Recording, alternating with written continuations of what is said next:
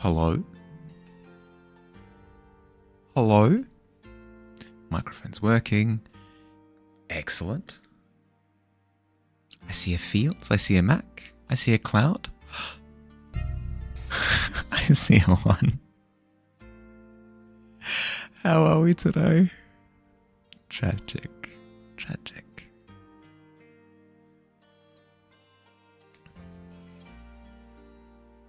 More or less a continuation of yesterday. No. Deary dear. Oof. Not quite. Not quite. Into the goblin pit you go. Okay. Alright. This is salvageable. Salvageable. I'm wrecked. I woke up this morning and physically could not move for a few hours. Which, I mean, kind of understandable since I'd been running around basically non-stop. Yesterday included, so I'm willing to be kind to myself. It's okay. Something I ate? No. Because I'd been hosting friends and family for the past 3 days. I'd literally been running around for 72 hours non-stop. Waking up at 7 o'clock in the morning, going to sleep at 12 o'clock at night, just constantly doing stuff. So rest is needed. You made a deck today. Ooh, what kind of deck? If you don't mind me asking.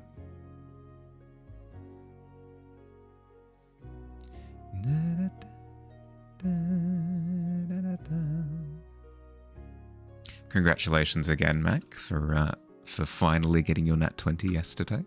Momentous occasion. How you doing, Fields? How's your weekend?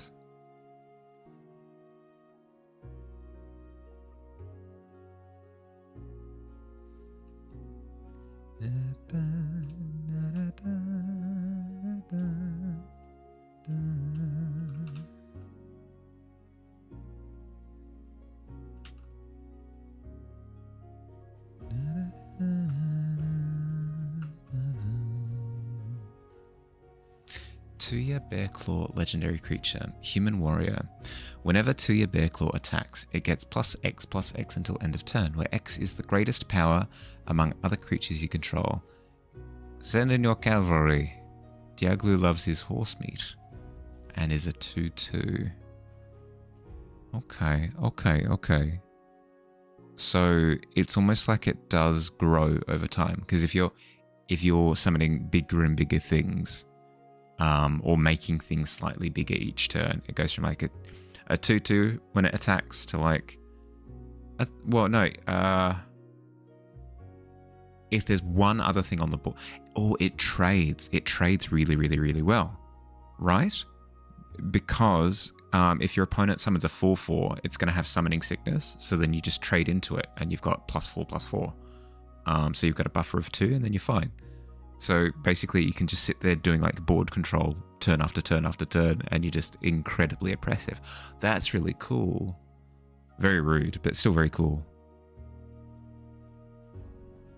You're excited to try your first attempt at making carrot top pesto, either tomorrow or Thursday. Ooh, okay. I've never made a pesto before. Is it complicated? I know what pesto is. I've just never gone through, because you make a roux, right? With rice. Is aggro, so you finish games quick and dirty. Okay. Pesto is really easy. You're not a fan. Yeah, that's fair. I do like a pesto.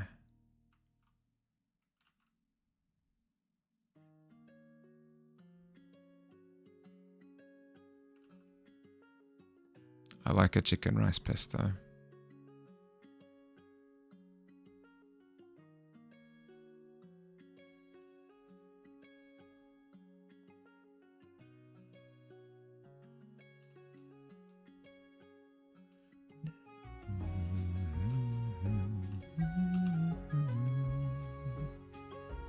Okay, now we need it to look like there's element of wave building up on this left side with it crowning here and then almost like a void underneath. A couple of ways to make it. It seems pretty simple. The hardest part it seems is whether you own a food processor or not. Yeah, okay. In the same way that you can technically make bread without a bread maker, but it's kind of assumed that you do have a bread maker these days.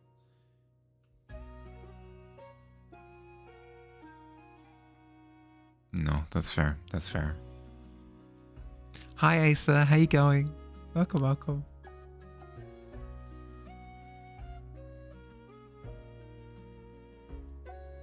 Ironhoof Boar, Artifact Creature, Boar, Trample, Haste, Channel I'm not familiar with.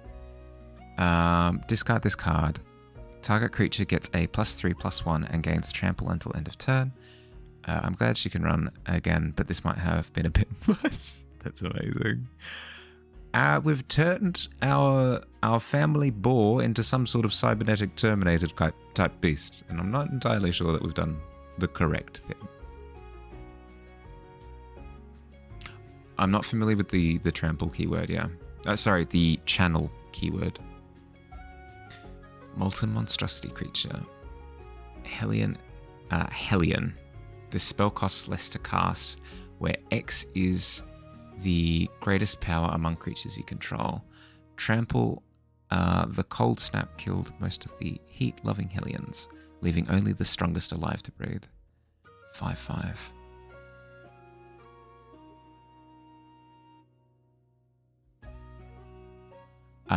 So does that mean that it costs less based on the stats of the stats of the highest creature on the board, and then it's a trample 5/5? Not bad. Slow day. I've had a headache knocking at the back of your head all day, so I've been taking it easy. Yeah, that's fair. Yeah, I do hate that when it's not like when it's not an overwhelming headache. It's just kind of there, just sitting in the back of your head. No, good call to play it slow.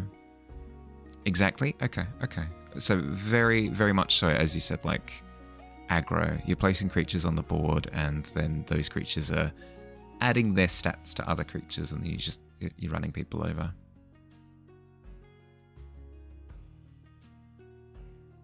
Channel is just a pay price and a discard it to activate its effects. Pay a price and discard it to activate its effect. Okay.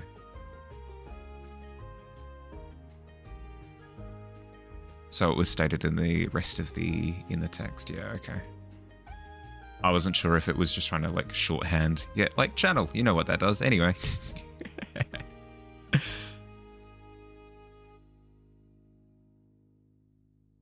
Which, I mean, fair, as the point of keywords is to lessen the amount of text on a card.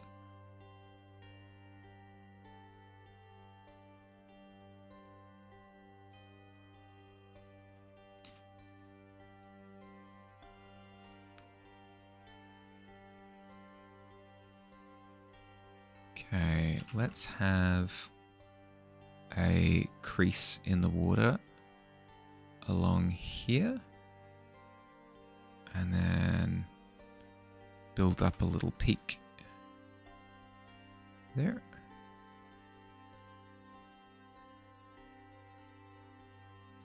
This one's the last one. Yeah, no stress.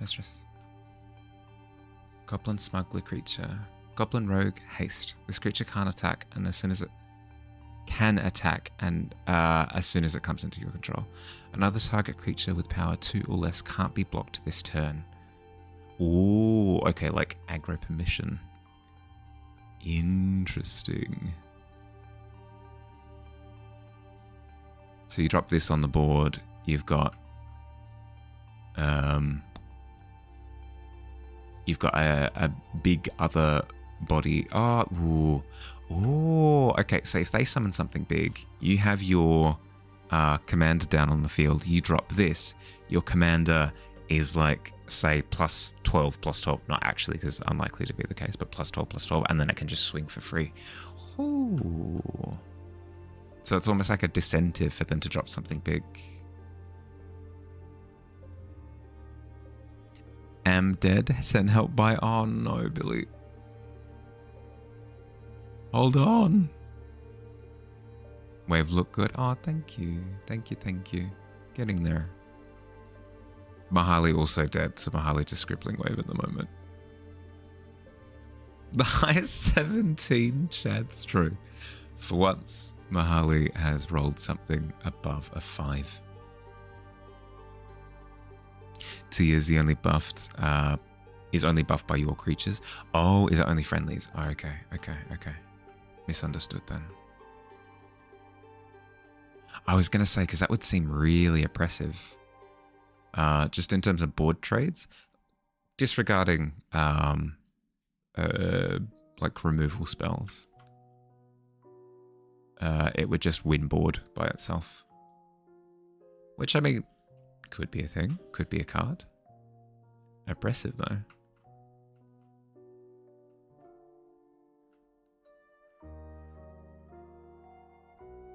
There is a card that kind of does... Oh, yeah, okay. Well, that's what I mean. It's like, I didn't see it as being like an impossibility for there to be a card like that.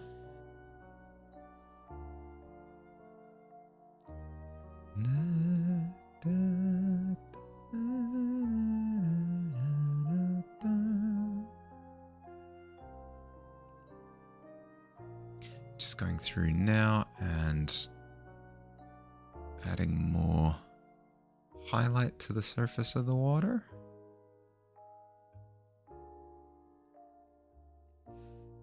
Human Berserker Haste Boast 1. You may change Arnie's base power to 1 plus the greatest power among other creatures you control until end of... Okay, so it is still like creatures you control.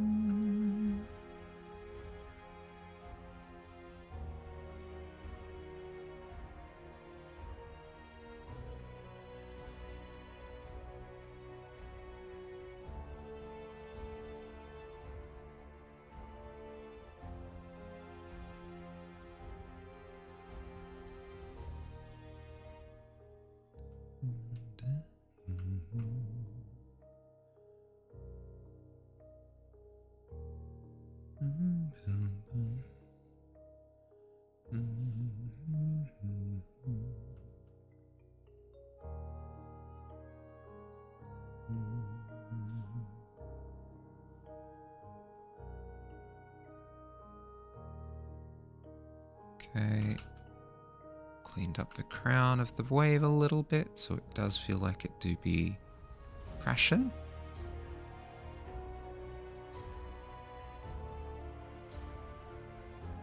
Like that. Would be a cool red changeling design, turning into opponent creatures. Oh, for sure. It would be very strong. It would be very, very, very, very, very strong. It'd be one of those cards where you basically never see it actually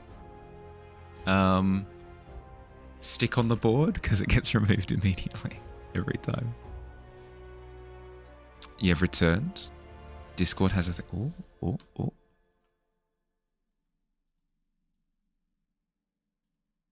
Oh.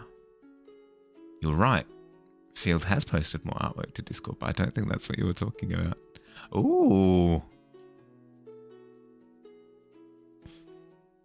There you go. Your Switch is in store and ready to be picked up in a couple of days. Oh, lucky. No, that's awesome. I don't think I get like a confirmation text message like that. I think I just have to do the equivalent of hoping and praying.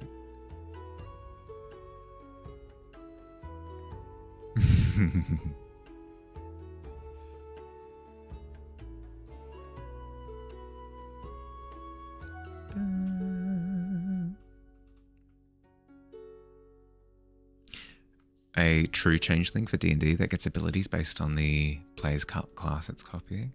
That would be fun, because that's what you think of, right? When there's any sort of like morphling or changeling-esque character in any sort of fantasy setting, is like they're very realistically mimicking what that, like a rogue from X-Men type of deal, right? I mean, that changelings are close to like Mystique, obviously, but that's the fun part of transforming into somebody else, is like you get access to their stuff.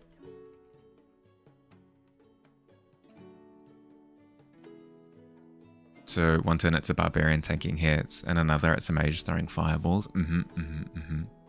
I wouldn't even have a problem with the whole clause of it does the thing, but like a little bit weaker. I'd be fine with that, like that trade-off for the flexibility. I think that'd be fine.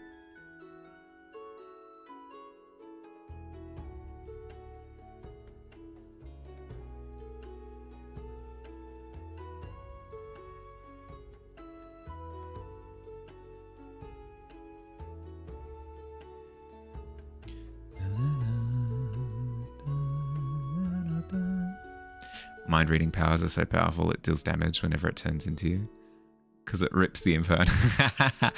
that I think would be amazing flavor, but in terms of actual mechanical balance, a bit unnecessary, a wee bit unnecessary.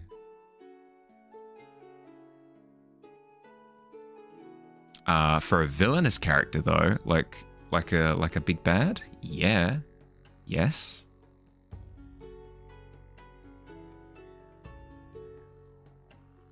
It'd be fine mechanically. Because I'm thinking that you're copying your teammates and stuff. You don't really want a character that, like, inherently by design is dealing damage to teammates.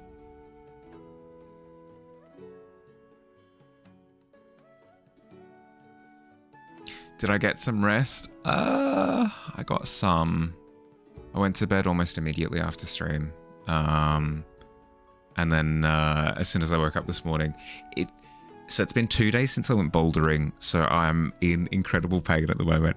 And then also, like, the exhaustion hit me all at the same time, so it felt like I woke up and I had woken up from some sort of like cataclysmic disaster, whether like a giant piano had fallen on me, or like a wall had fallen over and I'd been like crushed by bricks or something, like that kind of feeling. Obviously not actually, my goodness, but still. My overdramatic mind had me pictured in that scenario, so I needed a bit of time this morning to recuperate. Last night, no, I didn't have enough time.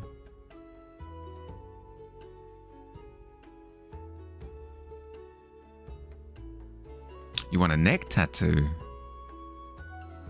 Of what? Or just like in general?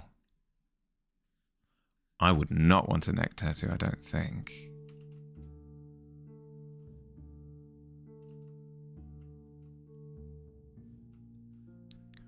I don't like the idea of having a tattoo as part of my character's design. As Mahali, you know? You'd look cool, you know? Yeah, okay, fair. You know the feeling you got on the ice for a game for the first time in over a year on the weekend, and your legs hate you right now. Yep. Like I can't lift my arms above my head, and it hurts to get up. But it's okay. It's like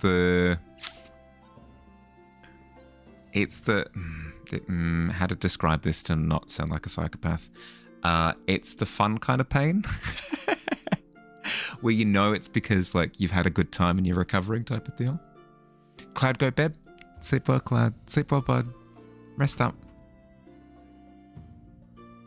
Cursed with feeble. Yeah, a little bit. Why everybody doing water?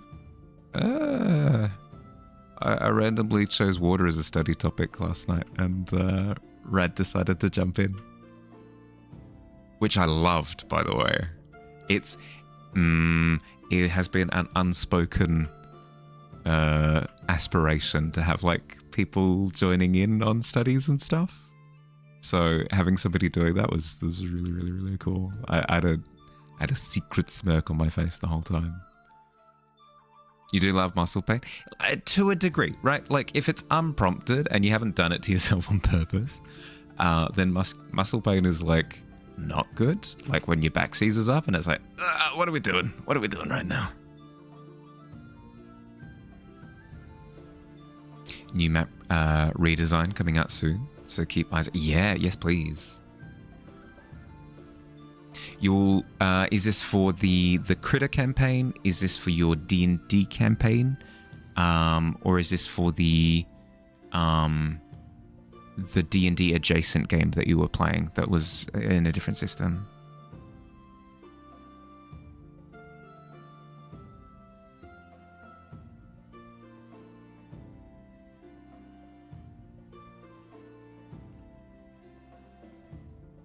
Critters isn't happening. Daggerheart in your fantasy setting. Okay.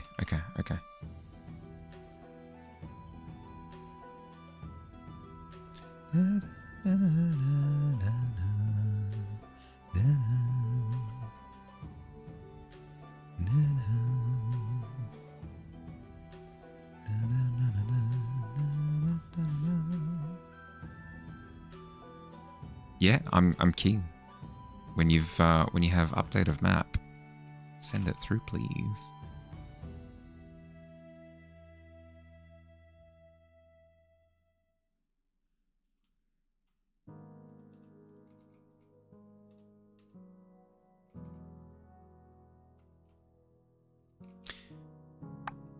Clip Studio does this thing where in my old Photoshop, I'd press B just as almost like a confirmation that I'm on the right tool.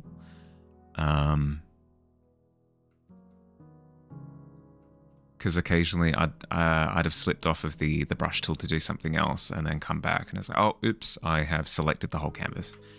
So I have this habit of just quickly pressing B just to confirm that I'm on the right tool. Because if I wanted to change which paintbrush I was using, I needed to press Shift and then B, which isn't the case in CSP. So now I'm trolling myself. I'll go to touch the canvas with brush, and I'll switch to like this thing, and that's not the brush that I'm planning on using. Just little awkwardnesses that I'm gonna have to start curbing as part of the relearning process.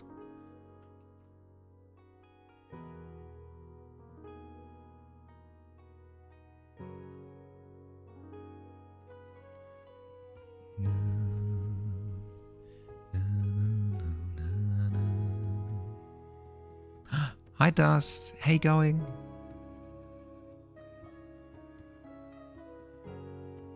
How was your weekend?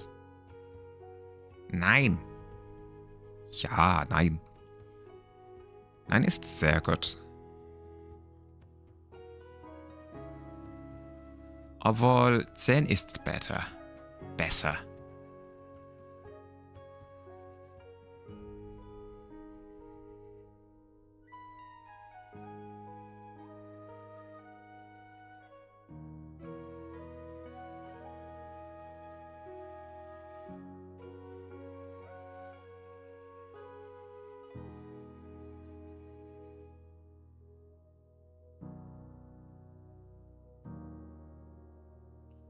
Just a heads up, ads coming in. Apologies. If you wanted to dodge the ads, you can jump over to the YouTube channel. And hopefully you dodge ads in the process. Sometimes YouTube hits you with the ads anyway, but 'tis an option. 'Tis an option. It is the best I can offer. It's been good. Your parents are visiting, so you won't be able to stay long today either. Yeah, no, dude, that's fine. It's all good. I hope you're having fun.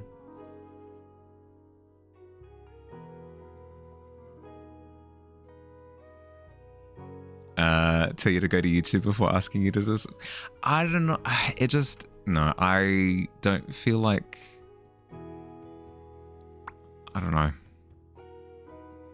I was going to say something stupid.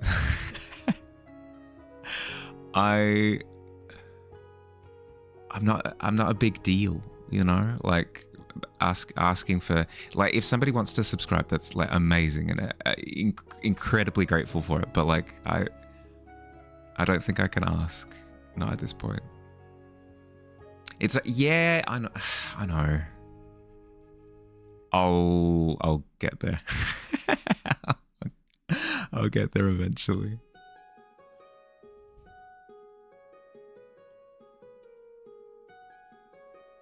The thing I value more than literally anything else is just people deciding to stick around and hang out for a bit.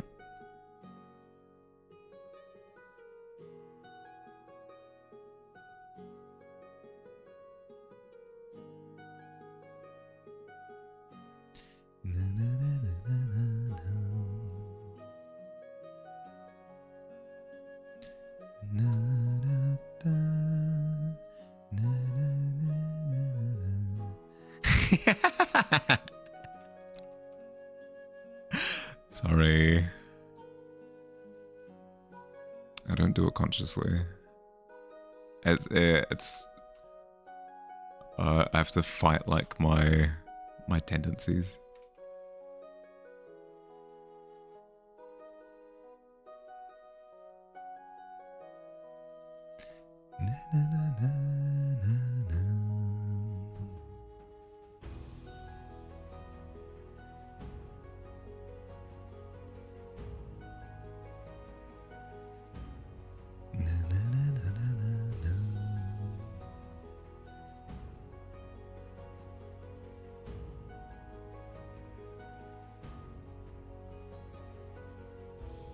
You just want one Dark Mahali stream where I scream for money? Oh my goodness.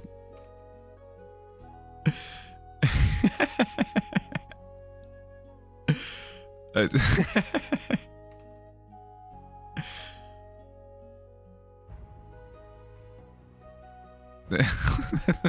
be awful. Money Harley, yeah, yep.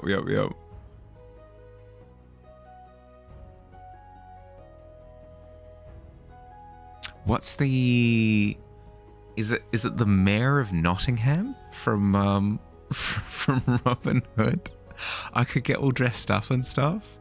Have one of those like armored chest pieces. You know what time it is. Time for Dark Mahali to take the stage. You've had it nice here in the tavern for eons. Pay your taxes. Wow. What an absolute menace.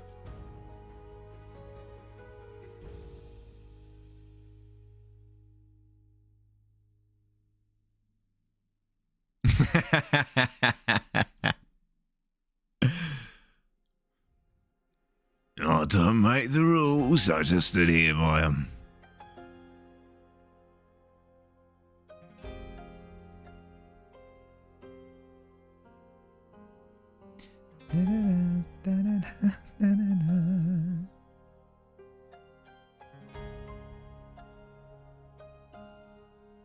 Please, no. My son, Tiny Tim.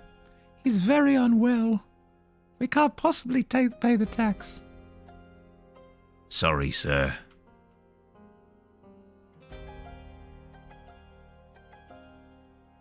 But that's not good enough. Absolute monster.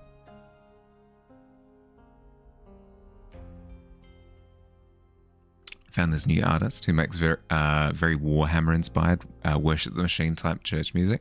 Oh my goodness, yes. Like A Cathedral of the Cog. Yes, my goodness.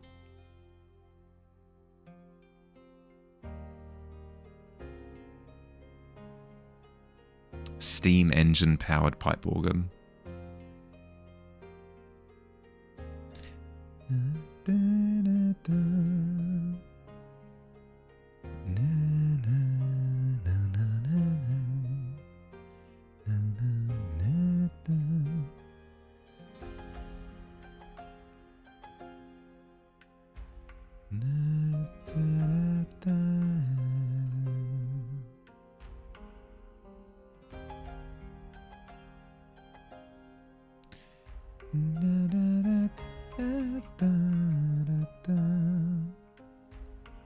We're looking at salt water or fresh water. It is salt water. A bit of motion, a bit of tidal motion going on. Wouldn't recommend taking sips of this. No. Epic. Yeah. It's fun. I enjoy scribbling water. It's fun. It's very much so one of those things, though, where it looks like absolute gibberish for the longest time. And almost how sculptors kind of find their subject in the marble or whatever, where it's like, yes, I see him. David is hidden within this block. I will save you, and like carve it out. Oh, there we go. It was in the marble the whole time. Similar thing with any sort of water is it starts as just a block of marble. You kind of have to find it in there. He's openly said that some of his artwork from his songs was made with AI, but is now working with real artists, just if that matters to anyone. Yeah, no stress. There's like a little asterisk of like, artist with assistance from AI isn't really like an artist at this point, but if he's making the effort to go beyond that, to then sort of reach into human artistry a little bit more, commend it. They're called Archotechna, if anyone is interested. Thank you. Yeah, I'll wander over and check out their stuff.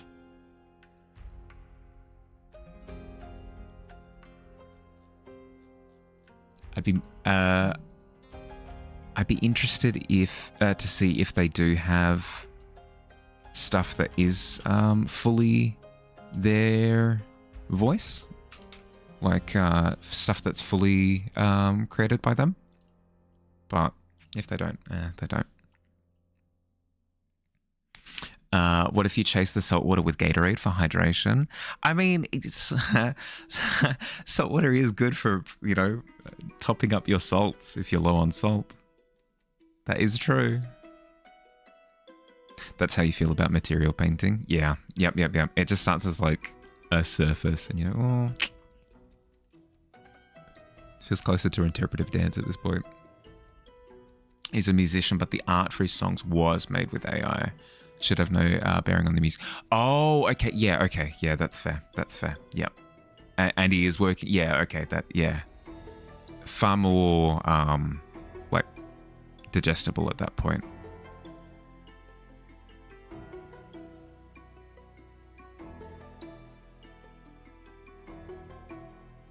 But yeah, Gav, I completely agree. Especially when I'm learning a new texture to paint. It feels like swinging in the dark a little bit for a while. This will start looking like tree bark, apparently. Don't worry about it.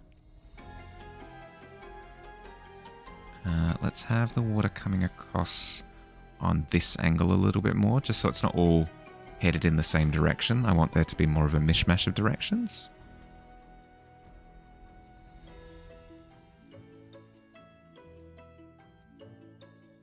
As far as you can tell, he does actually make the music. If it was AI, you wouldn't be listening to it. Yeah, that's what I was going to say, is I would dig to see if they'd created stuff from themselves. But if their music is all like self-done, then yeah, I'll definitely check them out. Hi Paradox, hey going bud? How's your weekend? One day this will resemble stone, probably, maybe. Yeah. I mean, it does give you hope, right? You're looking at it, day 2 of 30, and you're like, it looks closer to stone today than it did yesterday. So that's something, right? Doing good. The teas came today. Oh, what leaves did you get? What blends?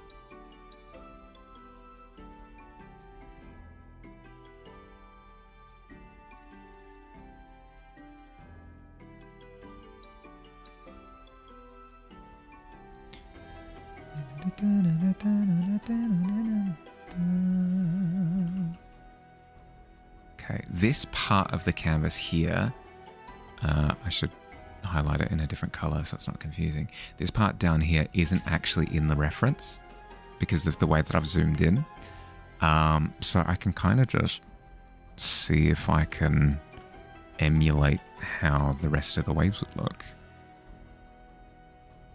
So presuming that it's got a similar interaction to this wave up here, where this is kind of the void underneath the slope of the wave, then we've got a bit of direction here where the curve of the wave is kind of following that trajectory, which means that this area down here is more likely to be either the start of a new wave down here and or a little bit sudsy. So let's do that.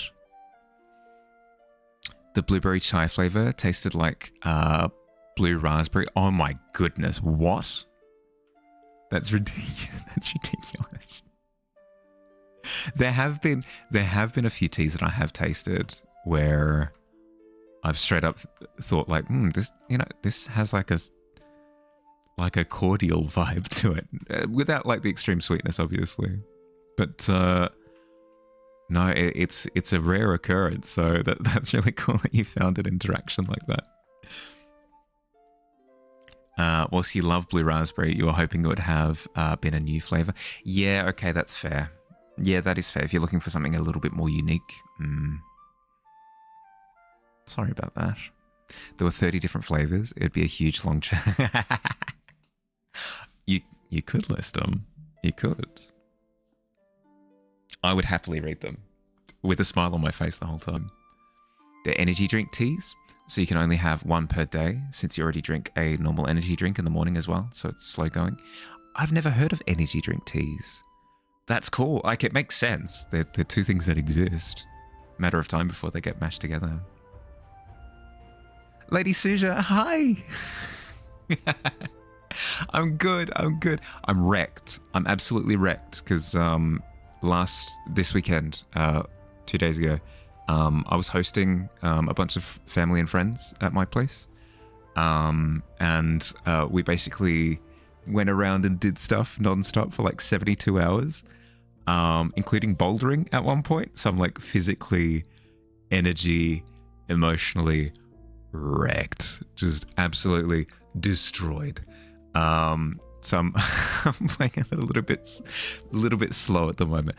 Good though, I'm good. Like I feel spiritually fulfilled, like a really, really, really good weekend. Peace in my heart, but also physically just gone. And before this month's prompt will be Pride.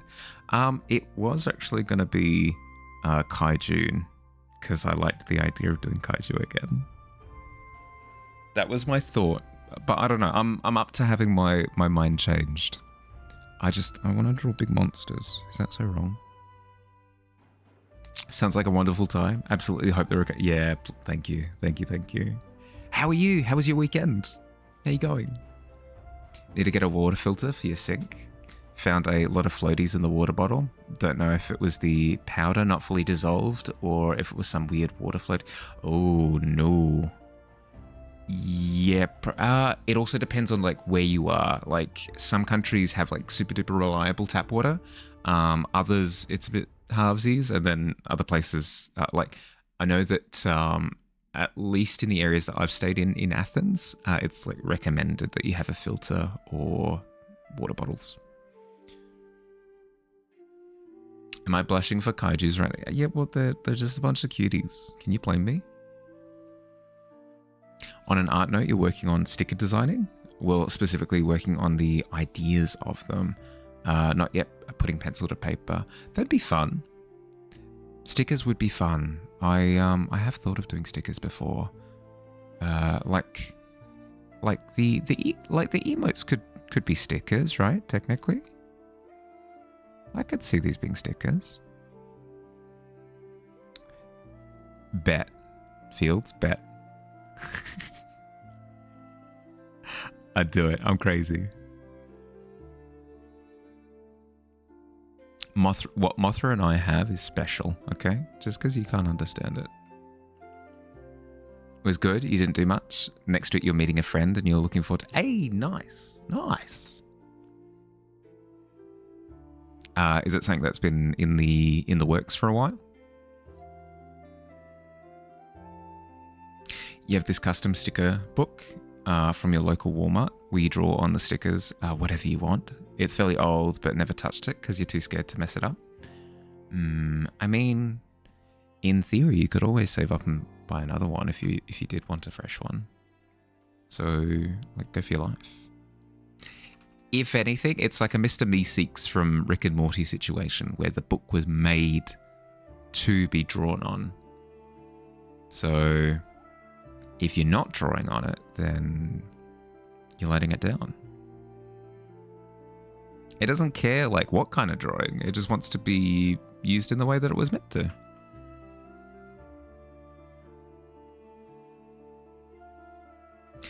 Who's got the beat on the Mahali X Mothra? Mahali X Mothra when?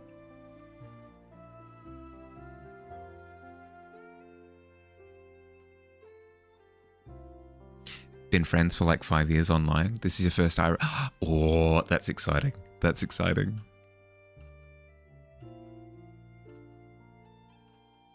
It's always fun catching up with people IRL. There's a little bit of like a little bit of different energy to when we're just interacting online, because, you know, like body language and like you know, indirect communication and blah blah blah blah blah blah, but that evaporates almost immediately and you just start interacting like pals.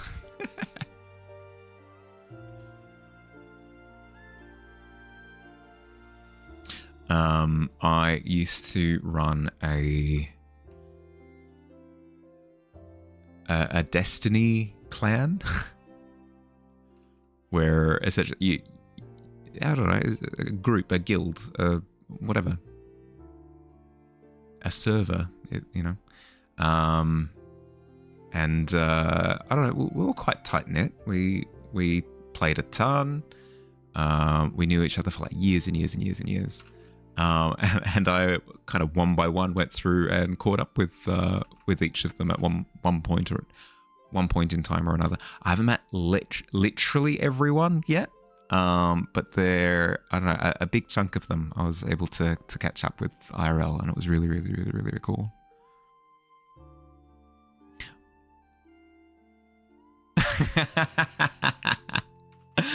Uwu.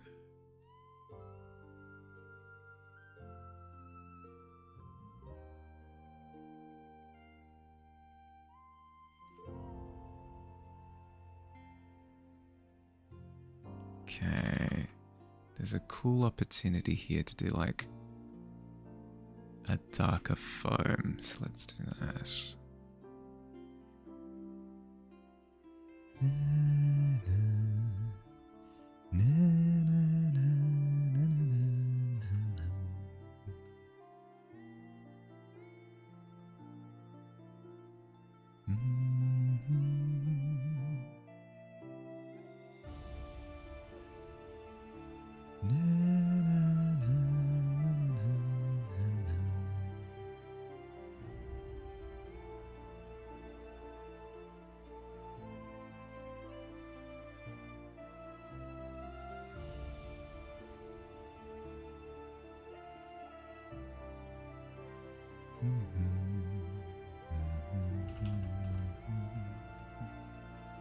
Slowly but surely we're getting there. It's looking less and less like a block of marble. But only just. It's making sense. I'm understanding why things are looking the way they are, but it's just taking a lot of time to figure out what's super important to capture and what I can kind of just allude to in its phone.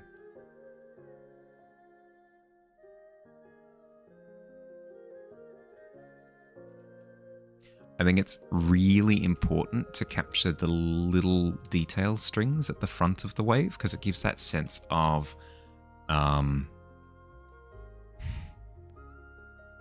like it captures that spray that waves have. That really gives that sense of, you know, like being there, being in that environment, that kind of thing. Whereas things like the exact shade of the water is unimportant. The exact shape of the wave is more or less unimportant, as long as I technically capture what's going on. Like, that's the back of the wave, and that's the front of the wave, and as long as I capture that, then it's fine.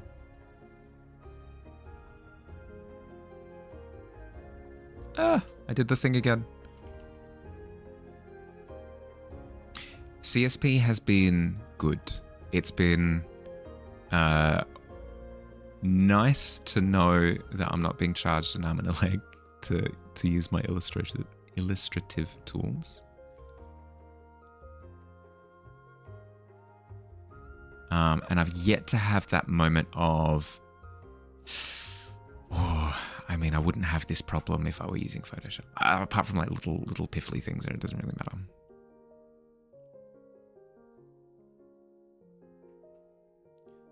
So far, satisfied. Satisfied.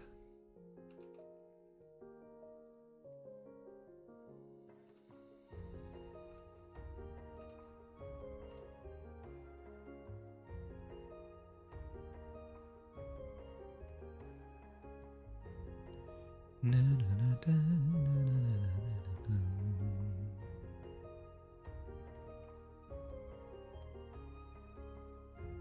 na, na, na, I do want to bump the vibrancy a little bit, just because I feel like I've unintentionally gone super muted with it. So let's try adding a bit more of that vibrant cyan. Blend that in. Is anyone working on anything at the moment? Mind if I ask? Color be interested? Because I'm coloring at the moment. I don't know. Whatever.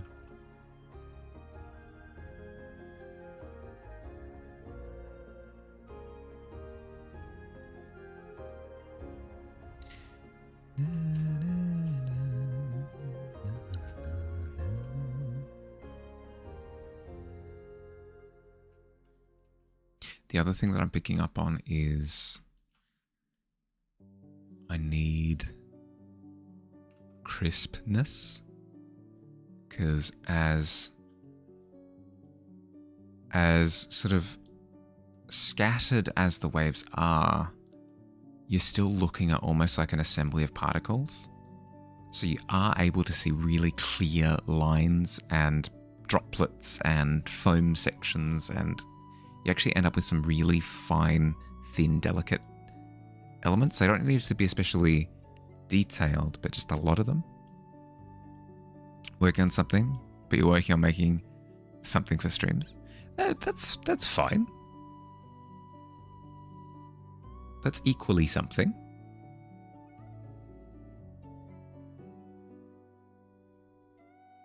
I wouldn't say that because it's for streams, it doesn't count.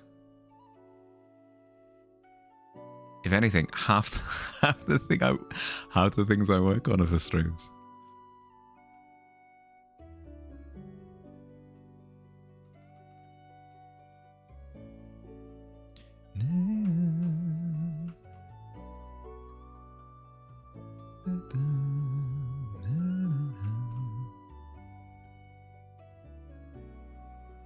If only you knew what it was. As in, you're just putting pencil to paper at the moment? That's fine. That's actually one of the ways that I get out of a funk. If I'm struggling to build a bit of inspiration to get started on something, I'll put pencil to paper and just start on making shapes and marks and see where that takes me. I haven't had to do that for a while just because I'm so backlogged. I've got so many things that I need to do. But I say that and then I'm working on a study that isn't one of those. It's fine. Studies are important. Yeah, sure. No pressure, by the way. If you want to sit on it for a while and just tinker away, by all means. Oh, geez, but Harley said he wants to look at the thing. I've got to finish it. No, you're good. Take whatever time you need.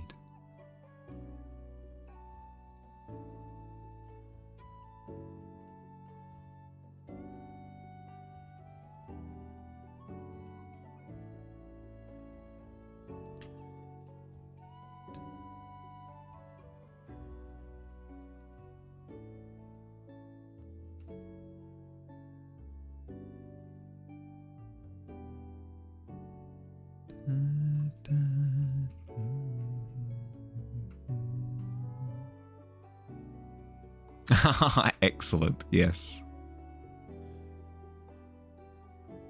It'll be me stuck in the back seat again. I love it.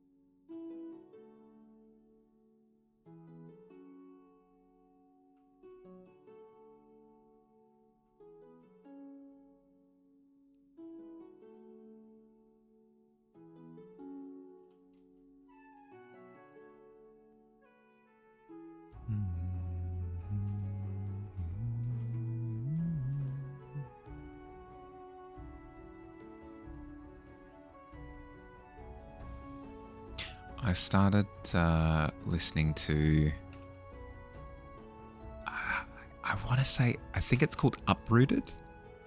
It's a D&D-esque thing by a group called Evantris. I think I got to listen to about 15 minutes of it. Was chuckling as I was fully drifting off to sleep, and then I don't remember anything beyond that. So I've missed like 90% of that episode. So I'll have to go back and watch. That's the problem that I'm facing at the moment is D&D podcasts and D&D episodes and streams and that sort of thing are perfect for me to fall asleep to. But I will fall asleep, and I will miss a whole bunch. And I will have to go back and watch it all again. Which isn't necessarily a problem. But that gets to a point where you get a little bit exhausted from having to find where you're up to over and over and over again.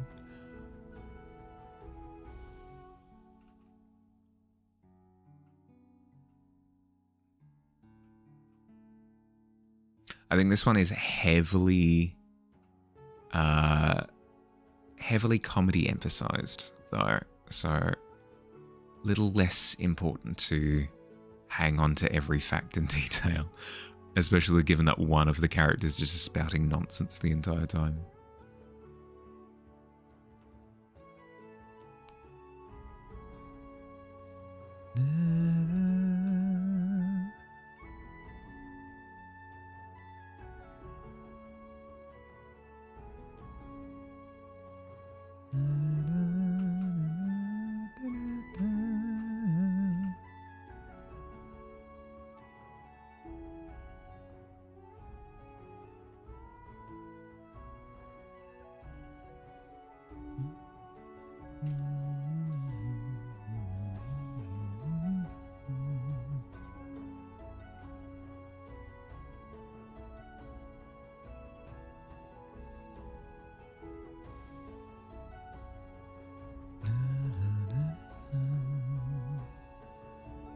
That was the big problem that I had with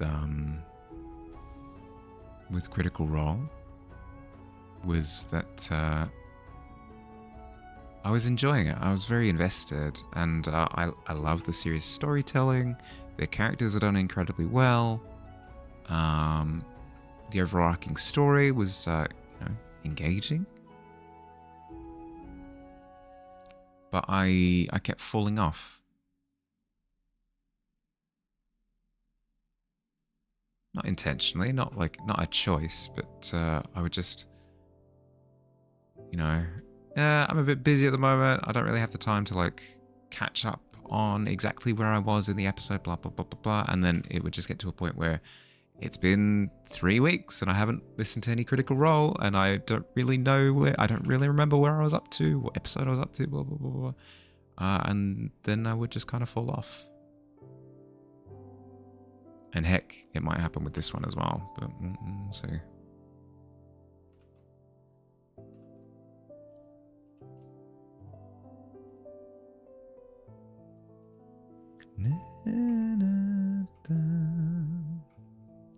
Interesting. So we've got light hitting this side of the water, but then not really when it comes to under the waves. I've also noticed just now that there's way more spray than what I've captured here. And I'm curious to see if that makes a big difference. I mean, it looks like it does. We'll see.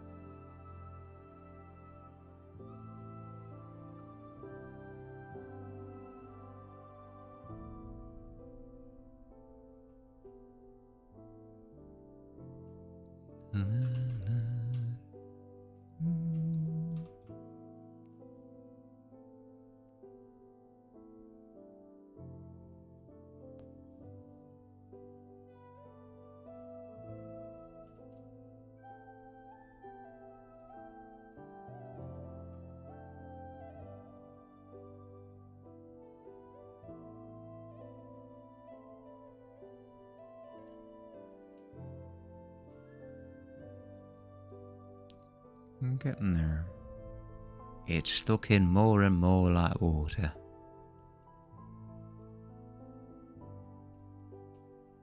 A whisper from the potion cabinet. The necromantic vessel is being prepared. Ooh. Fun, fun. Oh no, Ghost has died tragically. Wait a second.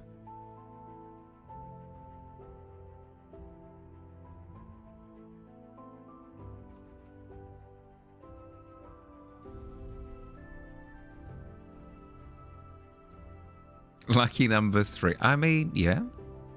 Everybody has their lucky numbers, right? I have an affinity for the number 8. So even though that's not a traditional lucky number, it could be. 3 is your favorite number? Well, there you go.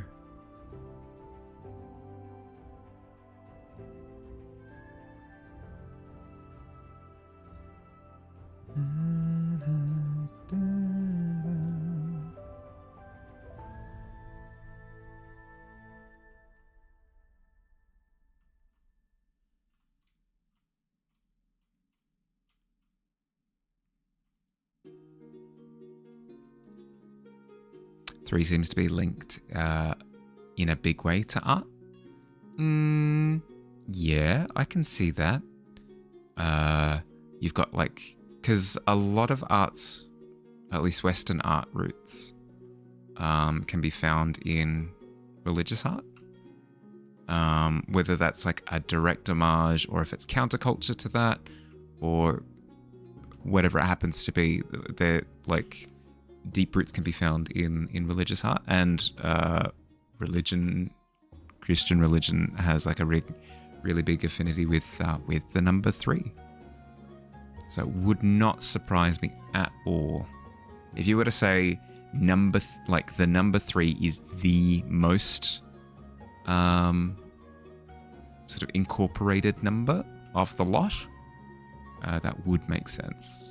Again, at least with Western art. Highlight, midtone, shadow, shape, diversity, small, medium, large. Highlight, midtone, shadow, shape, diversity, small, medium, large. As in like groupings of 3 when it comes to certain... Yeah. I mean, that's anything categorized, right?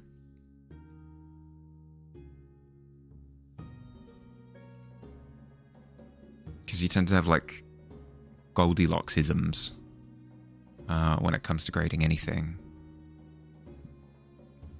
This porridge is too hot. This porridge is too cold. This porridge is just right. This painting is too dark. This painting is too bright. This painting is just right.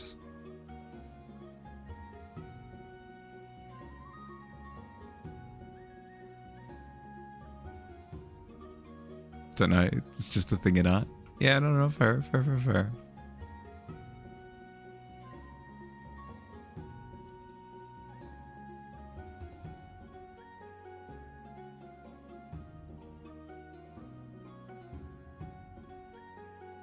How you going, Ghost?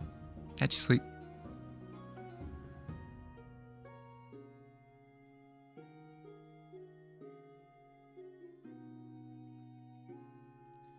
Okay,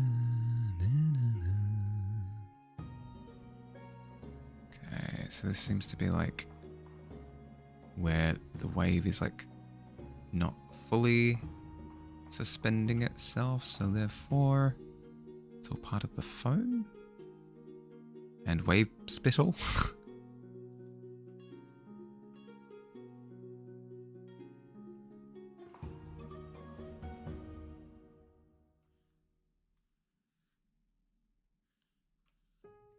Sound Irish sometimes.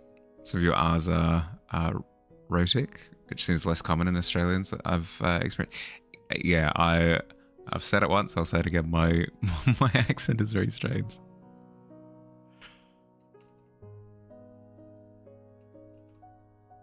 I lived in Greece for a few years when I was growing up. Very much so bilingual at that point in time, at least. And I went to school at an American school in Greece.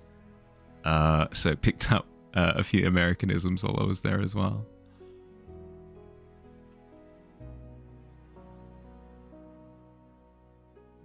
I do. I'm not fluent anymore. Barely conversational, but still, you know, like I speak Greek some. Yeah, good too. What to say? This is always the question that comes to mind. Is like, what would I say? How would I? Good morning, good evening. Yeah, could do. Καλημέρα όλας. Καλησπέρα. Πώς είμαστε? Τώρα κάνω γραφικές, αρτιστικές. Πάει καλά.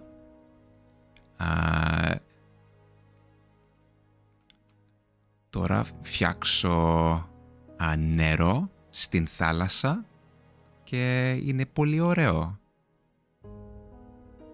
Έχει μπλε και πράσινο. Don't hear Greek very often. It's not one of like the romantic languages, no. It's not one of the ones that is super popular. Hi Miss Fire, how you going? making a scuffed PNG animation that you're going to use for OBS plugin. Think it might fit the... Oh, yeah. Yeah, could do. Conversation reminds you of your Spanish accent. You had so many different professors when you got your Spanish minor that people say your Spanish accent is weird. Yeah. Yep. Yep. Because you pick up little isms from everybody, like little... little details and little mannerisms that just don't quite work together, but still do, because you're speaking the language, right? It's just your inflections, your pronunciations, your vocab just tends to be a little bit all over the place. You just love hearing other languages. Oh, fair. Trust you, it's not good. It isn't. No, it's awful. My Greek is awful. 100% agree. My grandmother tells me off for not taking Greek lessons. Yeah, fair. I should. Finding the time would be the thing, but I should.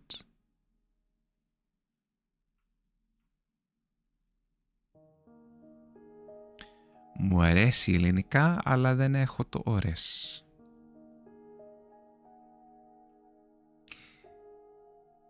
Καταλαβαίνω πολλά και μιλάω πολλά, αλλά το γραμματικές είναι λίγο σπασμένο και θέλω να μαθαίνω.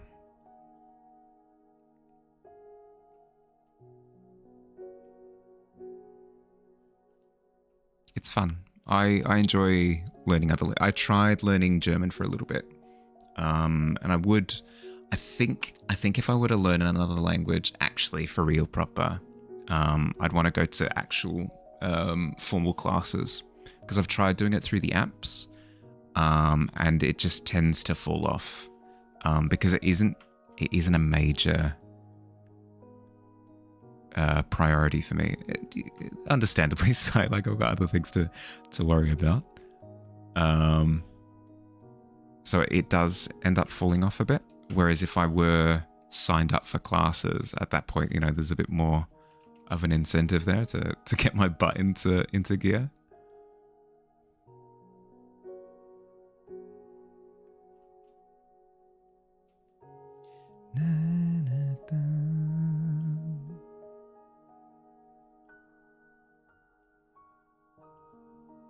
Do we have any bilinguals or multilinguals in the house?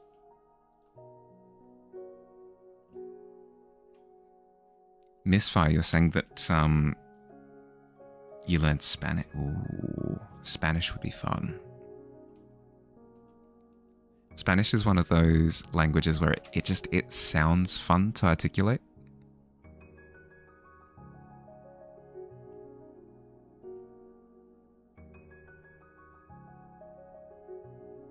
But then again, that is from somebody who speaks Greek. So like, there are a lot of similarities to some of the mouth sounds. So I can see myself having fun, like rolling the R's and making some of the sharper sounds. Whereas somebody who doesn't know how to roll their R's at all might might hate it. And for that, 100%. Used to be fully fluent, but you've lost a bit of it. That's fair. Very much so a case of if you don't use it, you lose it. Which is sad, but at the same time, it does come back to you. As soon as you have to start using it again, it's a lot easier relearning it the second time than it is the first time. Just flows like music. You speak faster in Spanish than you do in English? Yeah, yep.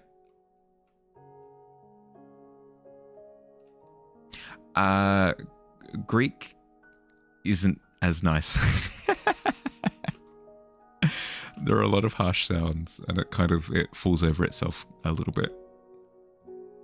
At least for me, somebody who's more familiar with the language might disagree with that notion, but that's the impression that I get from having spoken it. Is oftentimes not even like a difficulty with the word. It's just like one word followed by another word makes the pronunciation of the second word awkward. So I kind of trip over myself.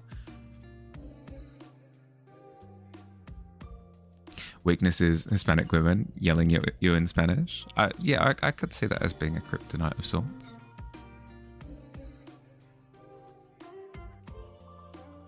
Have you considered learning fields? Have you considered learning Spanish? Because at that point, there can be back and forth, and then, hey presto, I present to you communication.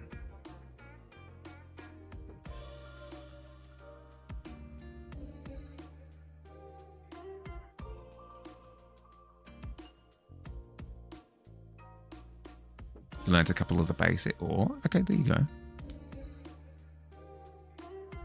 Now you're going to tell me that you've only learned all the swear words.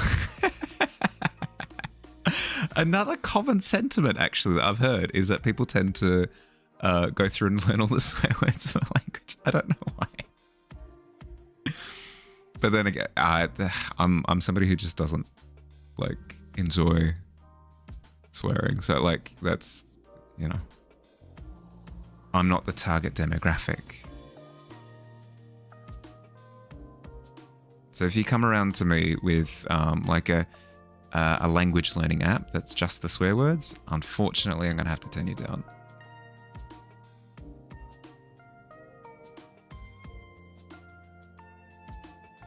Oh, like madre and padre. Yeah, okay. No. Fields, that's on me. That's on me for judging you. My bad. I was ready for the smarmy comment. I was ready for it.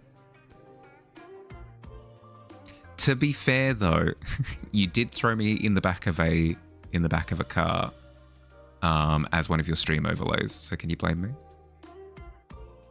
Swear words is half the fun. Swear words are half the fun. No, that's fair. That's fair. My particular guilty pleasure is coming up with like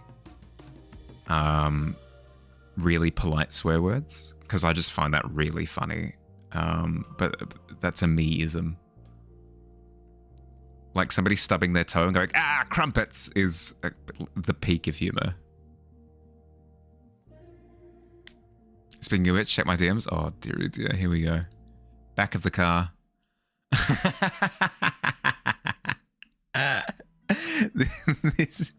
This is your PNG tuber. It's not even inappropriate. It's just really funny. That's amazing. Yeah. Yep. No, that's beautiful. Beautiful. There are a lot of Spanish phrases you use when you're upset. Your coworkers know you're frustrated when you start going in Spanish. I've got a friend who starts speaking Malaysian when when he's concentrating in board games. You can tell that he's like really crunching some numbers if he starts counting in a different language.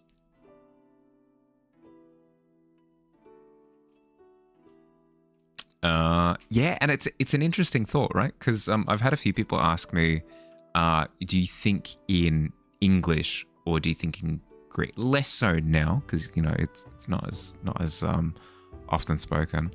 But the honest answer is both.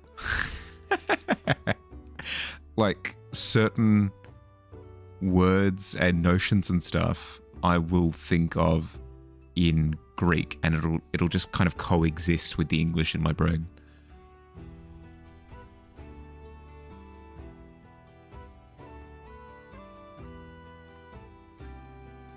When you were fully fluent, you dreamt in Spanish a lot.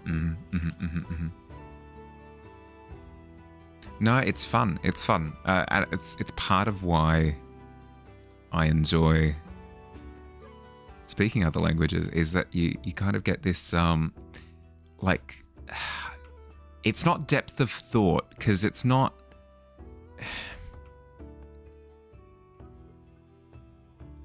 Your brain gets complicated in a fun way that I really enjoy. I don't know how else to explain it. I'm doing a terrible job of articulating my thoughts, but it's almost like you have like little internal translation conversations and stuff. It's fun.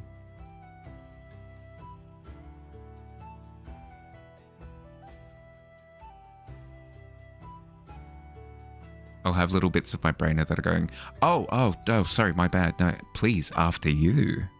And then the other part will be like, oh, yeah, you know, you are right. I'm not speaking to somebody who knows Greek right now. When's the magma sesh? It'll probably be after this week. Thursdays we're working with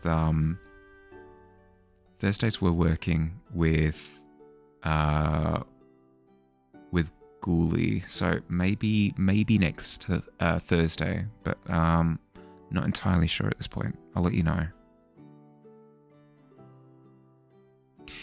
It'll be a little bit more complicated if we've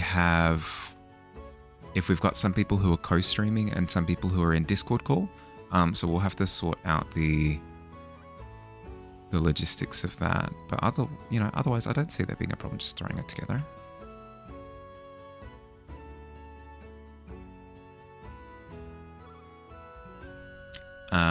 And it'll very much so also depend on when people are free.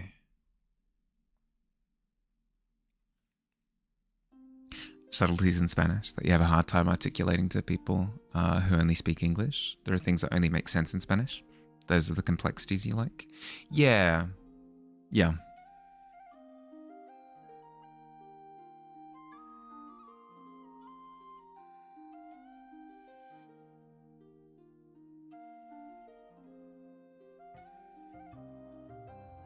Like in Greek, there's the word pareia is kind of like company.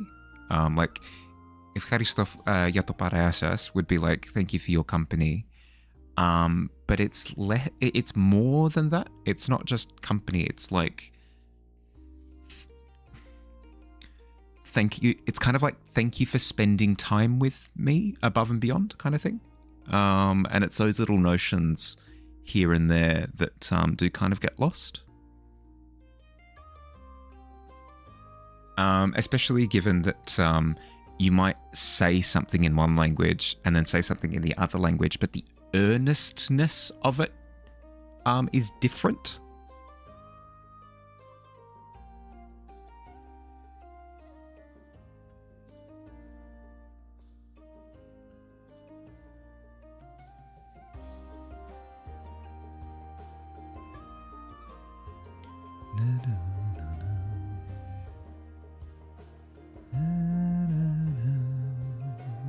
This little dribble down here needs to get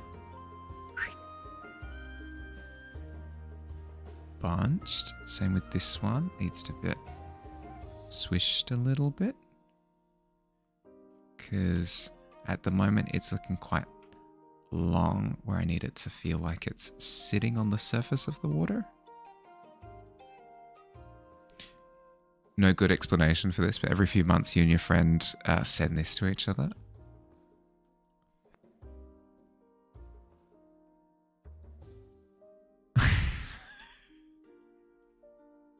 But why though?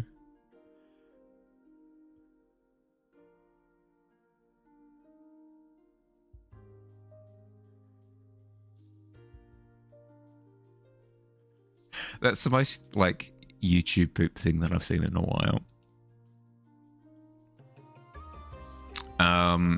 You and Billy would have an amazing email exchange, I feel. Jugamos al 8 ball. Yeah, well, no, fair. No, fair.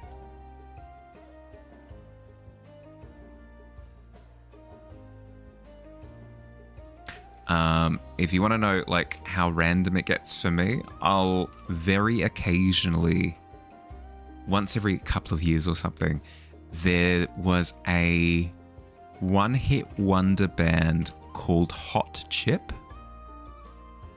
Let me see if I can find them.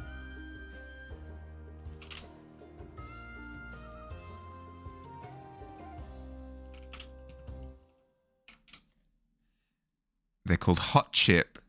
They've got a song called I Feel Better. And I mean, I say one hit wonder.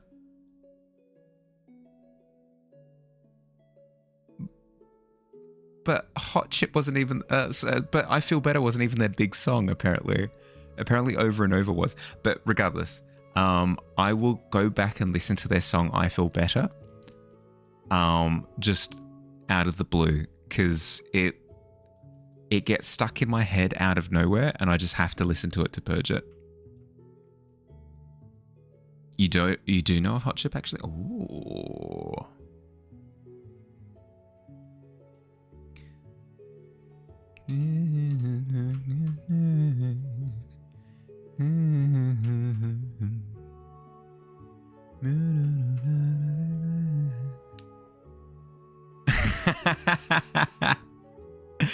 I mean, yeah.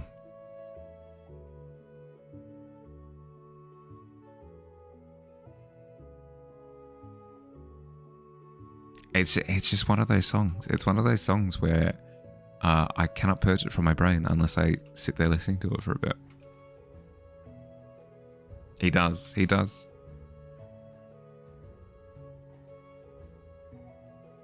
Is it just me, or do other people have like other strats for getting rid of a song that's stuck in their head?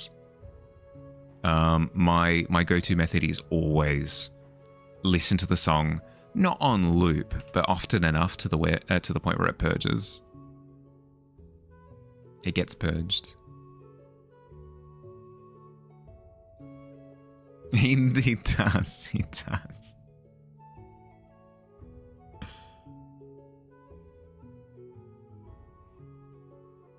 The song is unnecessarily catchy. Has to be on loop until your brain suddenly goes, I hate this. Yeah, fair. Not to that point for me. Like I don't need to grow hateful of it. But at least to the point where my brain goes, okay, that's enough. That's okay. And it really annoys you if you can't remember what the song is. Ooh, yep.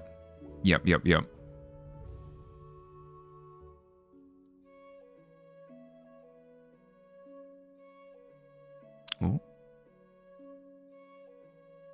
Everybody be very, very quiet.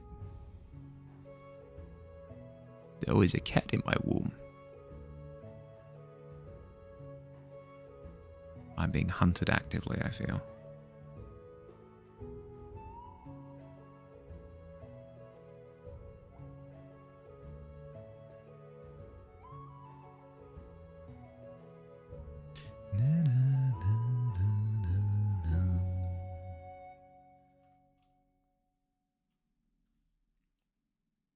Okay, we've got a bit more motion going in the water now, and it's actually starting to look like the thing that it's supposed to be. Huzzah! A little hooray.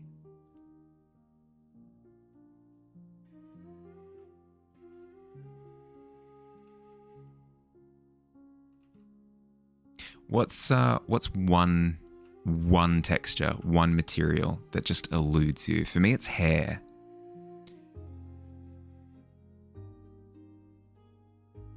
I can do water, I can do lava, stone, bark, grass, whatever it happens to be. Hair is the one texture that just...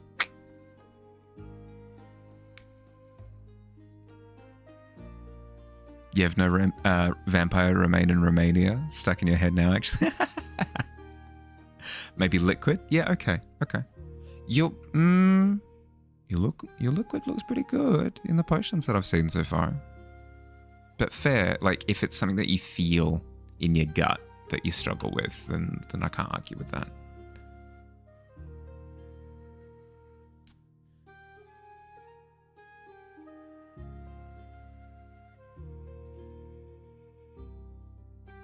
That's more than fair.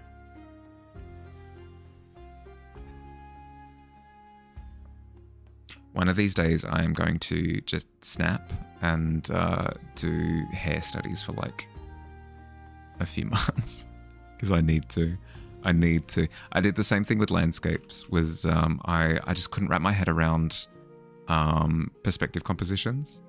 So I just spammed landscapes for a year, and now I don't struggle as much.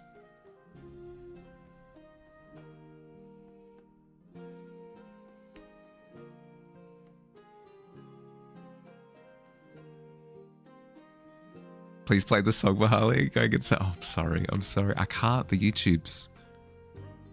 The YouTubes. They'll hit me with a stick. Damn ads. Was about to about to learn one of my weaknesses. Excellent. Thanks, ads. Always got my back. Did anyone dodge? Anyone able to dodge? Sometimes people just get chosen as like, you in particular do not need to watch the ads. And I'm wondering if it's a consistent thing, because Dust consistently doesn't get ads. I'm wondering if it is the same for more people. Just play it during the ads so Twitch comes. That's not how it works. It's not how it works.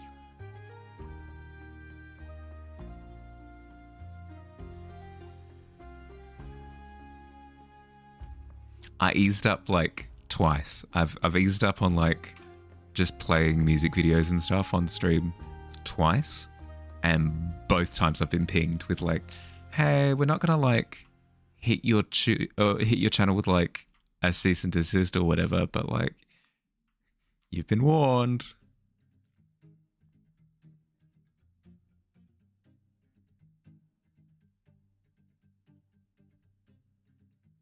Both times. Both times.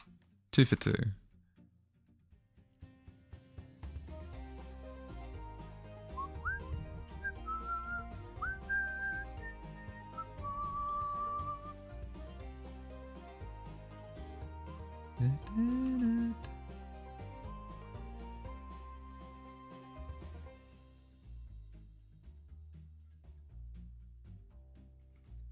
There's an OBS plugin that strips Spotify audio from VODs. Yes, but YouTube catches you live is the problem. It's the one downside about multi-streaming is like, yeah, I get to make it so that people can dodge ads by jumping over to YouTube, but downside is that I have to abide by both systems of copyright strictness. What are we talking about? Yeah, so there have been a couple of times on stream where I've just outcomes be damned, I've just played like a YouTube clip or whatever on stream, and both times YouTube has pinged me and been like, "Hey, so we're not gonna add like a formal warning to your channel where like 3 strikes you're out. We're not gonna do that, but you have been warned, and if you keep doing that, then you will be." So I'm less inclined to play clips on stream nowadays.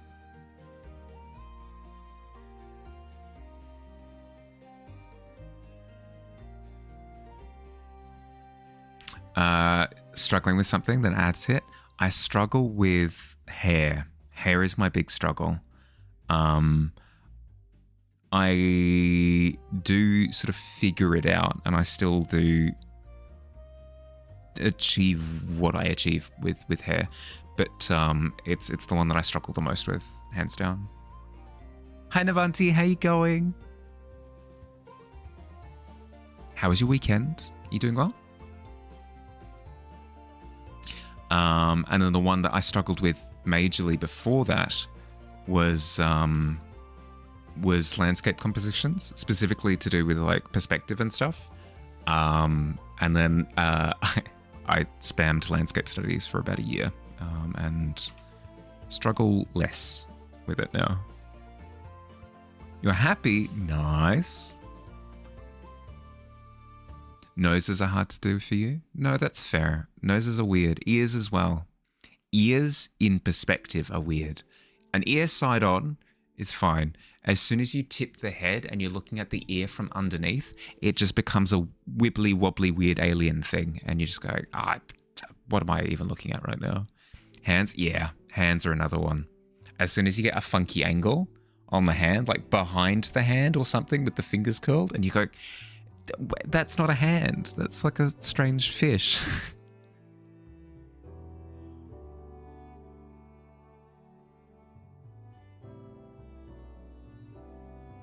If anybody ever goes, hands, pff, hands are easy. What they're talking about is a hand like this, where it's just front on, honest look. You're just looking at a hand. Because any artist who is worth their salt knows that hands are difficult, and if they don't struggle with hands, it's because they've put a lot of work into it. So they're either being dishonest or they don't know what they're talking about.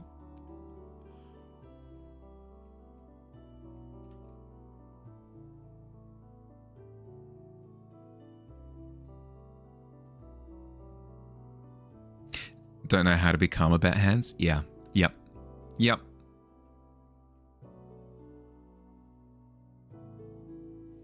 Hands are one of those things. Thankfully, I don't really have to do hands. Not as much as I maybe other artists, because I do landscapes and I do portraits. You don't tend to have hands in either unless there's a particular character in a scene, but then oftentimes you don't have a close-up of the hand, right? So I'm fine. I'm so happy that I don't have to deal with hands as often. You actually like hands now? You struggle with them, but you enjoy the challenge. No, that's fair. But see what you did? You acknowledged hands are difficult, but you enjoy them. If anybody says hands are not difficult, they are lying.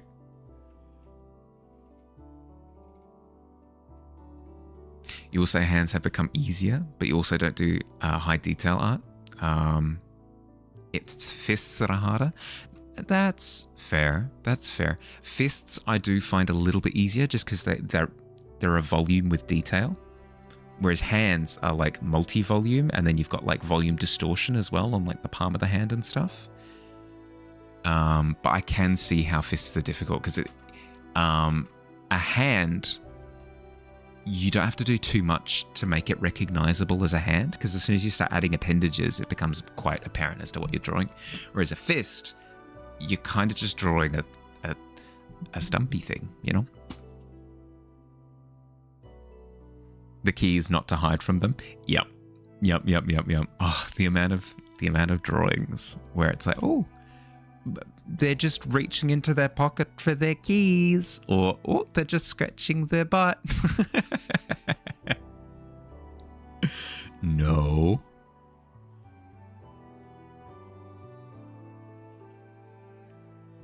You don't do lots of detail. Doing fist means it's pretty much have to add more detail than you have. Ah, yes. Yeah, that's fair. That is fair.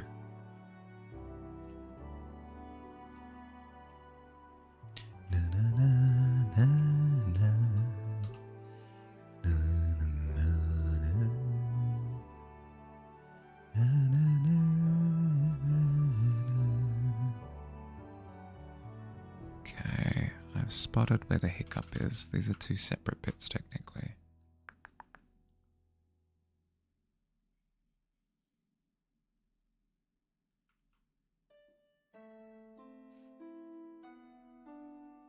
Let's see those bad hands. Feel the shame. Let it drive you. Yeah. Yep.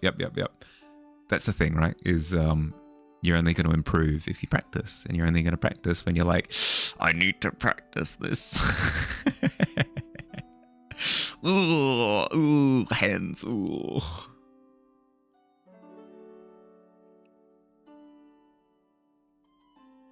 That's where I'm at with hair at the moment, because I've had to do hair recently a lot.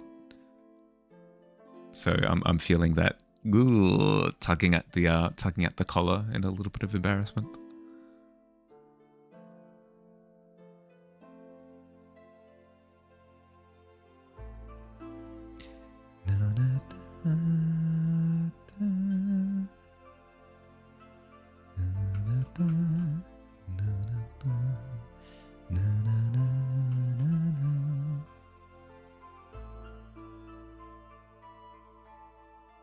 having way too much fun with his meat vessel.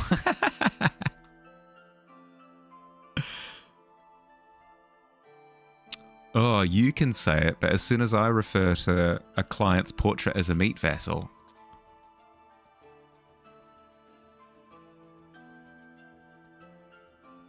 then we've got problems and we've got to rediscuss.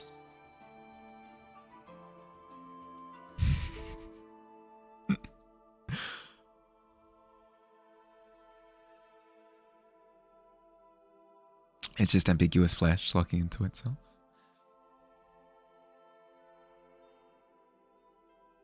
Because this is like the necromancer potion, right? Where it's just got like fleshy bits, yeah? Yeah, please do. Sorry, Miss Fire.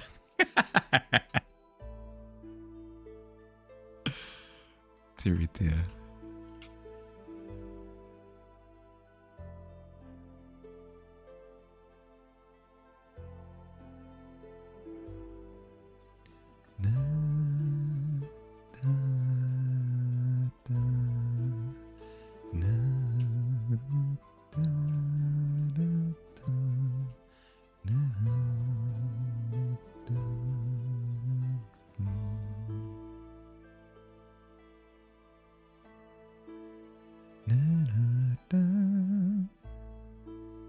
Meat vessel is always such a fun phrase. I mean, it's what you aspire to be able to use in a D&D game, where you've got some sort of lich character, be communicating back and forth with the players.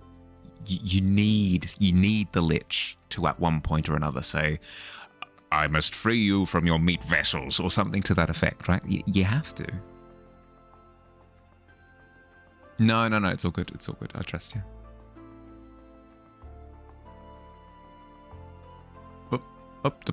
Sorry for blinding. Wow, this drawing is not bad at all. I just have to draw the hands.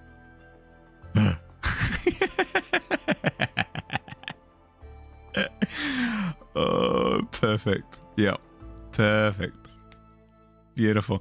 I love, by the way, not only is it the artist reacting to their art, but her hands are also the same. It's so good. It's so good. Your husband often uses the phrase meat suit. Yep. Well, because the reason why I use it, why I enjoy using it, is because for some reason in video games, we've just normalized the term skins, right? For outfits. Whose idea was this? Who decided, yeah, skin. No, that's good. Let's just change out the characters' skins. Ah, yes. A new batch of skins has been released to the player base. Exchange money for your new skins. You may as well just call them, like, yeah, meat suits or flesh suits at that point, right? Where did we go? Where did the term outfits go? Because it's used in some, like, Japanese games. Like, you've got in Smash Bros, they use the term outfit, right? Like, I use Mario's third outfit, and it's really good, right? Could you imagine? I use Mario's third skin. No. Why? Whose idea was this? Who can I point to and blame? Because I really feel like blaming someone right now for this decision that was made. DM'd me the vessel? Oh, yes, please. Sorry, I'll be sensible in a second.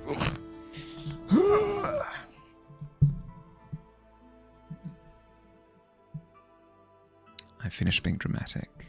Oh my goodness, yes. Oh, the meat vessel. The meat vessel. Yes, okay. I like very much. That's very cool. With I won't say. No spoilers. Oh, that's so good. Ghost, you're doing fantastic things. You should be pleased.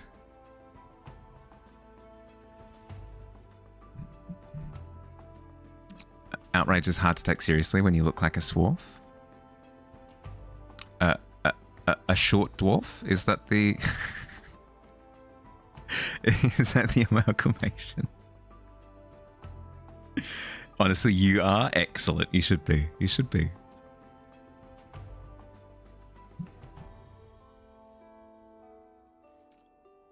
Oh, yep. Okay. Spelling error. No, that's cool. No, dude, you're fine. It happens to everyone. No judgment here. I've mistyped things before.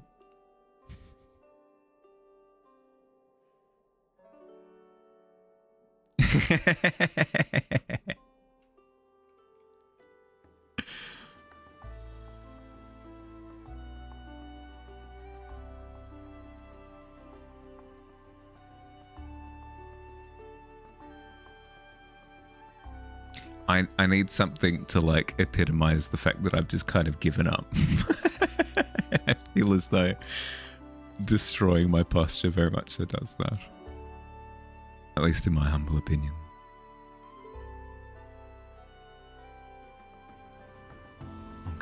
Okay, so the foam is all over the place. I've misinterpreted a bunch of shapes, but that's fine. As long as I get the vibe across, you know?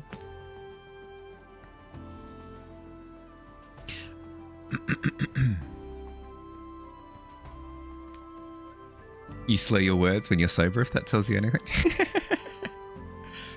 Yeah, that you have fun with pronunciation.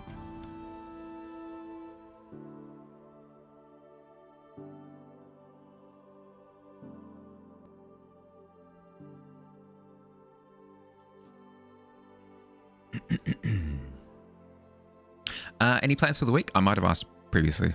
My bad if I did. I'm silly excited. The Switch comes out on Thursday, and I'm ready. I am ready for Mario Kart. I fully accept, by the way, like if somebody were to approach me and be like, Mario Kart is not worth that much money. Why'd you get? Like I get it. I fully get it. But it's absolutely my jam. So I have to. I can play Tears of the Kingdom, but slightly better. I'm not sure if I'll get the upgrade pack, actually. Because I played through it the first time. I really enjoyed it, but I'm not sure if I'd play it a second time. I don't know. I was never one to, like, get tech demos and stuff, you know? I enjoy games when they are good. I don't necessarily need them to like be super duper performance machines or whatever.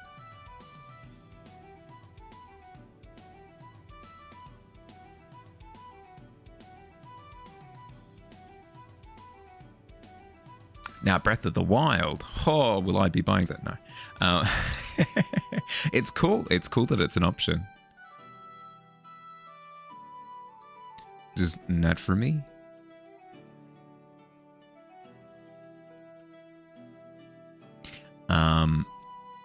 It's my sister's birthday this weekend. And we're going with some family to like a Ren fair for the first. It's my first ever Ren fair thing. I know this is actually ridiculous for me, but it's true. I've been to nerd stuff. I've never been to like medieval stuff. So this is exciting. This is very exciting for me. Boo, I know. That's why I'm trying to rectify the problem now.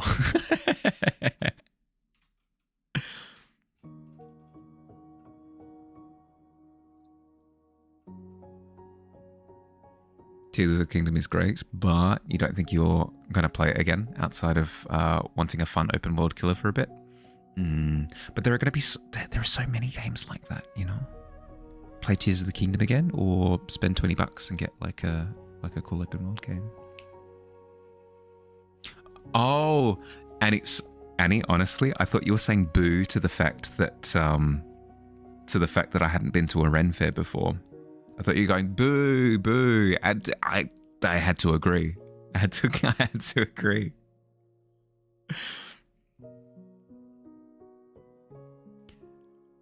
This isn't crazy for you. You're in a fishing town. You're surrounded by fields, hence the name. Yeah, of course. Good time zone. Yeah, good time zone to you too, Annie. How you going? How's your weekend? Hope you're doing well. You're saying if vegetarians actually stuck to their virtues, they'd be willing to eat horse? Since when were horses carrots, Cloud? I'm not doing the maths. I'm not seeing the maths. I'm not seeing the equation.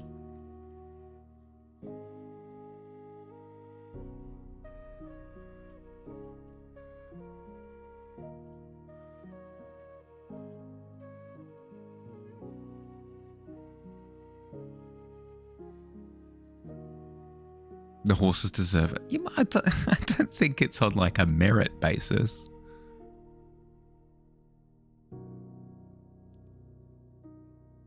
Now, Hopper, I like you as a rabbit, but if you misbehave one more time, it's on the dinner plate.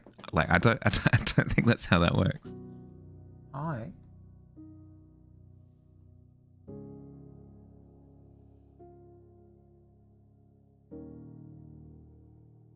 Why are you plucking the carpet? What's wrong? Got an anxious little goblin next to me. It's not almost at 9 a.m. there. Here is a little poop. I mean, they know what they did. This is not in line with vegetarian ideology, but that's what I'm saying. Is I don't think it's based on like animals haven't pissed me off, so I think I'm going to be a vegetarian. I don't think it's a merit-based system on horses either.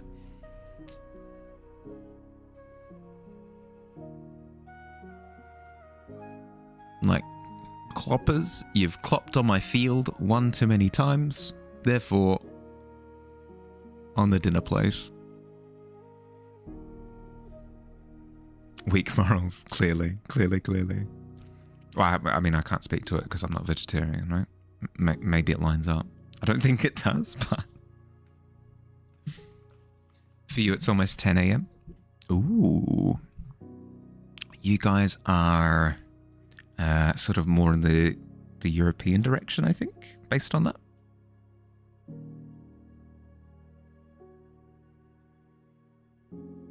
At least compared to me, closer to Europe than I am.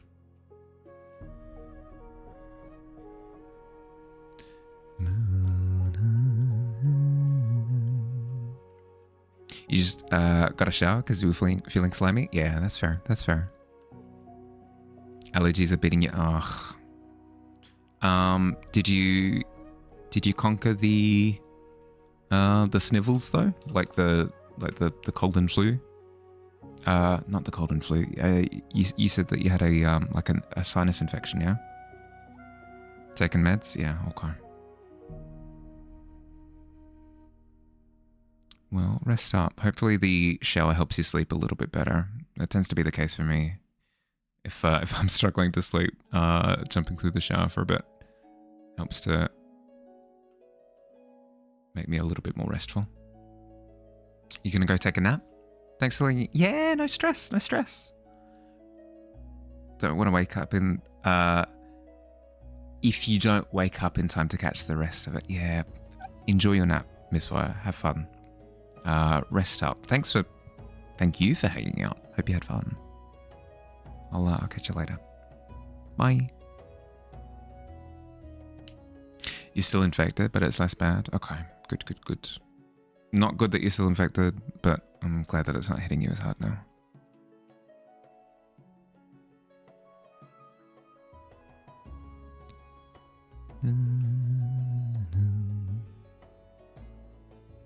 Yeah. Yep.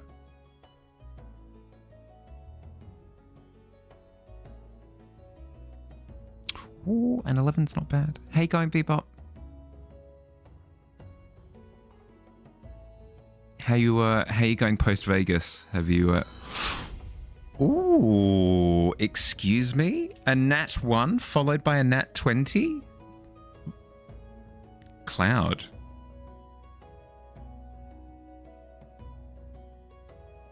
You're on a streak of something. Not sure what it is, but 2 crits, true. They call me Cloudy 2 crits.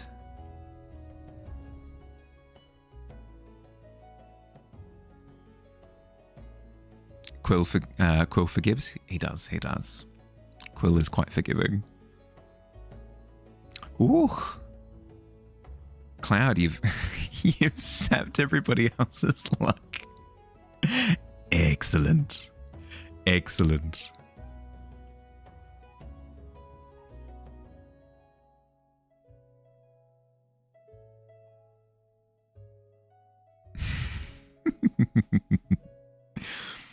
Counted how many books you've read this year? Only 26. 26 is... 26 is bonkers. I think I've read 2. I think I've read 2 books this year. Only 26. Come on.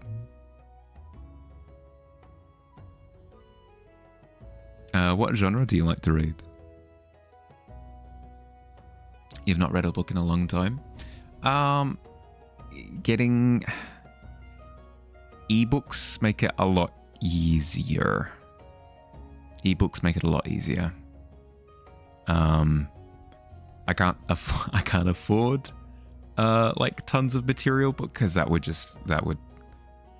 it's not one of my main hobbies, right? Like if I didn't spend on like video games, for example, and just spent on books, then a bit more manageable price wise. But then also space. Like I have nowhere to keep my books. I've got my bookshelf and it's freaking full already. Humble brag, yeah. And I am jealous. It has worked. You read random parts of The Art of War, just in case. No, that's fair. That's fair.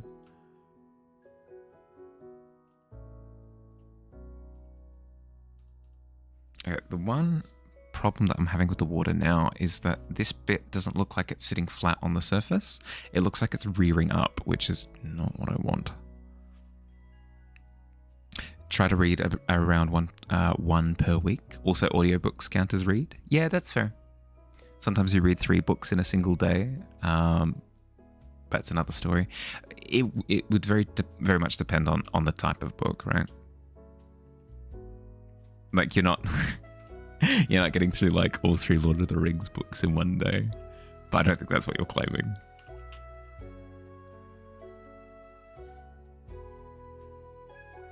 No, there have been times where I've just powered through books in one sitting. It has to be one of those books that I just absolutely fall in love with though. Otherwise I get distracted. I have to do other stuff.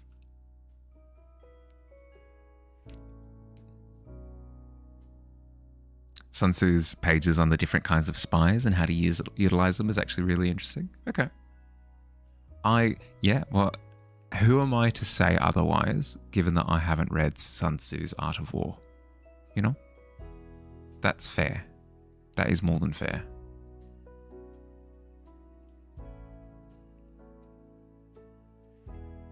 Pretty much depends on reading challenges and readathons. Yeah, okay. No, that does make sense. Are you part of like a book club? Because book clubs help as well.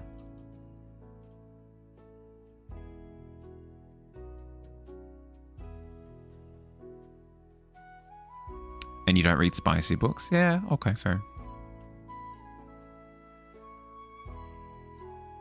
Painting more fingers just to prove you know how.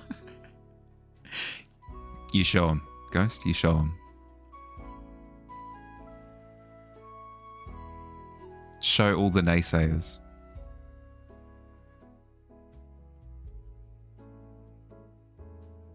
Ugh, ads. Okay. Mad chilling.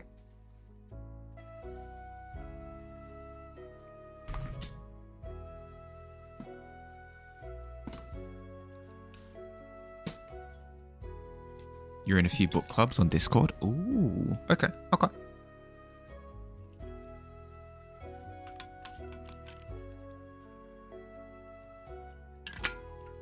And none of them are Italian? Yeah, fair.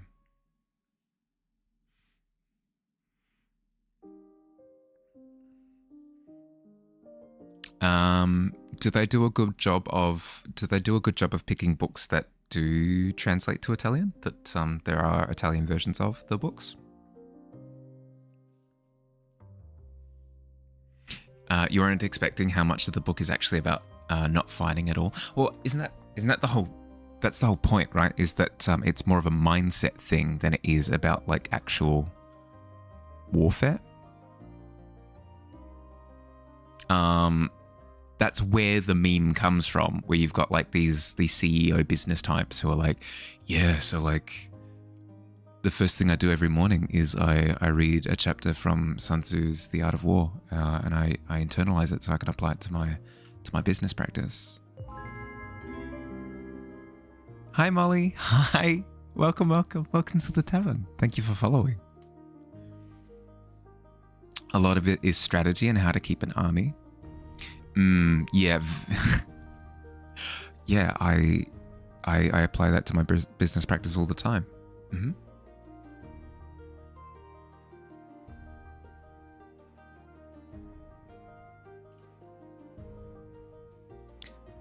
One of my consultants is like, okay, so we've got this shipment coming in, and the client isn't very happy that it's running late. And I go, well, draw the battle lines. We'll attack at dawn. It's a long discussion, and you have to translate your thoughts. Yeah, no stress. Take your time.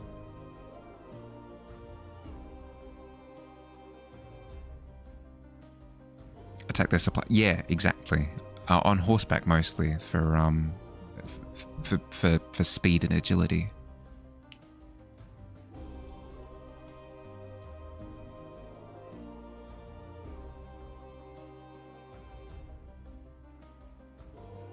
Emphasizes moral and keeping them fed, especially if you're going to be spending long amounts of time marching them across land.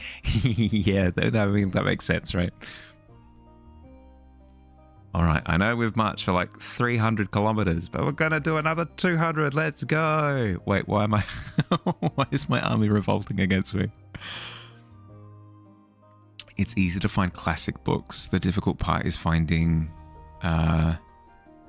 is to find the English title of an example Japanese book translated in Italian and in English in different ways. Yeah, okay. Yeah. Yeah.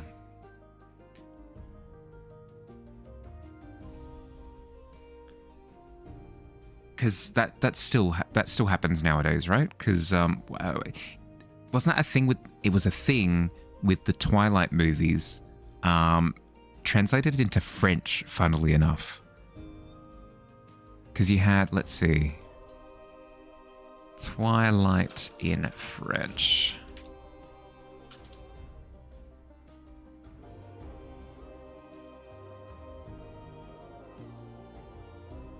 Yeah, so the book Twilight in French, so Twilight in English is that time of night where it's just gone into night and you've got like some of those wonderful colors in the sky, right? In French, the name of the book is Les Fascinations, which is not the same thing at all. So if somebody were to be like, hey, let's read Les Fascinations, I really want to, as the as part of this book club, how do you then go from, okay, well, I'm looking for, okay, the fascination, okay, book, the fascination. Oh no, this isn't Twilight at all. You know?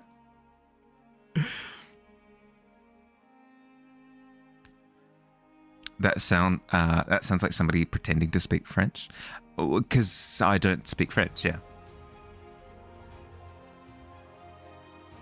The vendor is playing hardball. Okay, stop them. Yeah, and now we're engaged in combat. Yeah. They give you prompts, and it doesn't matter if a book is in English or other languages. In Italian, it's always Twilight. Yeah, okay. So don't have that problem with that case.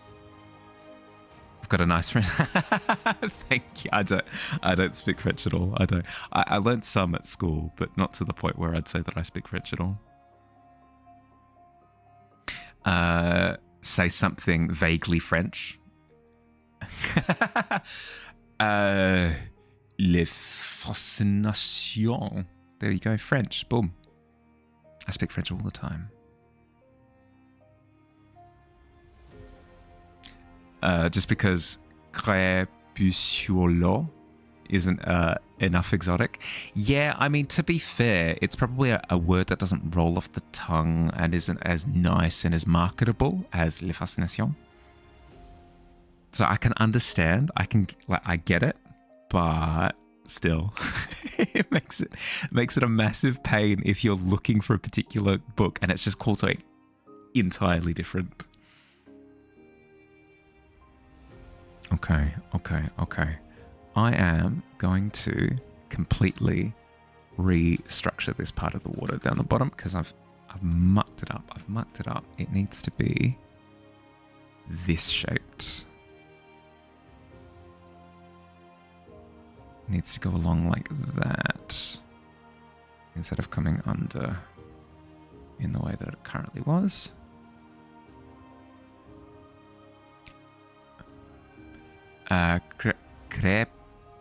Crepuscolo with a hard C, and the E is more marked. Oh, okay. Your Italian friends really do just say the words that aren't.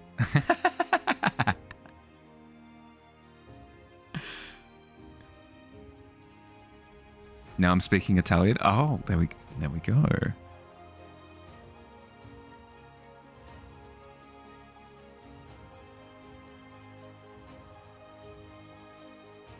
I did it. I'm learning. Slowly but surely. My ability to adapt to new languages increases by the day.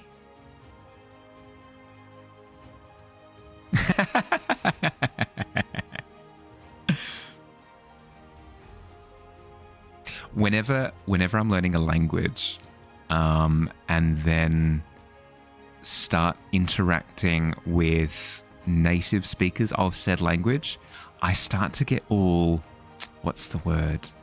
I get grouchy. I become like one of those like old grandpas. He's like, you do, all the kids using all the slang words.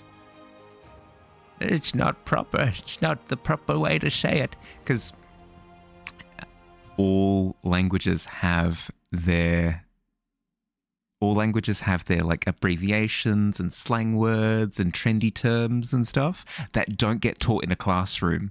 And everybody who actually speaks the language uses those trendy terms. And then when I'm interacting with people who use trendy terms, it feels like I'm just talking a completely different language. I get all grouchy. Gabagool, yeah, exactly. Okay.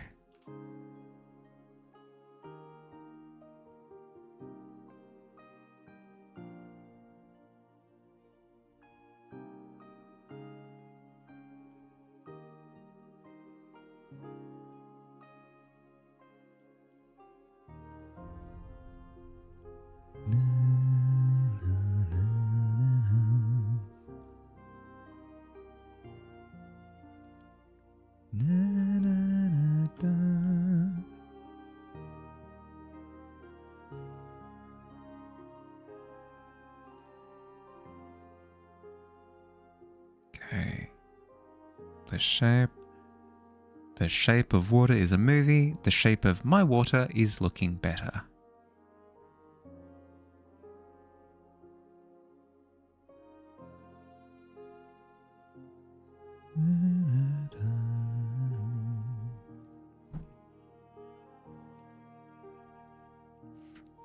friend of yours dropped gabagool out of nowhere in a conversation. You were like, huh?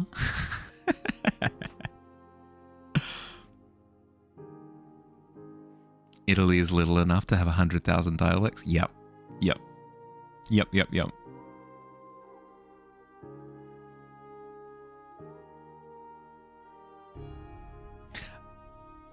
I giggle a little bit because one of my in-law families, so not one of my siblings, the person that they're married to, their family, will speak Greek, and they've got like a really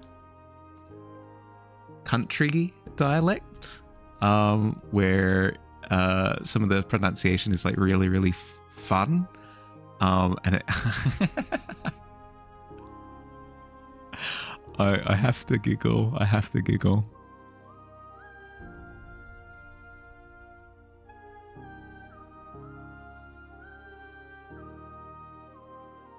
Because it's almost like they put on an accent in Greek. I don't know how else to describe it.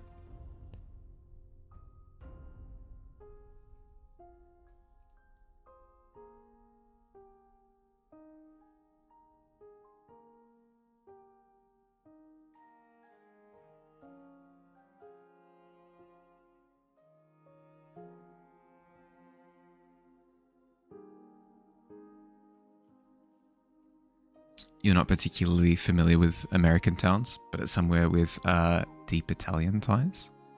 Yeah, okay.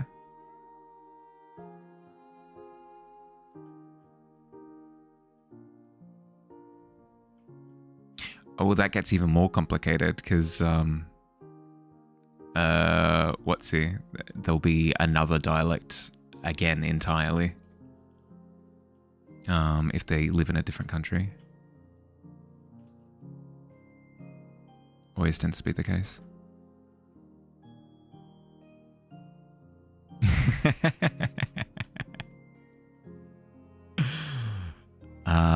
The classic politics.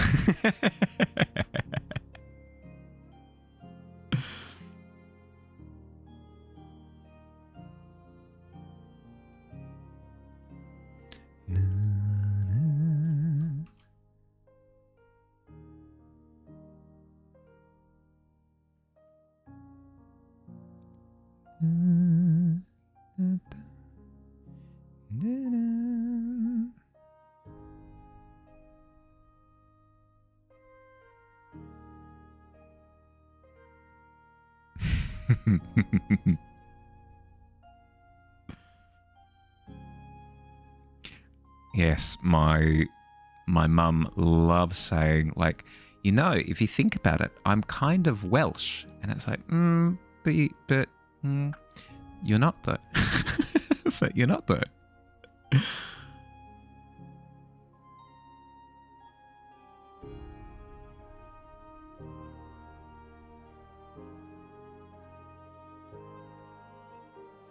No, Fields. It's it's close to like an inside joke.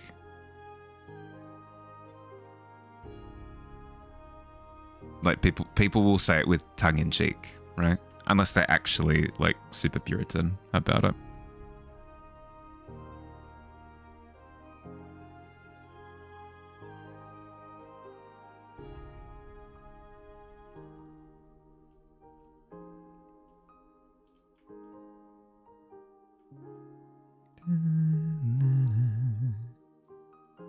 No, you're good. You're good, Annie. You're good. It's not joked. Like this kind of thing isn't joked as much about outside of Europe, so it sounds a bit weird when it's spoken about.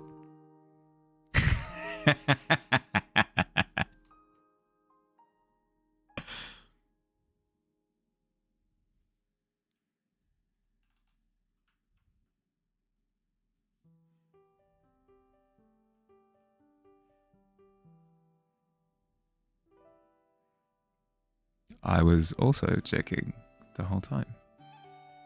I just didn't know it.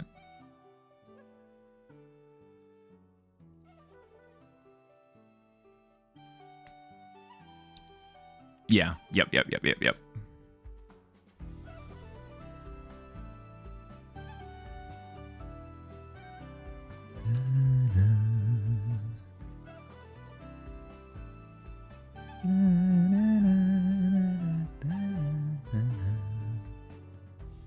But I didn't even roll fields.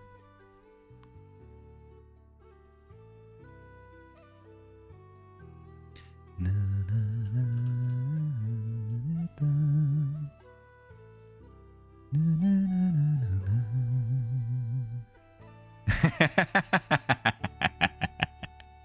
na. Actually, printer, I have been recommended to printer with the bits. And they landed in my little mug. Oh, thank you. Thank you.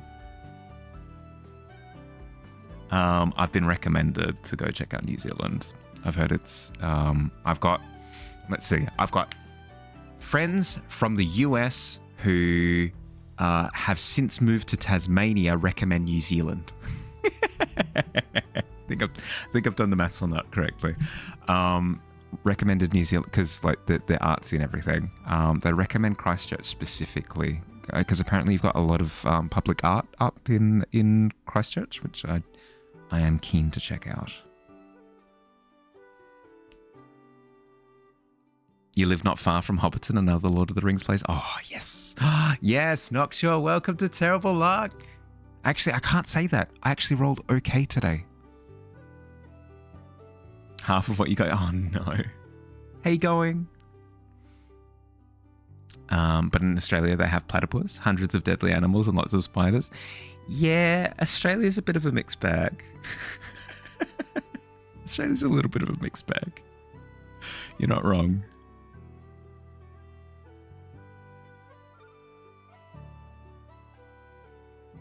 Na, na, na, na, na.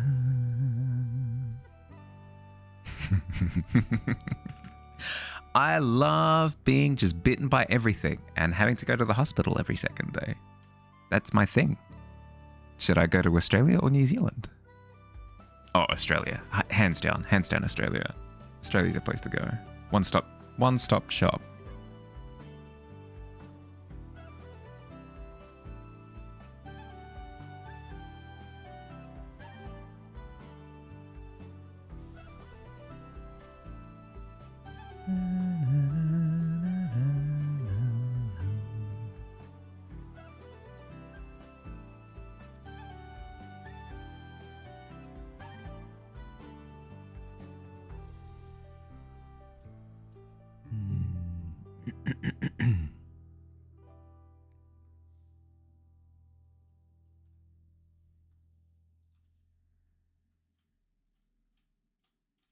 I think the one thing I'm missing from the water at this point is just a sense of continuity with the greater ocean at large. So I'm going to have a couple of elements that are kind of tapering off to the right side of canvas. And then I think I'm done with the study, and then I can jump over to something else.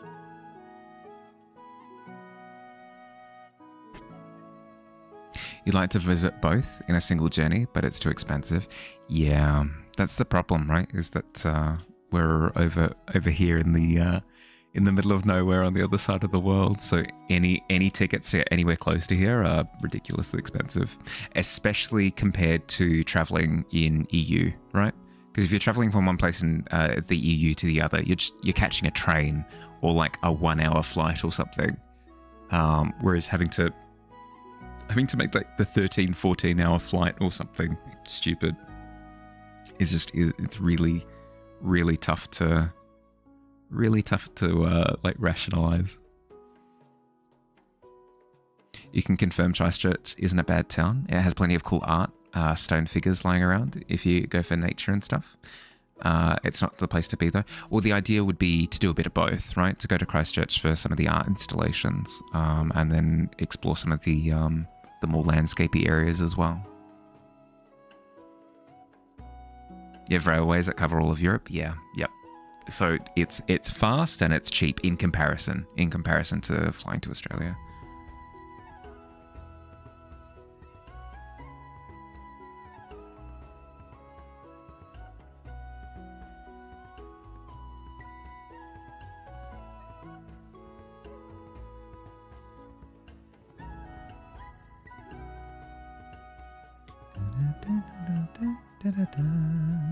Wellington is pretty good for artsy stuff too. Ooh, okay. Let me take notes.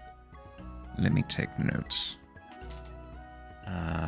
When visiting New Zealand, try Wellington. I should actually clarify location, because I might reread that as like Beef Wellington or something later, and that would be not good. I mean, it would be nice. I like Beef Wellington, but not the point of the note. Next study, flesh. I mean, potentially. I think I'd switch over to working on the subscription keys again, though, this session. But later in the week, yeah, maybe. Maybe. Recommend Mount Cook if you're in the South Island, and Peel Forest. Oh, okay.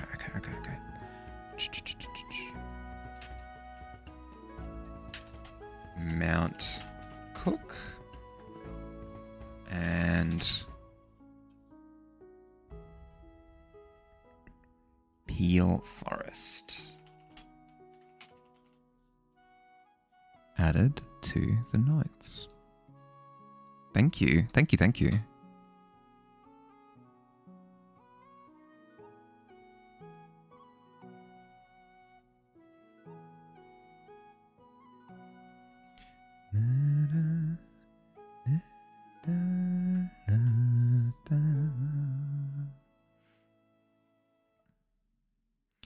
You can travel freely between the EU countries with your passport, which also makes traveling quite nice. Yeah, yep.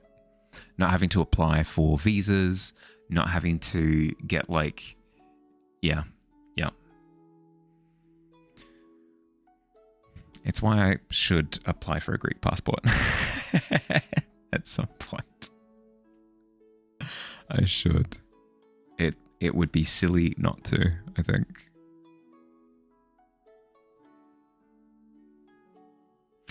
Danish one is pretty strong too. Mm-hmm.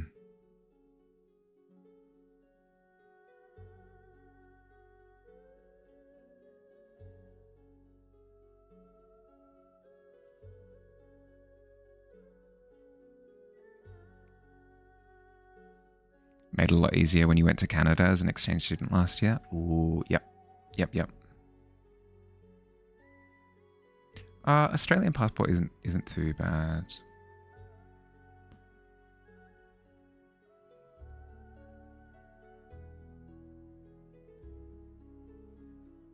I don't think I've run into the only problem I've ever run into passport wise has been passports here. I think it's a 9-year period that they last for, and the previous one that I had was back from, let's see, it was back in 2016, I want to say. Maybe, no, 2014. It was 2014 was my previous one.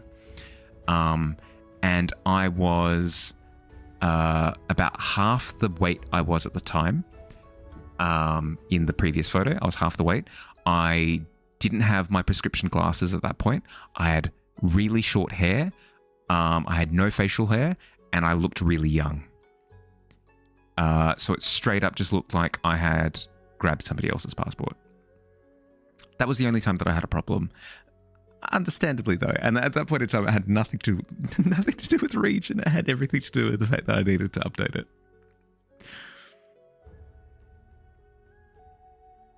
it. Yeah. that's just my fault at that point.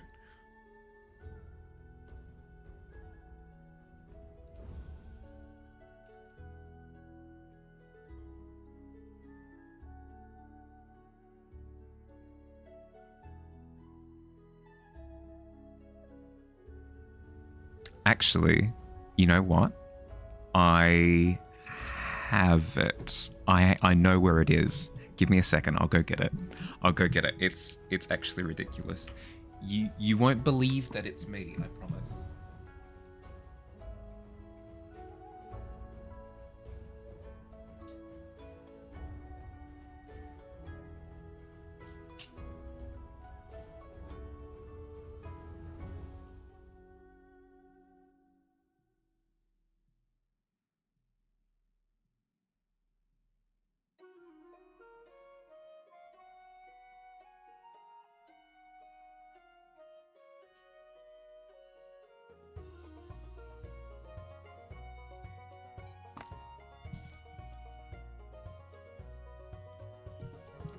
Your 18 plus card looks like you're taking a mugshot. Oh, dearie dear. Okay, you ready? Cover like the official stuff. Let me see. Can you see that? There's my passport photo. Actually ridiculous. Yeah. Yeah. I was stopped at a border crossing in Germany because I did not look like my photo. How long ago was it? Let's see. It was taken in... Yeah, it was 2014. 2014. 11 years ago.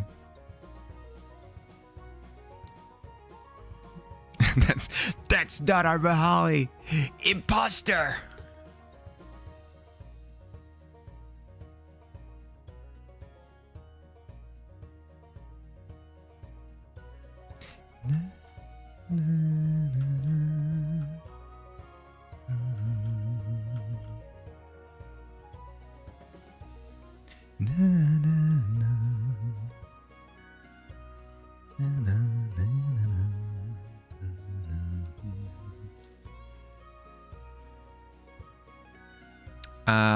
Sure. I am turning 30 this year. The big one.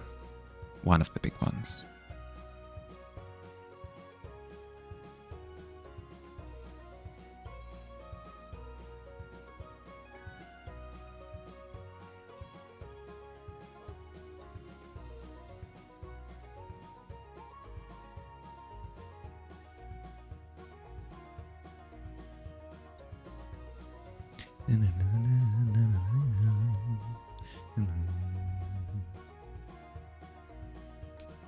You don't understand the age? Ooh, yeah.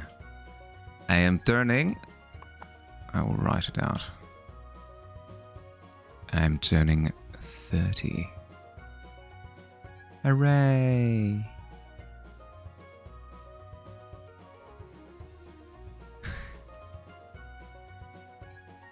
Beautiful.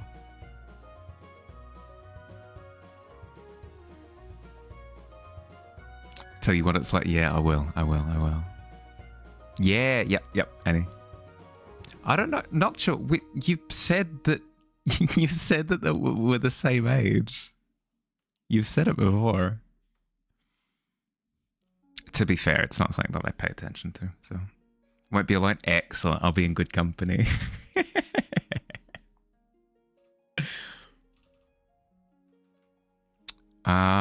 I'll have to do a birthday stream actually. Oh, that'll be fun.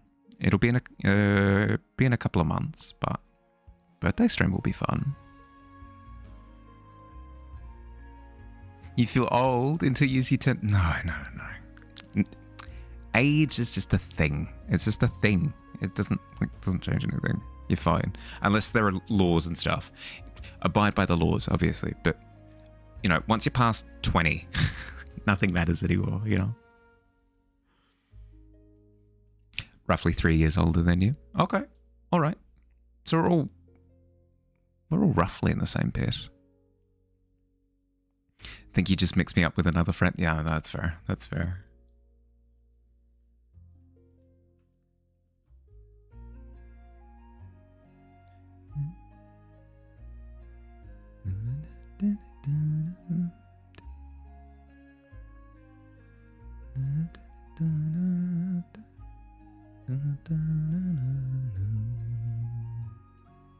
Want to hold a 60th birthday together? Yeah, why not? Why not? Hooray! Oh, that'd be fun.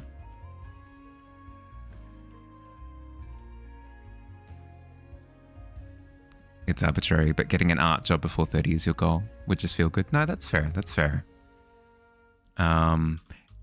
It's one of those things where I fully get it.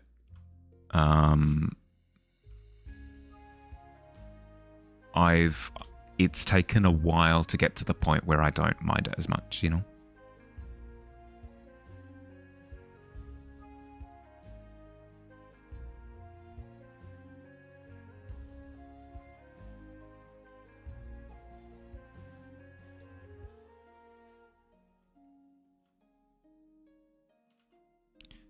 Da, da, da, da, da.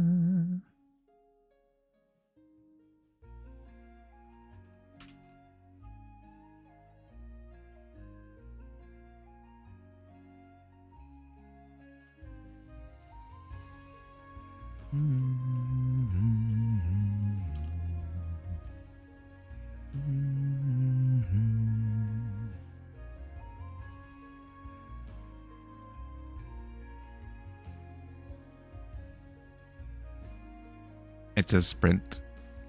Noctua was right. If it's good to help, it's good as a motivator, but don't make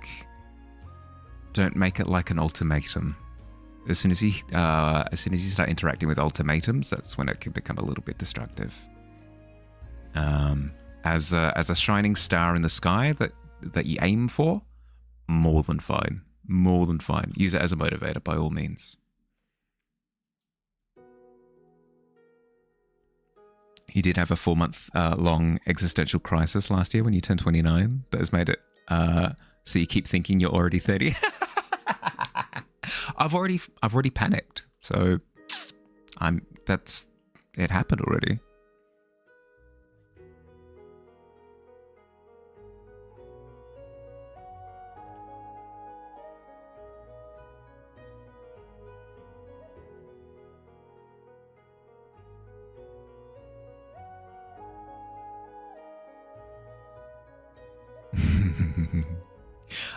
I think for me, the lockdown period for that couple of years kind of got me into that acceptance phase where it kind of dawned on me how like relative time is. So I don't really put too much thought into it, you know. Not that if I did put thought into it, then I'd panic. It's more I don't put so much meaning into it.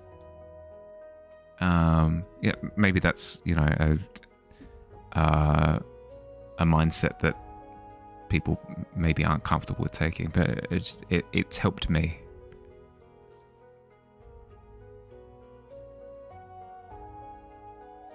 Don't know if you turned 38 or 39 this year. You were born in 1987. 38. Yeah. Yep. Yeah. 38 would be right. You used your 27th birthday as a deadline for when you wanted to the first page of your comic out. Yeah, well, see, there you go. Like, it's a healthy thing to do, is to set like little goals for yourself. But as soon as you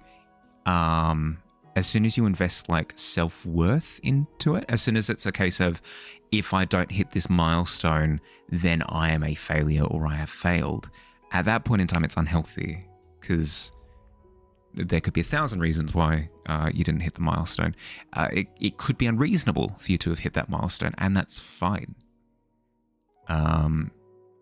It as a motivator is more than healthy to have, but as soon as your self-worth is invested in it, that's when things get a little bit problematic.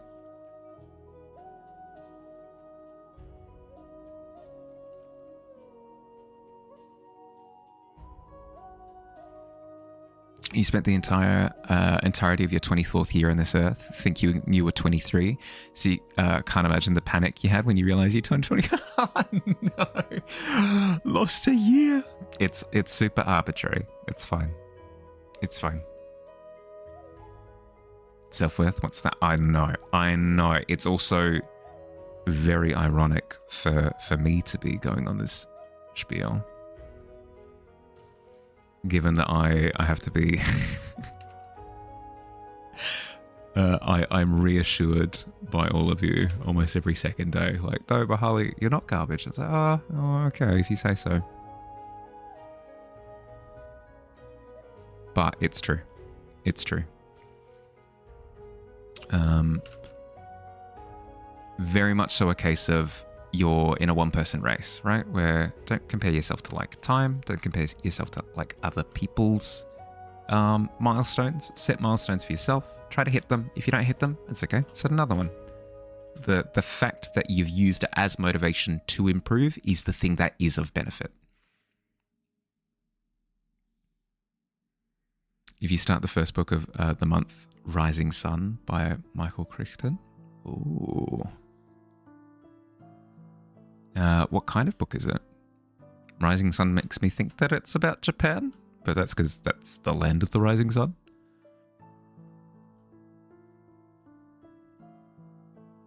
Thriller. Ooh. Okay. I think I would like thrillers. I do have one on my Kindle. I'll see if I can find it.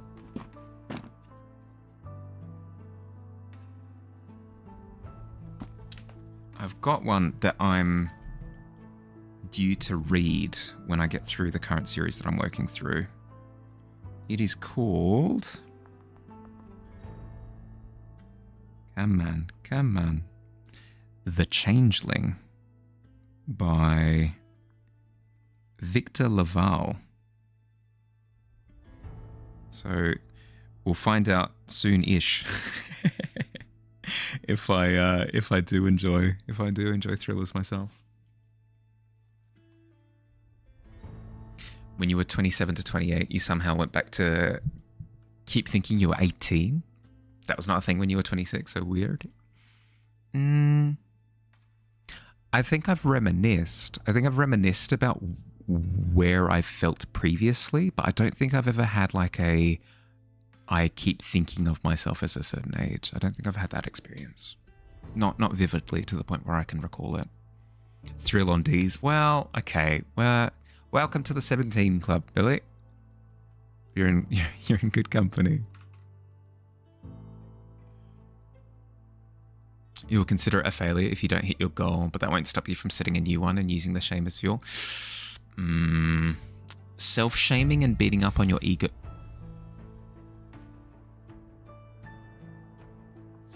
Self-shame about rolling a 1 and beating up your ego is maybe not the healthiest. Maybe not the healthiest. I feel like there's like a way that you can adjust your mindset so that it's equally as driven, but not as like beating up yourself.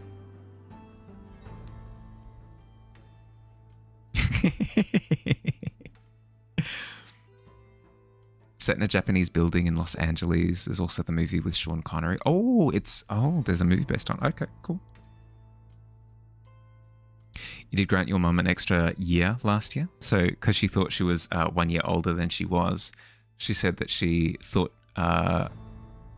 she was her age. You just looked at her weird and she went, "Oh God, don't tell me you're older." And you're like, "Mum, no, you're a year younger." That'd be amazing.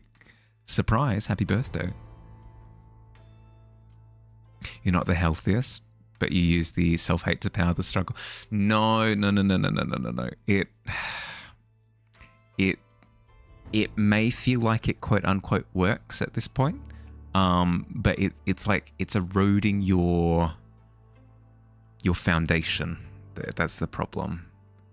It can lead to it can lead to problems like underestimating your self-worth. It can lead to things like not fighting for where you're owed certain things. Like it can be more problematic than just self-worth. You know.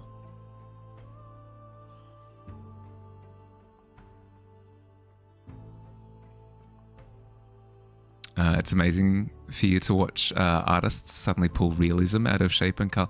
Well, that's what we're talking about. That's what we were talking about at the start of stream. The fact that whenever I work on textures, I very much so feel like a sculptor who's looking at a block of stone and going, I promise you, there is a man in that stone. I will just find him. I will find the man. Very much so like that.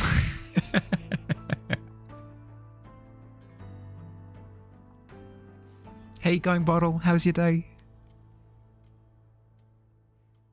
Hey, hate-powered fuel worked for you as a teenager until, something's got to give. That's the thing, right? That's the problem, is because it erodes your foundation, something eventually collapses. Love that analogy. It's so cool. Yeah, well, I mean, there's also a lot of, hope. Hope involved in, pulling it off eventually.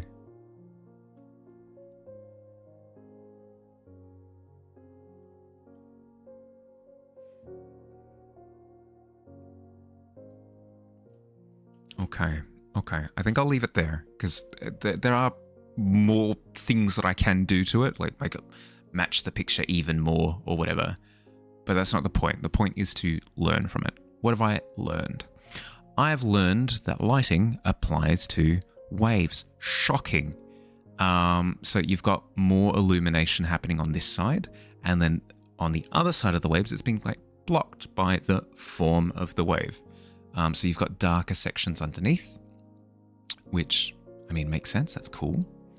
Actually, while I'm doing this, I've actually realized that I can illuminate this part of the water a little bit more, because this part isn't blocking that, whatever. So I've learned that.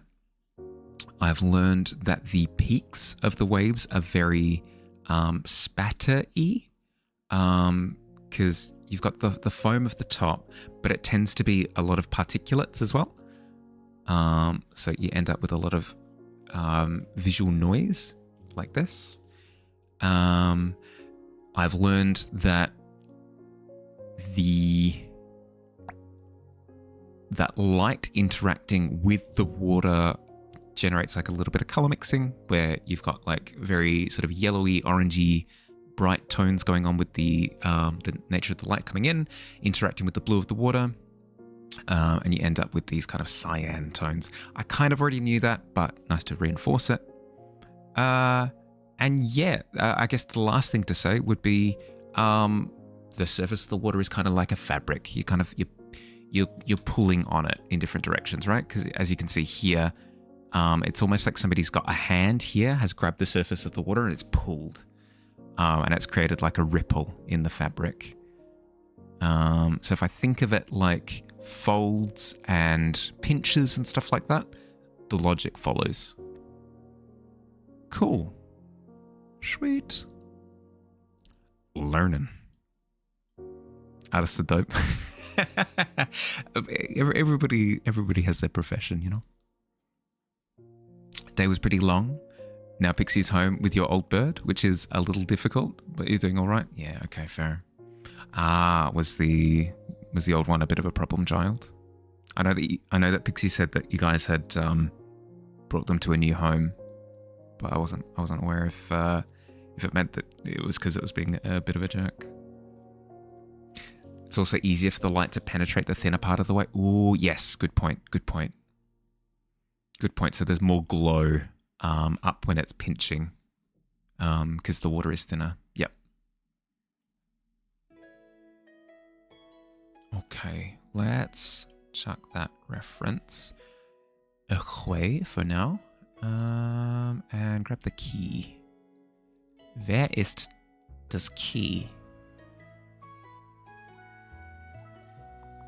Socials, assets,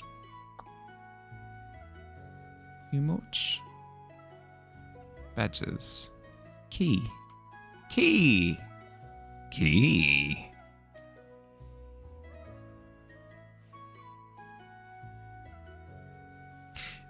Hoped it was going to work out well, as the woman who took her in works at a zoo in the bird area.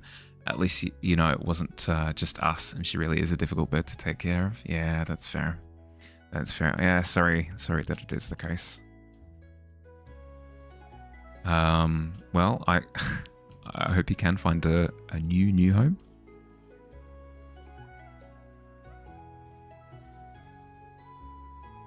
I didn't really have a moment to assess where the key was at. You'll work it out? Yeah. I believe in you guys. You got this. I think the only thing I really need to do at this point is bump the contrast a little bit. Gonna lurk for a bit, make some dinner. Keep the tab open, mate. Excellent. Enjoy dinner. If you come back later, I will be asking what you are cooking because I'm curious. But yes, enjoy. Good luck.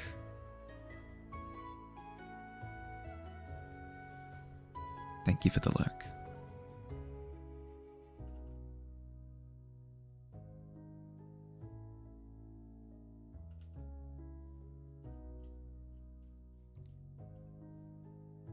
That looks like a good subscriber badge.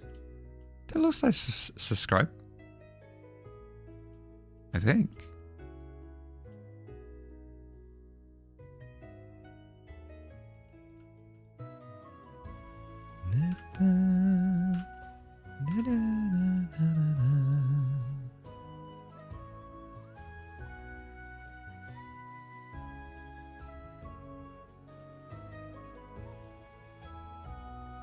See, I told you.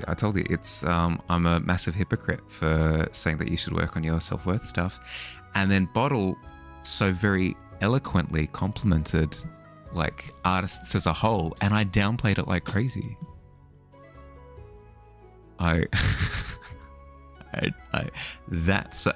need to work on hair, I need to work on water, and I need to work on receiving compliments.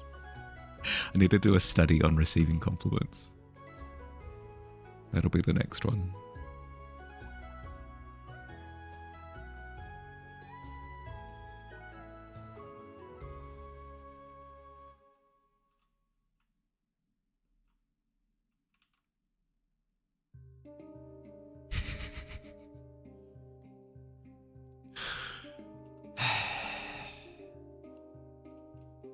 In my defense, Noctua, I feel like I've gotten better. I feel like I've gotten better at it.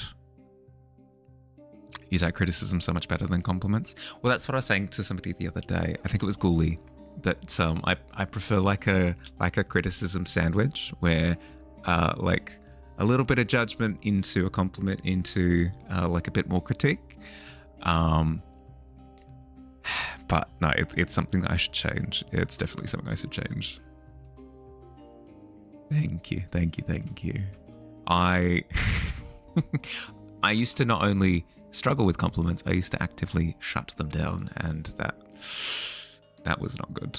That was not good. A dark time. Trying to improve, not fluff yourself, you know? For sure. But improvement can also come with confidence, and confidence building comes from receiving gratitude that you're owed. Because most of the time, people aren't just like steaming you up with hot air. Like, for example, when I'm complimenting your potions, I mean it. It's actually really impressive. What you're producing at the rate that you're producing is really impressive. And you should use that to build your confidence so that you can work more confidently, because you can see the confidence of an artist in what they produce, you know? There's legitimate gain from receiving compliments, honestly.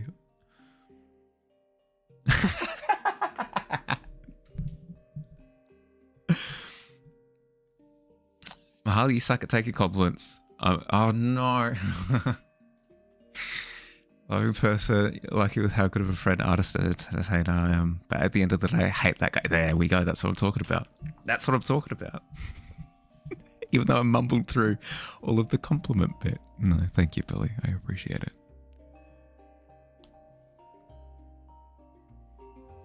It was your words that reached me. My art's well done and you like it. And also I'm ugly. Thanks, Fields. Thank you.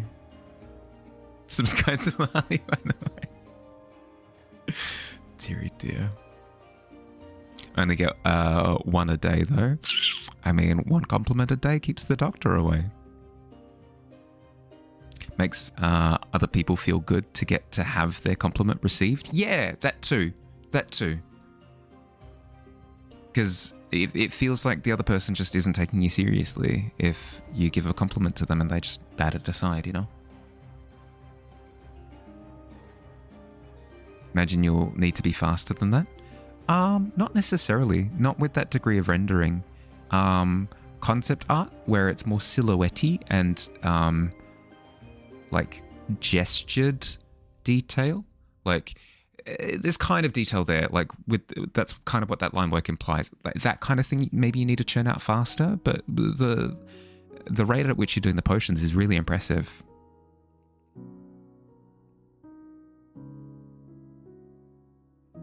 Time to tap the side. Which? What happened to Barley? Well, what did happen to me? What happened? You mean one potion? Yeah, like one potion a day is a really... The degree to which you are rendering them, it's really impressive. Once you get stuck into a job where you're working on like really similar assets at a pretty fast rate, your pace will naturally just increase. It's part of learning on the job, right?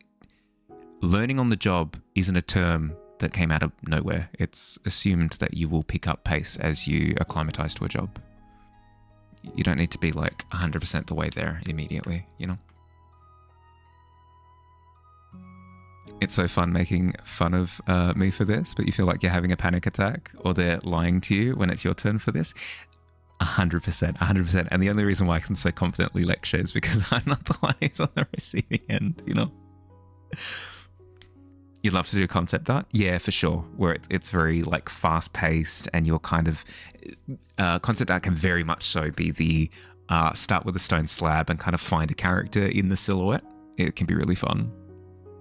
That's what you're hoping, that the portfolio will get you in and then they'll help you speed up? Yeah, 100%.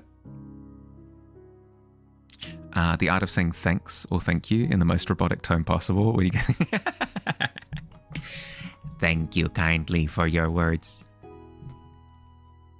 Fields 3000 appreciates them.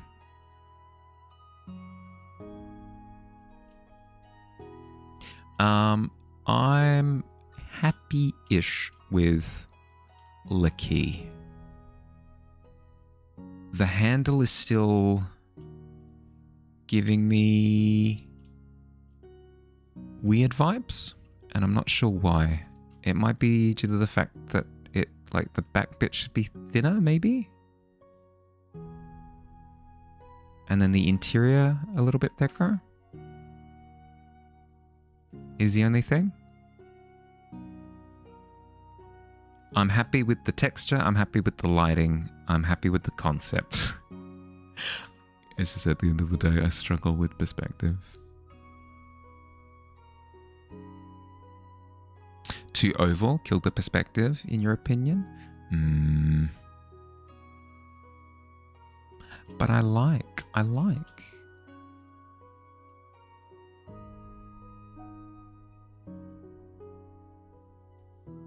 You will say people are way more hyped up for anything you do when you're learning something than when you do something like actually really good. They're suddenly, wow, that's cool. Anyways, yeah, exactly.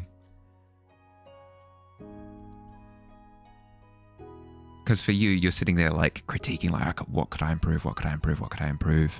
Whereas people on the other side, like on the outside, aren't coming at it with that mindset at all. Hi, Ricky. Hi. How you going? Welcome. How you doing? How was your weekend?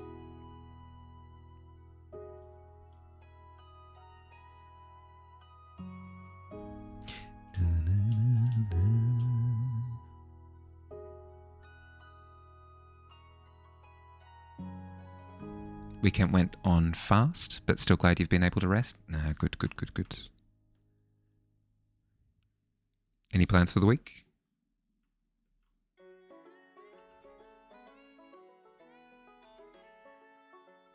I was just saying that I will be going to a Ren fair for the first time ever this weekend. Coming weekend. Future weekend. I'm so freaking excited. It's the difference of if you're learning something, people are incredibly supportive. But if you master the art of X or Y, they're less impressed. It's a difference in expectation at that point, yeah. But even still, it depends on the person, right? There are certainly people who are masters of their craft who are celebrated, you know?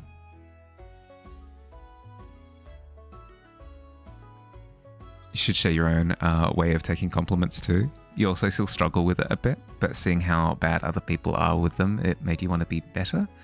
Then you could set a good example for your friends and forcefully drag them with you into a more balanced sense of self-worth. Oh, yes. The competitive, incidental self-improvement. Excellent. Hi, Rad. How you going? Welcome, welcome. You're going to ask, in digital painting for beginners, should you always try to stick with the color palette? It depends what you're doing. If you're wanting to work on stuff other than color, then yeah, try to keep the color palette relatively simple. Whereas if you're trying to expand your ability to work with colors, then I'd say there are assets that exist that can help you learn to work with different color palettes, or you can take the trial and error approach. If you've got no real, if there's no urgency to learning art, then by all means, I highly recommend the trial and error approach. There are a whole bunch of YouTube channels, like Proco is a really good one, where there are courses, like short video snippets where they walk you through different ways to identify different color palettes. So it could be like a complementary art palette, or it could be like a tricolor art palette where you do like 3 sections of the color wheel that will complement each other, stuff like that. They walk you through that process. The one that I would start with as a foundation would be a contrasty complementary approach to color. So what you do is, let me see if I can do this.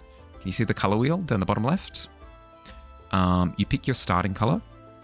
So in this case, let's say it's red. And you go, okay, I'm going to use red as one of my main colors. The other color that I'll use in order to make the detail pop is the one that's completely polar opposite on the color wheel. So in this case, cyan. And you can do it for any color, literally any color under the sun. You can start with green and then go, okay, what's polar opposite on the color wheel? Oh, like a violet pinky color. Cool.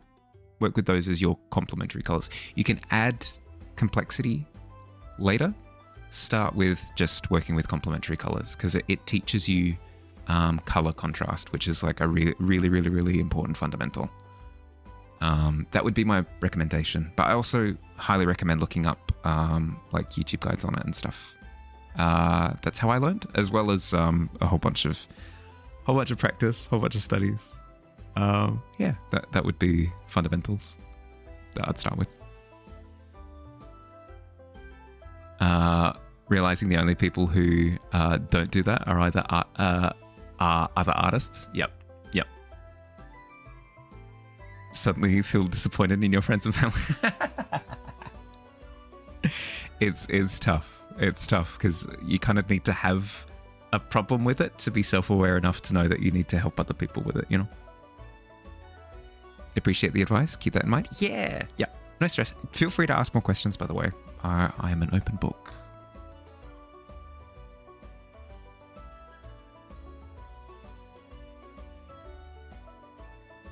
Unless it comes to perspective, in which case I am struggling. So I can't give advice on that at all. That's not true, but still. There's key.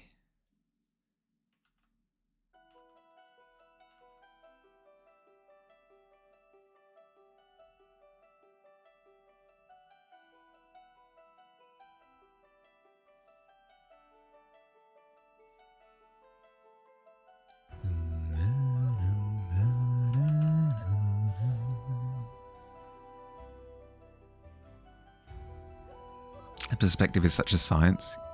Don't know how to give advice to people on it. I can see what's wrong I'm just struggling to see how to fix it. What's wrong is the handle at the end, the loop, is on like this kind of angle, whereas the bit at the end of the key is on this kind of angle. I'm exaggerating it a little bit, but they're off, if you can see that. Like, they're misaligned. They're not parallel to each other. So what I need to do is I need to rotate this bit or rotate this bit. But even if I were to do that, if I zoom out, the loop on the end of the key is looking a little bit funky, regardless of the perspective. And that's what I'm trying to wrap my head around.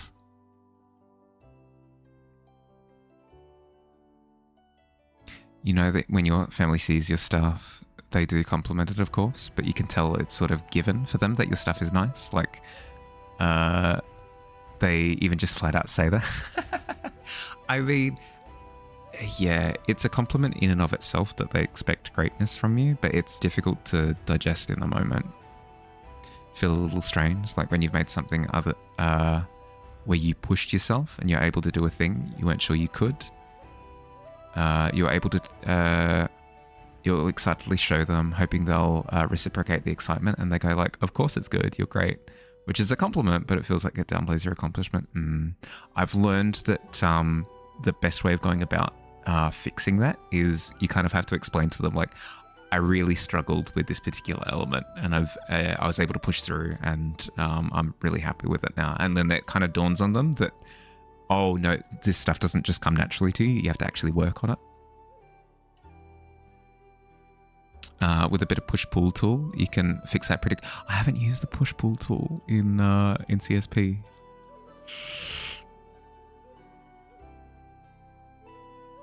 It's the mathematics of art, 110%. Yeah, 1,000,000%. Yeah. The key is unsymmetrically thick.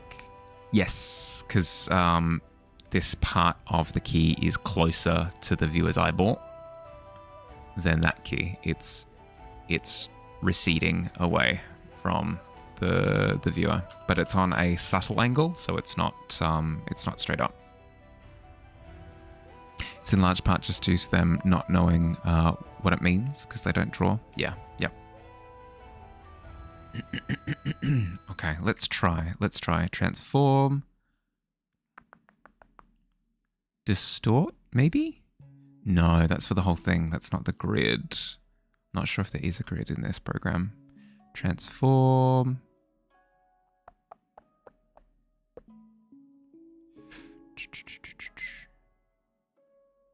Mesh transformation? Hey, there we go. But I think I'd have to limit it to just the handle. That's just a new tool to... Yeah. I think the solution is press M for the lasso tool. No amount of explanation can have that make sense in my head. Why the lasso tool is on the M key, but that's fine. I will roll with it. Cut. Paste. There we go. That's on its own layer now. There's just a floating layer there, so let's get rid of that. Hello? Can I not just delete it with the delete key? Delete layer. There we go. You never found much interest in accuracy in art yourself? You'll say it feels good when you do, but it's just not very fun for you. That's more than fair. This is entirely self-inflicted.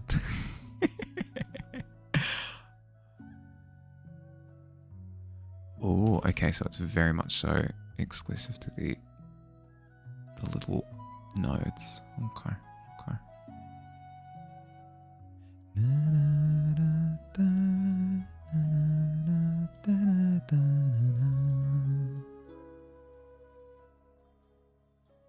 You know what would have saved me all this trouble? If I had figured this out in the drafting stage. One of the many negatives to not being good at line art. To be fair, I could have done it with blocking as well. Should have done it with blocking as well.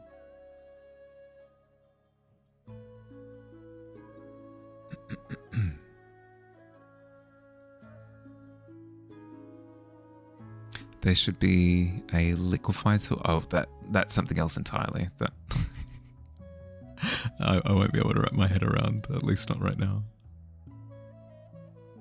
It's funny because you feel like a novice because of that. I mean, it's just a different it's a different emphasis, right? In your artwork. It doesn't necessarily need to be what you focus on.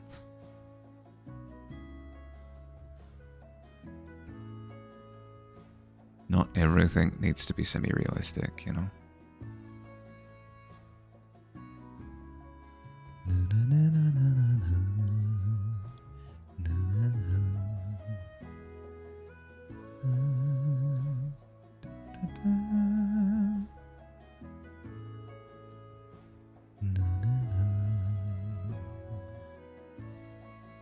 You're kind of a novice artistically. You think it's more accurate to just say you do what you like or what or want to do. I think that's fine, right? If anything, more more people should do that.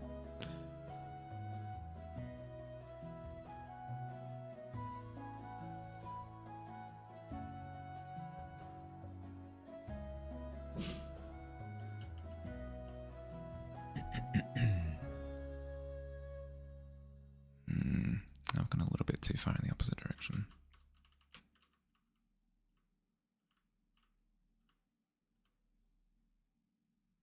Okay. I've got a little preview screen on my OBS over on the other screen. I'm using that as my way of stepping away from the canvas and looking at it from a bigger distance.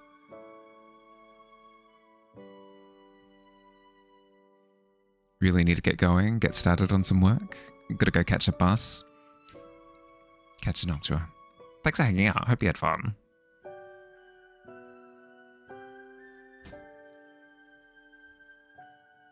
Good luck with catching a bus. Catching buses is actually really tough work. You need to get the net. You need to get the net prepared. And it takes quite a while to stuff it into the net launcher. And buses are quite agile creatures. They tend to duck out of the way quite often. So you've really got to train your eye and reaction speed, you know? And it's such a big net. Huge. Did I have any kind of art schooling? So I did do art at school for like a couple of years in high school.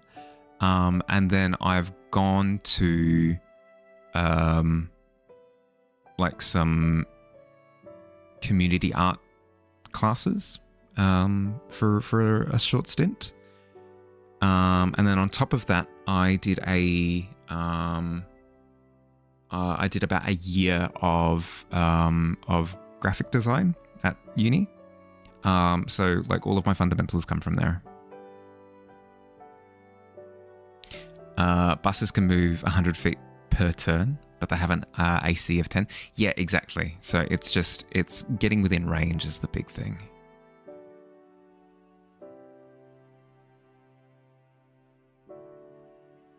Oh, I've got the little preview up in the top left as well that I can use.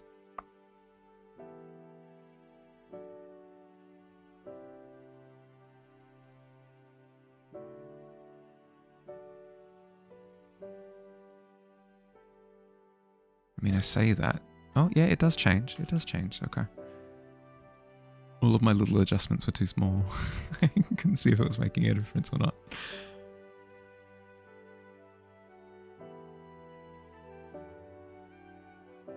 Also, managing to beat their DC when grabbing, that's the tough part. Yeah. Yep.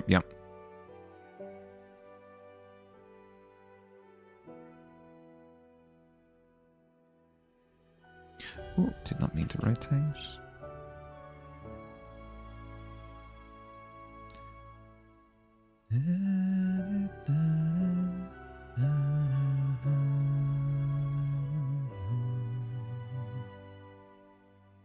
Bye for real. Bye Noctua. Have a good day. Have a good day. Also have advantage on strength and constitution saves. They're immune to charm and poison. That's why people have gone with the net approach, because it's a dexterity saving throw, which works so much better. So much better. Okay, let's apply that for now. That's looking better, but not best yet. Let's try adding in an extra bit of oomph on the inside.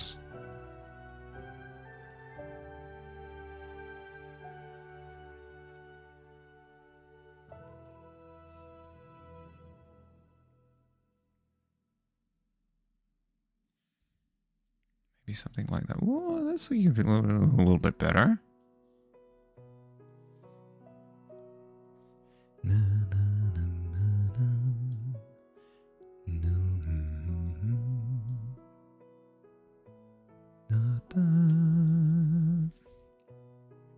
That's the difference you see when you compare yourself to other artists who do actively engage in suffering.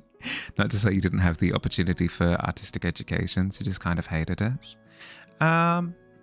It's something that you can do now. I wouldn't say that there's anything that I've done at uni that isn't available on the internet. It's just a case of going through and actually like doing a lot of the exercises and I suppose the big difference between uni and self-learning is at uni they tell you what to learn, whereas self-taught you don't know what to start learning. But there are videos out there. There are videos like how to start learning art or whatever, and they'll go through the process of like you need to learn like your design principles. You need to learn things like canvas presence and balance and things like that. Two is not as good. That's okay. But Mac, you rolled your 20 before. That's fine. It's fine. You nailed it. You can retire. Just the rock star glasses, the big hat.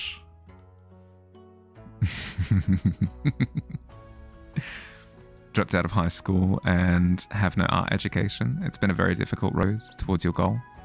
One where you quit many times early on. Yeah, it's tough. 18's not bad. Don't bother with art uni. You went and now you want an English, you work as an English teacher. Yeah, that's the thing, right? Is there are enough resources that exist online to where the big thing that you're missing isn't resources to learn the art stuff. It's just knowing what to learn.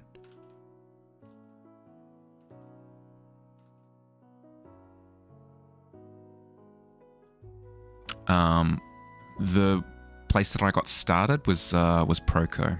That's my recommendation. So if you jump on YouTube and you type in Proko, Proko, that's what I'd recommend. Not necessarily their paid for course, but if you want to do their paid for course, by all means. But I haven't, so I can't necessarily recommend it. I don't know what the quality of it is. Probably good because I've enjoyed their free content.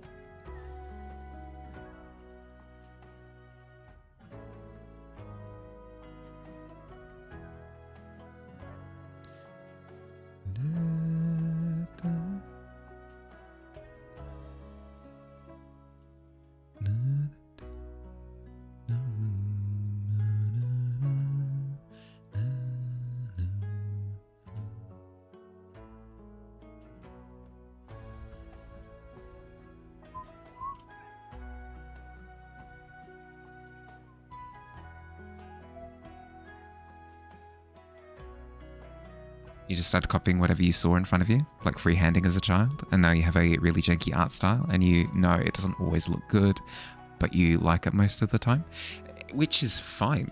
A lot of the time people hire artists because they like their style, you know? Style isn't something that's taught as much. It's something that develops based on what the artist likes, what the artist practices, you know?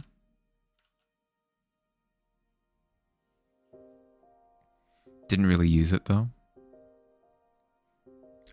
You've the paid anatomy course. You didn't really use it though. You are your own enemy. Yeah, that's the big thing, right? That's where I would recommend like a formalized art course is if you know that you struggle with keeping yourself accountable.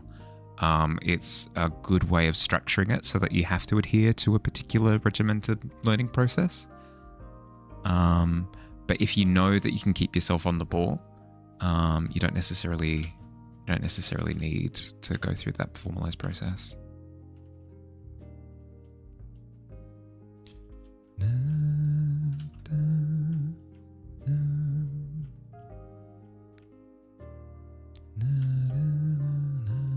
Which you don't seem like you do, Ghost, because it seems like you're keeping yourself quite accountable over the last few days. It was really good.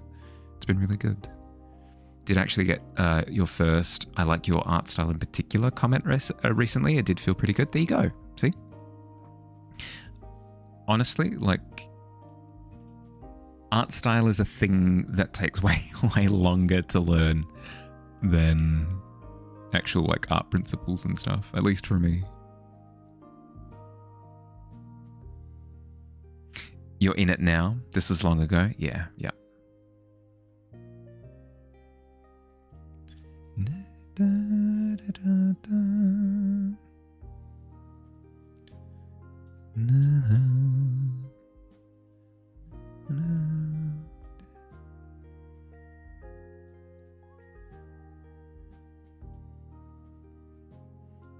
My only fear is that the key appears a little bit too dark on a dark background. I could try bumping the brightness as a whole. We could try that.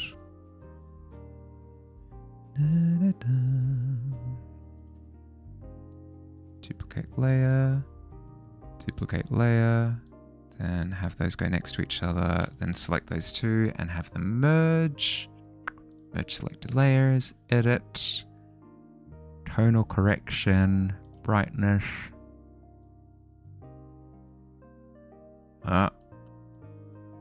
Contrast. Oh, there we go. I mean, it's looking a little bit more molten now, but I think it kind of needs to in order to pop on the dark background. Because if I hide it, see, such a big difference. And then if I go small, yeah, it's a bit more readable, especially on a dark background. Let's change this background to you doodle here and there, and you're aware you don't have a style of your own still. It's something that comes with time. You just copy what you like at the moment. Yeah. Colors also scare you. Can't draw with them. That's fine. There are plenty of artists who straight up just don't use chroma. If you do want to learn colors though, I do recommend playing around with them. Color is one of the things that I enjoy the most. So more than fair if you wanted to stay with black and white though. Wouldn't actually know how to describe your style. You feel like it's partly cartoonish. Molten key rocks actually. Well, there you go. Boom. Boom. Let's go with a dark background. And then zoom out. Yeah, see, that's a lot more readable than, you ready? If I hide that version, see? Like night and day, I say as I as I flutter something the size of a peanut M&M.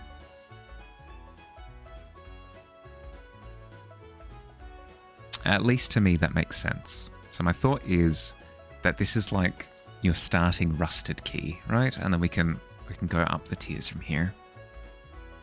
You've been jumping straight into color with all these potions, and it's finally starting to reveal some of the secrets to me. That's the thing, right? Is unless you actually start playing with them, you're not gonna have those eureka moments, you know.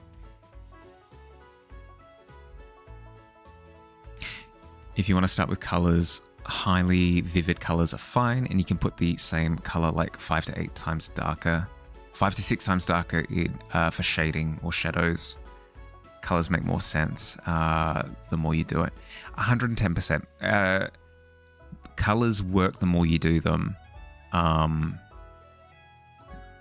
But also you'll not only pick up on where certain things work, you'll also start picking up on things where they don't work. You use a particular color combination and you're like, oh, that doesn't function. Why? And it leads to these little why questions that can then funnel you down paths of learning, where that's where it gives you like a YouTube prompt or like an internet prompt, right? Where why does blue and green not work very well together or whatever? And that might direct you into learning about why contrasts work the way that they do. Or I tried using 5 different main colors and it feels a little bit mismatched. Why is that? And it might be like a style thing. Say that as someone who is fine doing lazy or off color shading and shadows. It's honestly, the more I've done art, the more I've realized that it very much so is just like a do what you want type of thing. Very much so. I think I'm happy with the key. I think I'm happy to put on the last little couple of touches that I need to, and then start working on the next one.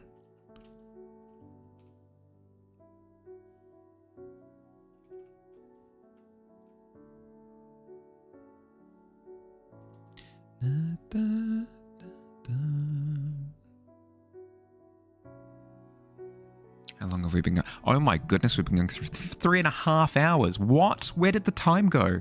I thought I was going to look down and see like maybe 2 hours. Frick.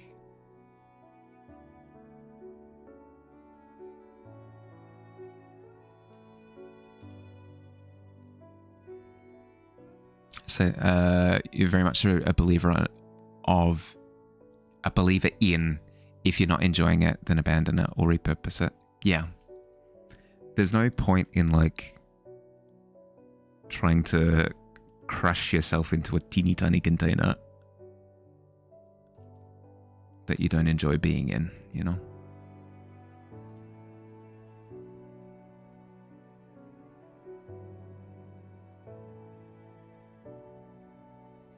Lighting is also revealing itself to you. It's not as necessary for it to be as analytical as you had imagined. You can kind of just do what you want. Same as color, all about rhythm. Yeah, it can help to know why some light behaves the way that it does.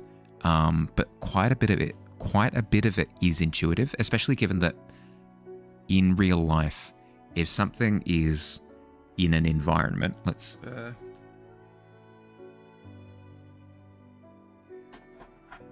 if something is in an environment, it's not just being hit by a single light source. 9 times out of 10, it's often being hit by multiple light sources. So as long as you've got a vibe, like a feel for staying consistent with each light source, like if a light source hits here, then it's probably also going to hit here, it's probably also going to hit here, and then maybe it like hits the inside on this side.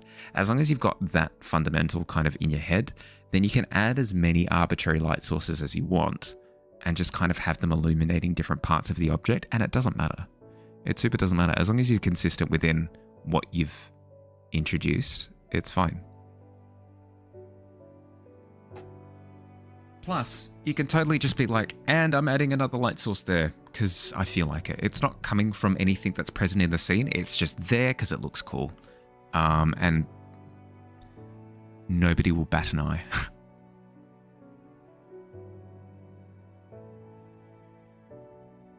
New colors?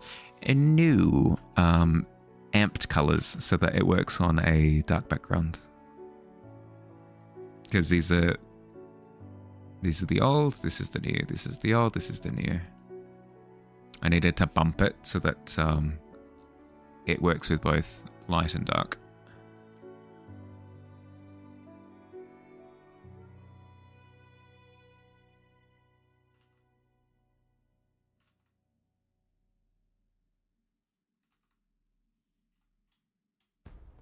There we go, little key. This key looks like a Sea of Thieves item. Heck yeah. One of the Flamebeard or whatever his name is. Yeah, yep. One of his like ancient keys. Do I know about George Bridgman? No. Enlighten me.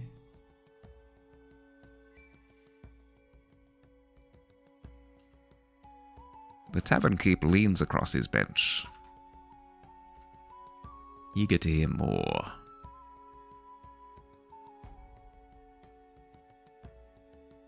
Flameheart, yes, excellent. I was so close. I've played Sea of Thieves, I freaking promise. To the point where I think I am actually Pirate Legend at this point. After 50 years, 50 long years at sea, eventually received Pirate Legendhood.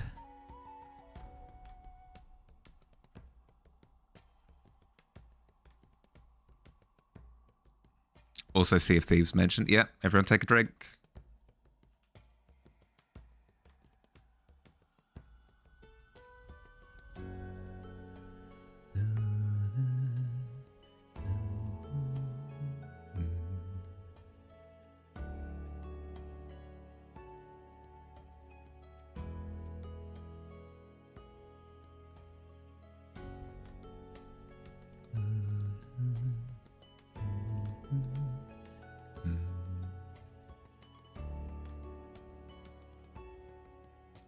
Oh, that's weird.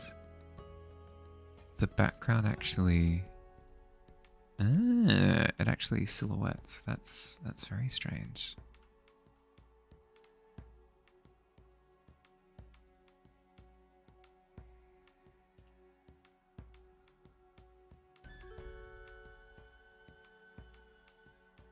But why?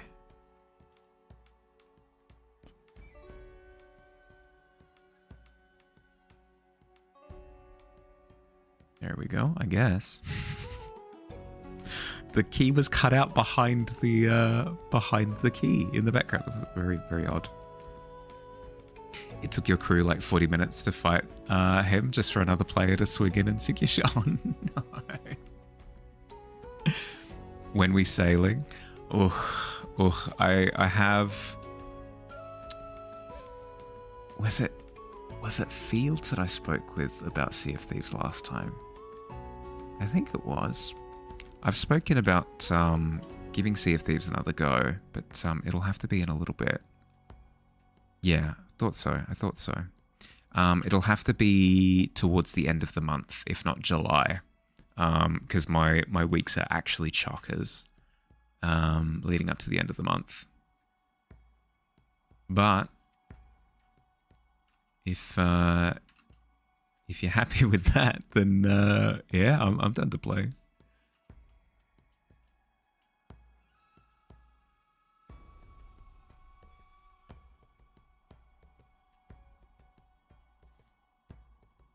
Oh, there's a little cat sleeping on my bed.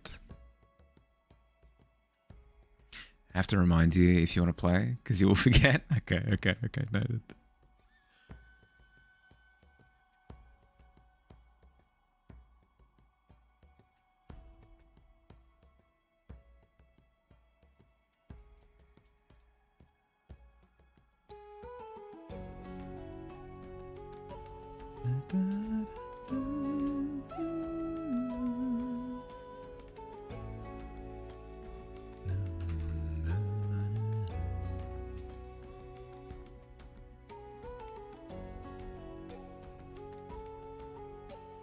Okay, I'm relatively happy with that. So, whoop. Lock it in. There's the key. First key done. Boom. Saved. Now is the funny bit, because I'm going to be duplicating this file. And I will use the first key as a template for the second key. And I'll have made 0 progress. Starting from square one. Beautiful colors. Thank you. I will say they're not entirely my colors, seeing as I've bumped them a couple of times. But I will take the compliment.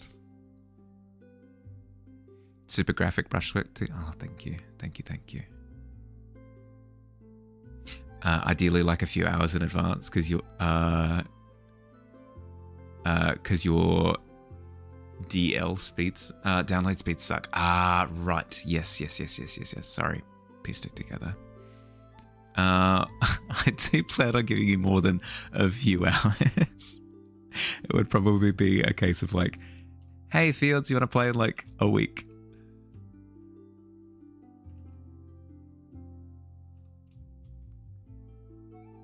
Had to leave for a bit after your last message. So when are we playing Sea of Thieves? Sure. As I was saying, my month of June is like ridiculously packed. Basically leading up all the way up to till the end of June.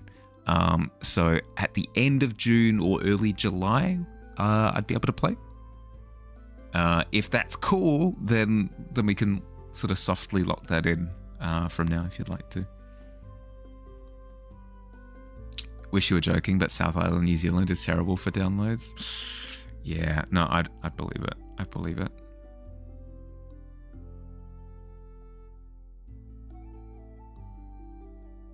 Okay. Key saved. Yes, we did that. Good luck with my work. Oh, thank you. I mean, I say that it's half work, half like a whole lot of people are visiting, or I'm visiting other people during that time. It's just so happened to be that this chunk of year has been quite popular. I mean, it's the middle of the year, right? So people tend to use this as a milestone. No, you're good, Mac. You're good. Closest node for stream is literally in Australia. No, closest node for Steam. Yeah. Yep. Yeah, so you're literally like an island away. No, I can empathize with that. I've played so many games where there are no servers in Australia, and the closest thing is like Japan or something as a server, or even Chinese servers. And yeah, same deal. Rough. 100 ping plus. 100, 200, 300 ping. Rusted. The next one would be steel, maybe? A steel key?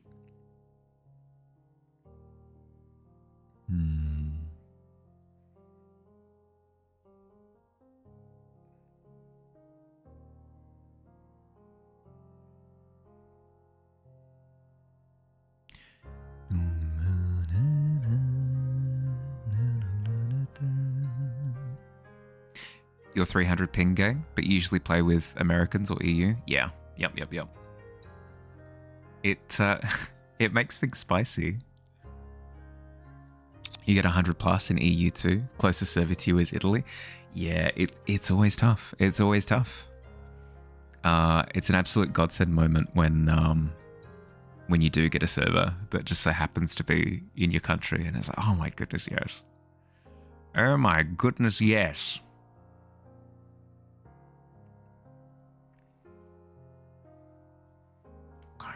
Okay. Let's see. What would I want to do as an upgraded key from Rust? A steel key or like a wrought iron. Ooh, a wrought iron key could work, but I'd have to do interesting colors for it to make it pop still, because just a black key would probably struggle. So closer to like an obsidian-y color, I think would be the play.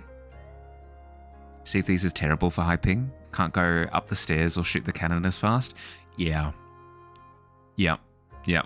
Or even ladders. Like, actually latching onto a ladder is just 10 times harder. Does make survival games more fun for you, because you know you'll die at some unfair PS, so you don't have to take the game as seriously. I suppose that's a way of thinking about it. Like, way less stress. That is something to consider, actually. If we're going to be playing Sea of Thieves together, be prepared to have absolutely awful ping. Just the worst ping ever. That will be guaranteed. Okay. Okay, so if we're going with a wrought iron key, let's try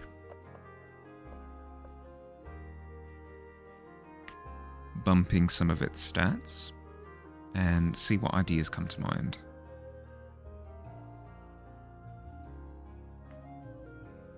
Itchy ear. Probably desaturate to start with. The shape will be different, the vibe will be different, 100%, but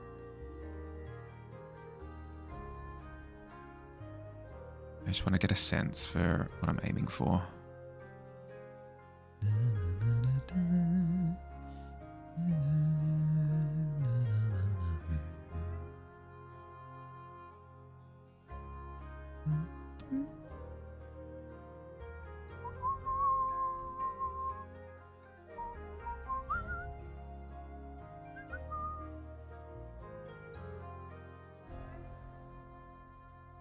Flesh key. maybe not flesh key. I don't think it would read as a tiny key. Definitely like flesh other items for sure. If I come up with like a genuine flesh item, I'll do another magic item like these ones. I'll make a flesh item, I think, at some point. Like one of these. What's another good one? This one. Like, I've done fleshy stuff. This book is basically fleshy at that point.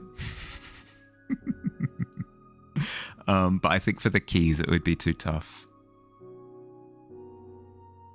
Because they're going to be the size of a peanut. You feel like you've seen that before? The face in the book is very similar from something that appears in the first Harry Potter movie, I think, when they access the Forbidden Area. You think your ping was like in the 50s for Australian or Asian servers for some games? Okay. No, that's fair enough. Anywhere else it's 300? Yeah, fair. Yeah, because at that point in time you're, as I said, like reaching out to Europe or US, and it makes sense that it's 300 at that point. Okay, let's try messing with this a bit. If we're going with like obsidian wrought iron-y look, what elements would we change? Let's jump to another layer and use that in the background as like a good point of reference. Generally speaking, I want the same shape. Let's do it in a brighter tone just so it stands out. I want the same shape, the same starting shape. The handle, I think, yeah, that's my thought. I think I'm going to do dark purple. With it being like implied black. So I'm thinking wrought iron fence kind of design.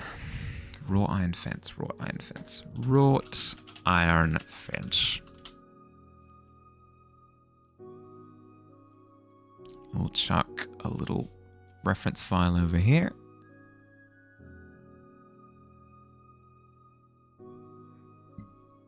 Pardon me. So this kind of wrought iron is what I'm talking about.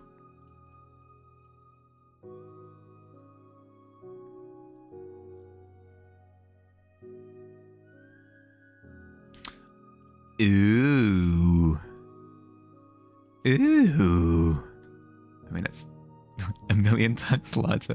Let's knock that down in size. Look at this with the twisty bits. Oh, that looks pretty good. Maybe rotate the center a little bit. That could look pretty nice. All right.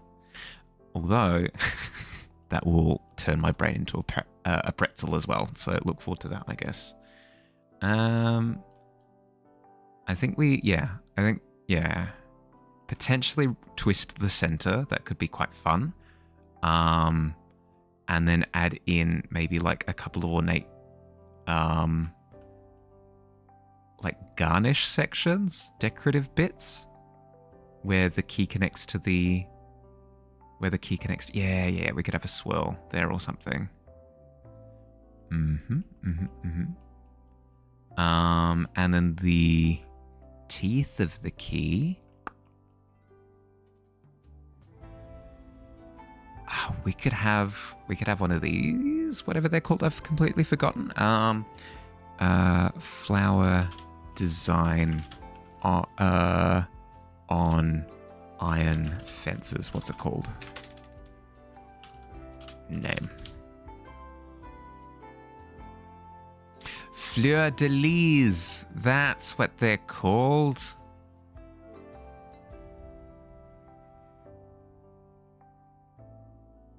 Yeah, okay.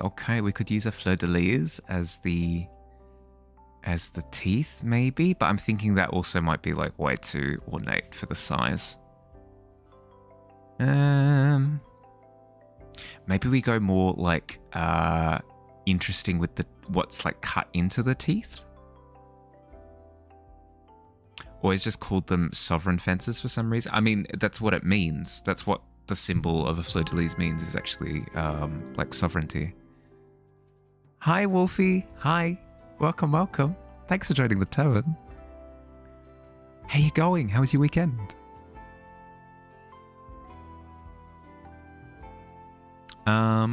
But yeah, I'm thinking that maybe we could have like a cutout in the teeth. That could be interesting. I think start with the ideas that I've already sort of landed on. So maybe try twisting the center and then having a curly bit where the handle meets the actual neck neck of the key. I guess neck.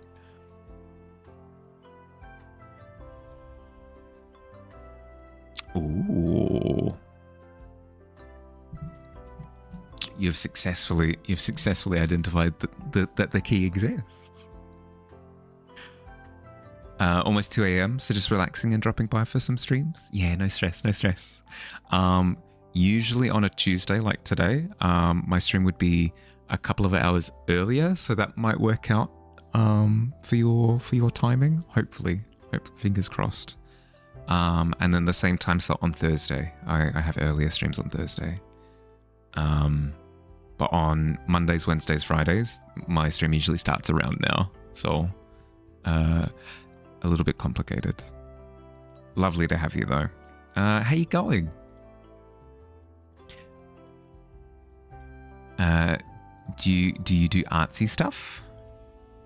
Do you do fantasy stuff? Sorry, these are like my two fascinations, as I'm sure is completely shocking to you. What?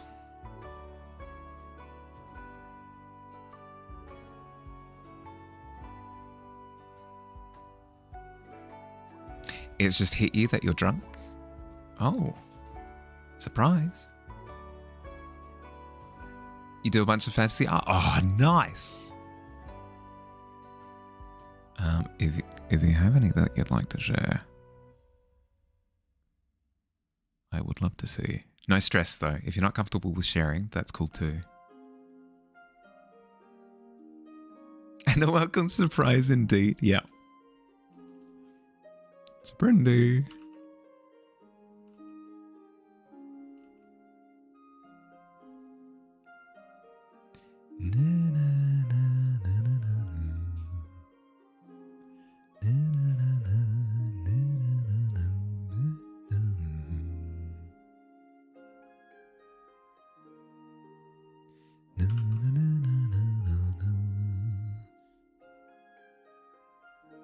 How the frick is twisting this key going to work? I don't know. I have no idea.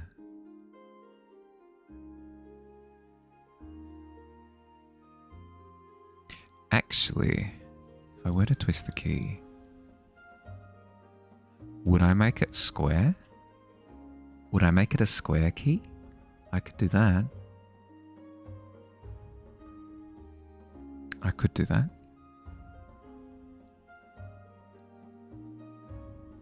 I'm blocking things anyway at the moment, right?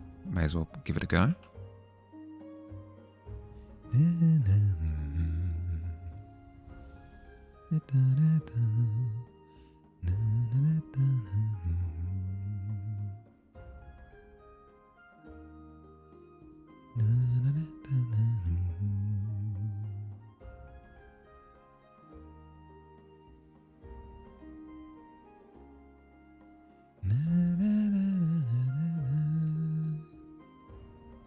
Looking forward to how this key turns out. His recent skate. Ooh, yes, please.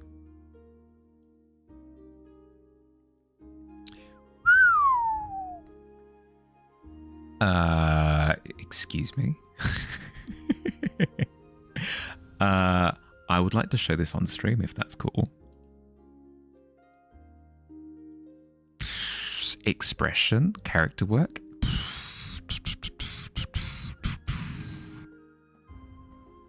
Sheesh. Go for it. Oh, here we go. Check this out. Are you kidding? Oh. Oh. So good. Very sort of chimera-y, but I don't hate it. I love it. Almost like, what's he? Some like seraphim prediction and like succubus depictions as well, I guess, where they've got the wings on the head. Very cool, very cool. And I love your interpretation of a horn. Very nice. But the thing that hit me immediately was the expression. It's so good. It's so sassy. That's so good. We were talking about how difficult noses are before, right? Doing this nose on this angle, it's tough. No, it's amazing. So good, so good. I love it. I'm going to quickly send that link to myself so that I can, because I'm not logged into Blue Sky on browser. I'll need to get jump in on my phone. But that's awesome. That's so cool.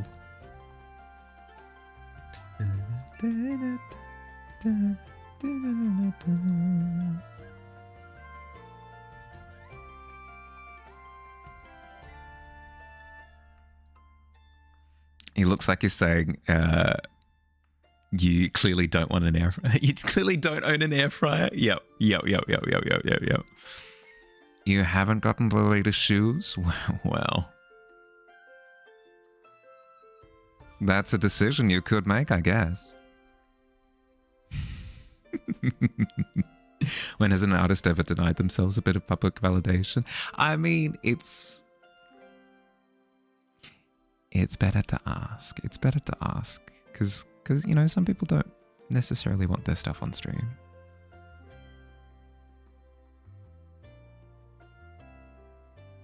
Once I know that somebody doesn't mind, though, I do kind of assume a little bit. I'm like, oh guys, check this out.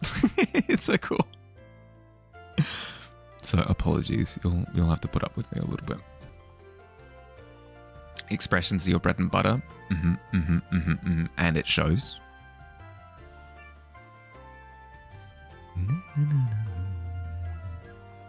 I want to get more expressive with my portraits.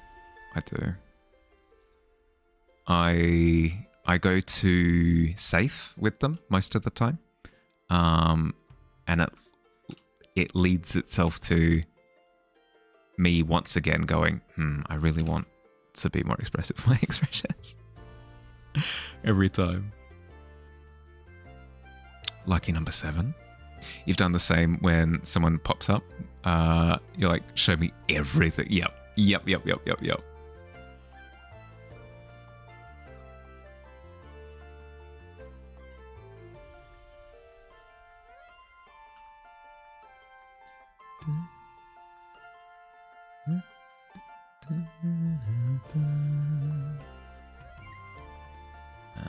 Let's go darker on this play.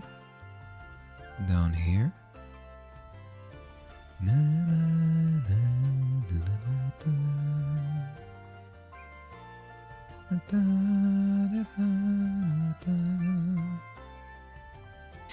promise this isn't because I've been playing Kingdom Hearts recently. I have been, and it's true, but it's not why. Probably.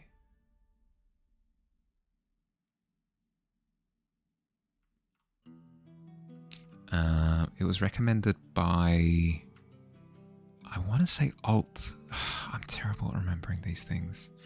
I think it was Alt who recommended that my subscriber badge be like the key to the dorms upstairs in the tavern. And I love the idea so much. I had to. Travis Town themes plays in your head. Don't care if it is or not, but now it is. Yeah.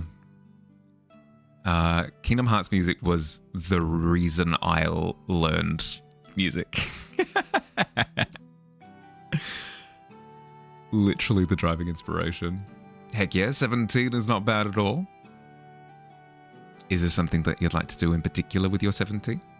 Or is that your walking into the tavern swagger? Very acceptable.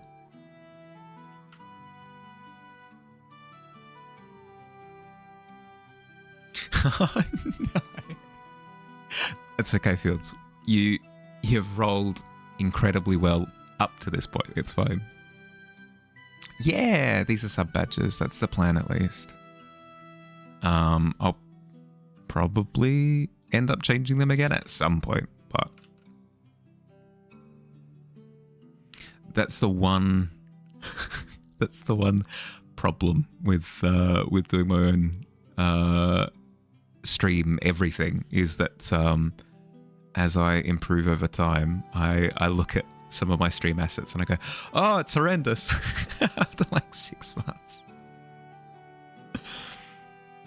But it's okay. It's okay. It's better to have sub badges that are pretty decent than sub badges that are not so good. So much detail for such a small thing. Yeah, the detail won't be seen. It won't be, I promise. But I do keep zooming out to see like that it is at least legible.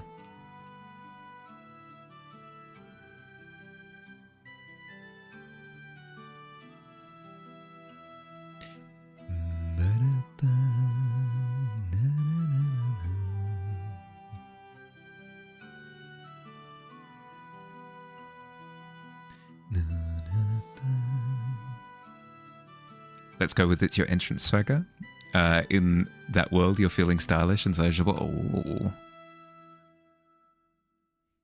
What an impressive hat you are wearing, Pixie.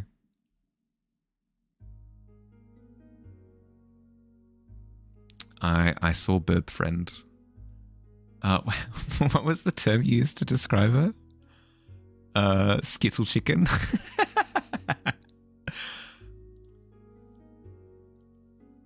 IRL cozy trackies and crashing out for the day. No, that's fair. That's fair. How's the trip? Skittle chicken suits her manic nature. Yeah, fair.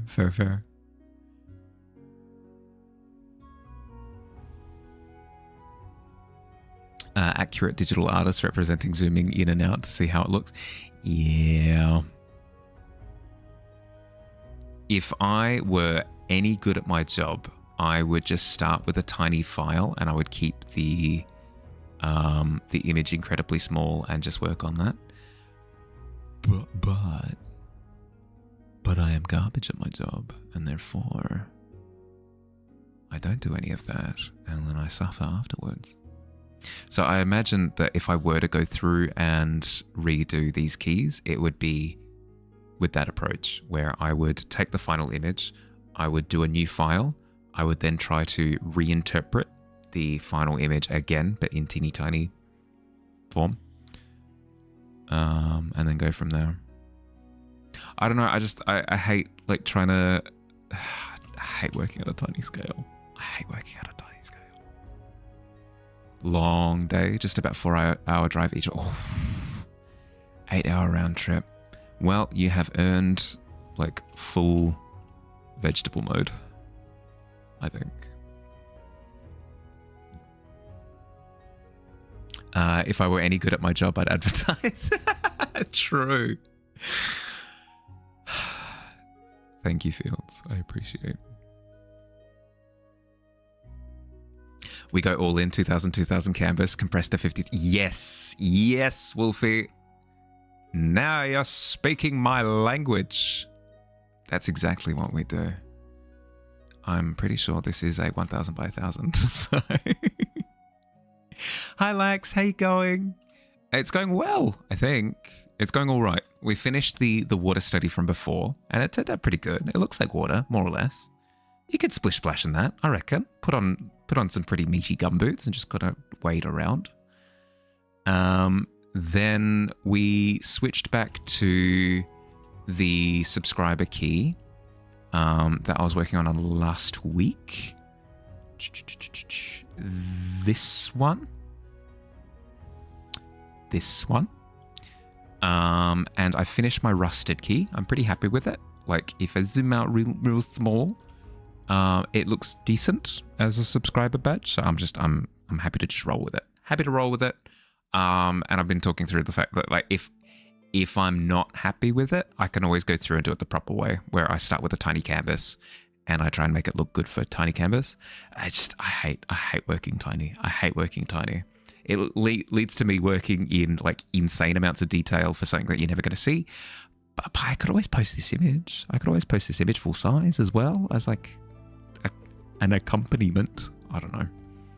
I'm just trying to justify my stupid decisions. Plenty of Krakens in there. Oh yeah, at least 2. Time for some ravioli. And some apothecary diaries. Nice. Reusable assets, we like that. All of it is just a justification to work in a style that I prefer. if I were to be entirely honest, which I struggle. Yeah, I lie to myself and then I go, yeah, but I'm actually doing it for this reason. So, yes, I am doing a silly, but that's all right. Because I'm having fun. And at the end of the day, that's what it's all about. Kind of.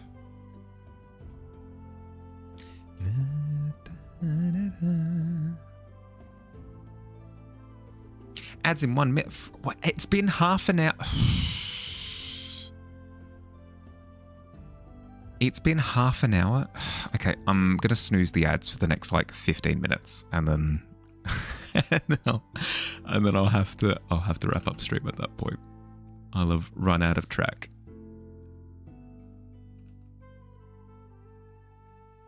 Should I advertise? Yeah.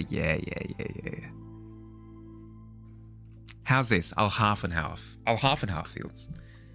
I'll advertise the free thing, and then I can advertise the payment thing.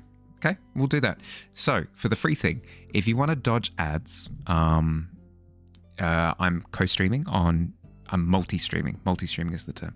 I'm multi-streaming on YouTube, so you can duck over to YouTube for like the ads duration, and then hopefully YouTube doesn't hit you with ads as well, to dodge, and then jump back in to like, join chat again if you want to do it that way. That's why I do it, so that like there is a method. Or if you're happy to do the money thing, then subscription is also an option for dodging ads. If I could just turn off ads completely, I would absolutely do that. But Twitch does a thing where if I don't run ads, they hit me with pre-rolls and they hit me with random ads just sporadically sprinkled through the stream, like a lovely garnish on top. So this is kind of like my way to appease the Twitch gods, is to run ads like as few as possible, as spaced out as possible.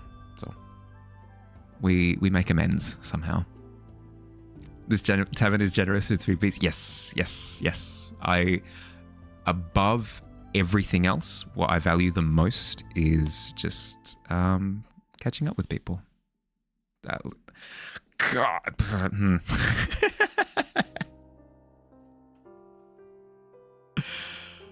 Deary dear. Awkward as all heck. Apologies. You can't charge. You start at 2,000, 4,000 at 600 CPI.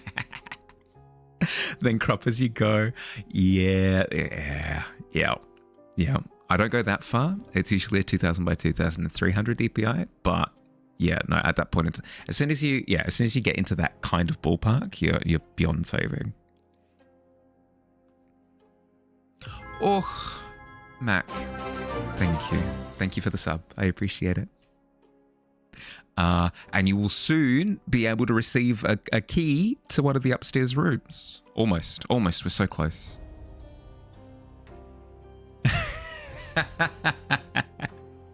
Thank you, Mac. I appreciate it. The steel or purple color would work really well as well. That's the thought, is that I'm going for like an obsidian-y wrought iron look. So it's supposed to be black, but it's under lighting that kind of brings up the bluey purple. Advertising worth it. Yeah. Thank you, Fields. I appreciate it. Having a space where people feel welcome and comfortable is worth being proud of. Thank you. Thank you, Pixie.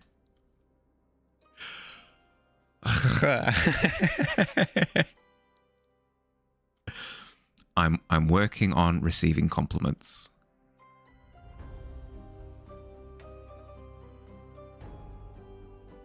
I'm having to subdue all of my allergic reactions currently. I'm terrible.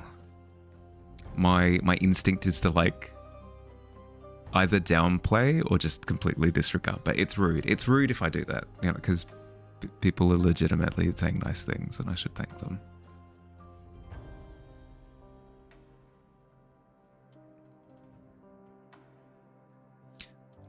Wasn't a compliment towards me, just everything you built and worked hard to cultivate. Cultivate like a field? Self-reference.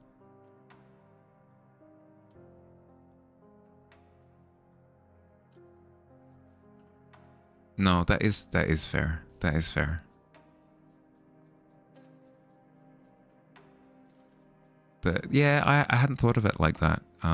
Actually, like respecting the time and effort that's gone in. No, that's fair.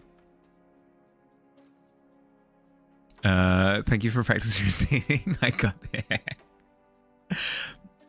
Look for anime. Yes. Enjoy. Thanks for the lurk.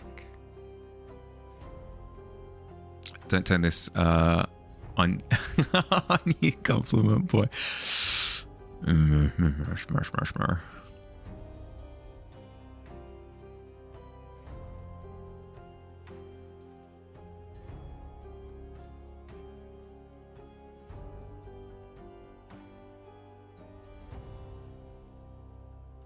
I have D&D tonight.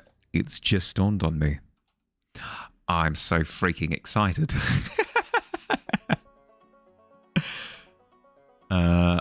I will be playing as Dave. Oh, it's going to be fun. It's going to be so much fun. I've been half-heartedly joking that that Dave is going to tragically perish and he'll be replaced with a goblin. So knock on wood that doesn't happen. You're inspired by the June prompt, ended up writing a little poem. Ooh, yes, please. Can't figure out how low you get down in the color picker to make a shadow. Here's a nifty little trick. If you're looking to do shadows, and you want them to be like semi-realistic, what you can do is you can make the darker bit here, and then fade it out as it rounds the corner a little bit, because what happens is usually in real life there's like a surface down here, and that surface is being hit with light, and that light is reflecting up into... Frick, I forgot to... Well, Mac, you are you are now subscribed. So you missed the. I'm so sorry. I said that I was gonna. I made the same mistake as yesterday. Light bounces off the surface that the object is next to. So what you end up with is illumination.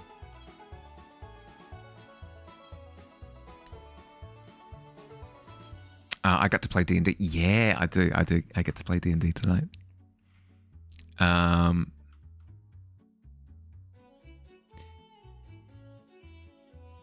So if you're thinking of like how dark, again, it would depend on where in the thing it is. Like,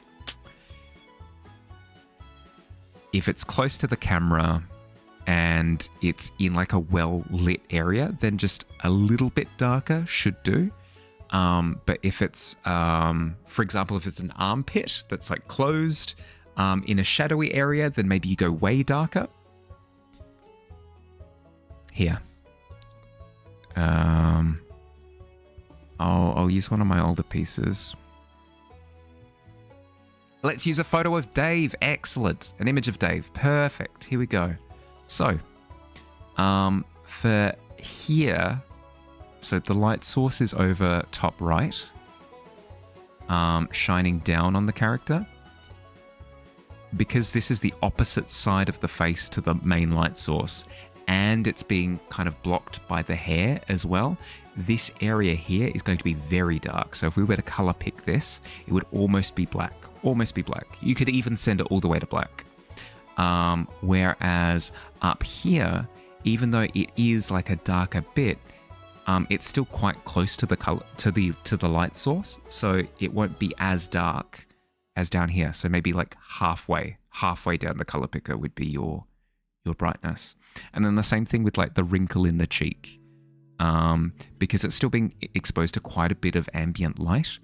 Again, probably only like halfway or even a third the way down the brightness scale, because there's so much ambient light.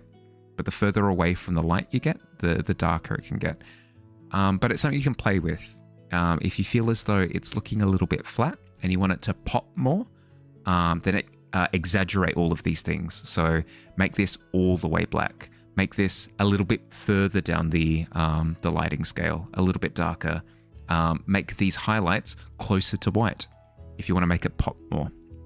So it's something you play around with. Give it a go. Just like try something. And if it doesn't look right later, you can always make it darker. It's something to play with. Definitely something to play with. You can turn opacity down and just go up from there. Sometimes a lighter color instead of a dark, depending on the light, makes a better shadow.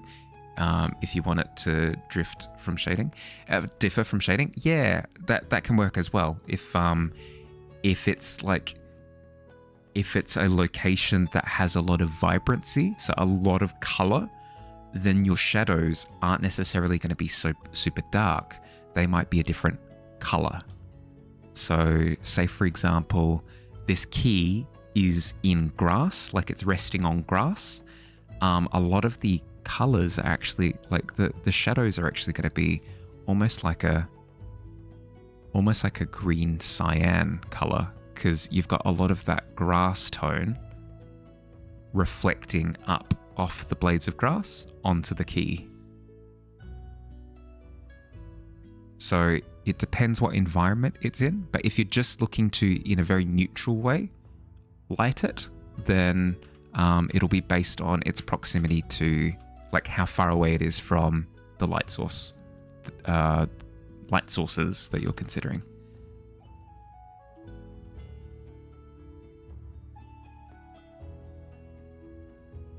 I'd keep it simple though. Don't worry about like color influences for now. It's something that you will do eventually, especially given, like, depending on the style. But I would just start with considering how close it is to the light source.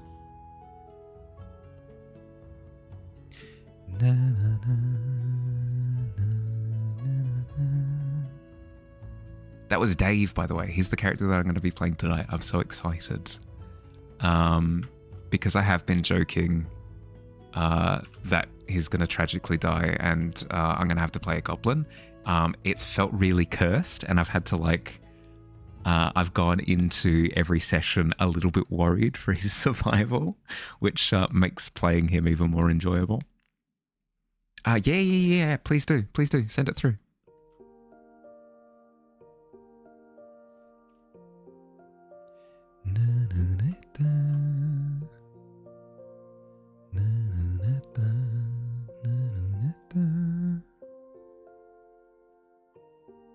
Dave looks like a chill furbog. He is. He thinks he's a goblin, but one of the nicest furbogs you will ever meet.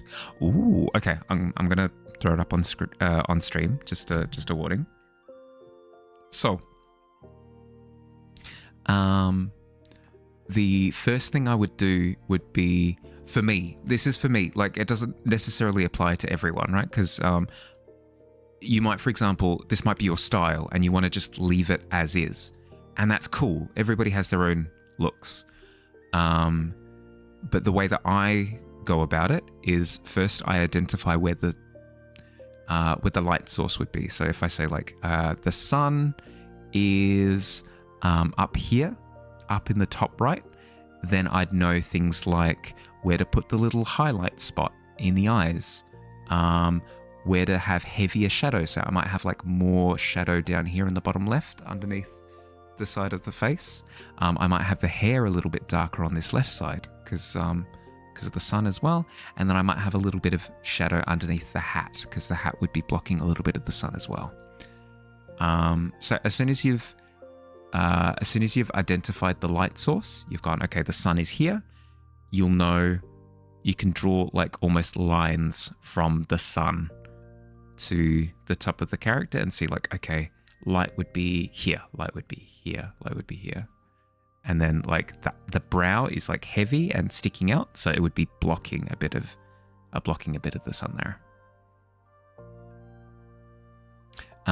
Light in the eyes is something you've never thought about. Yeah, it does really cool things. Light in the eyes is really cool things.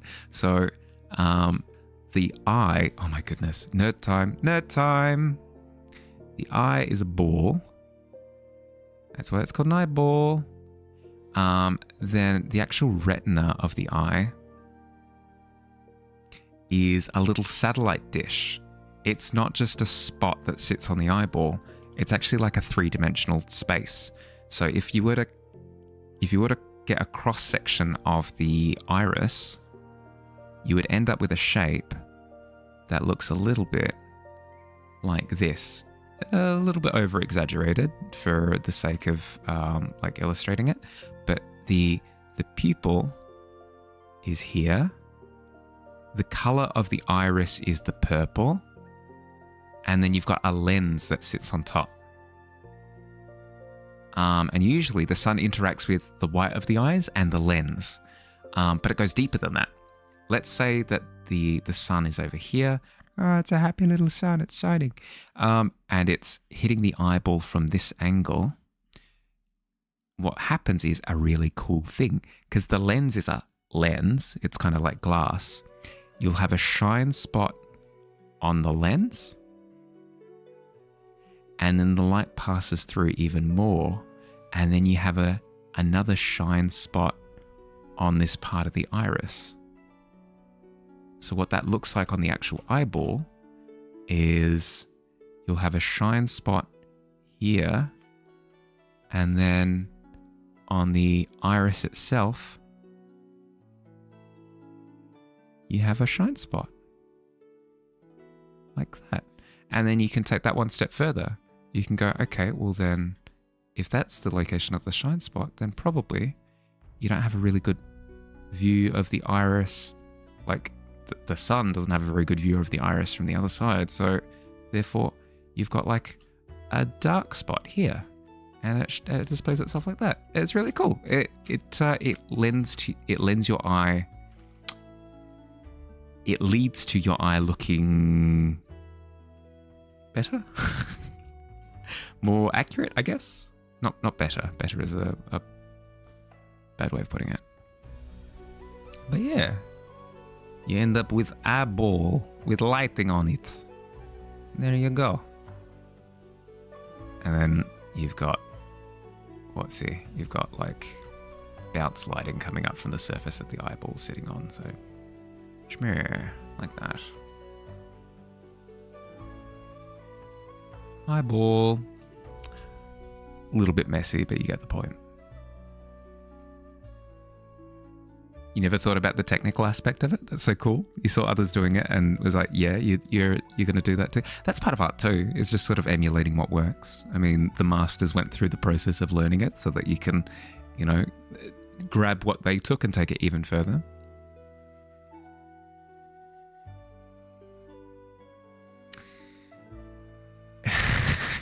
Yes, Fields is right. We've got a community Discord where we all nerd out about art stuff. If you are interested, if anybody's interested.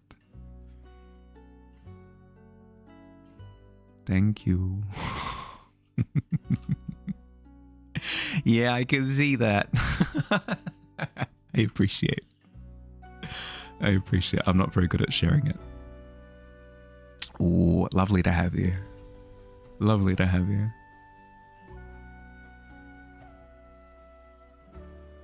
What happened?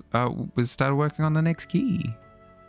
I say that, but also I'm running overtime a little bit. Like on the grapevine? Yeah.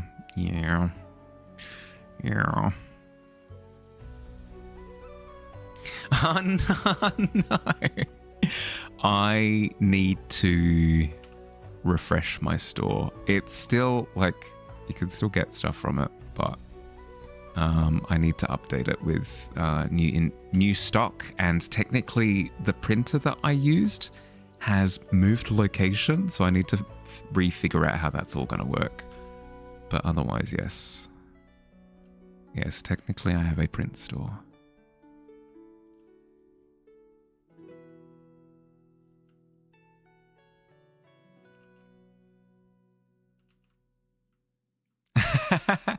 I'll hold off on that link. I'll do like an announcement or whatever when I've cleaned it up.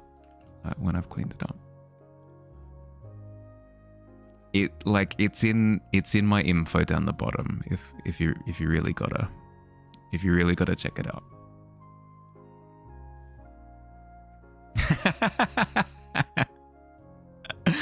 Being forced to advertise at gunpoint.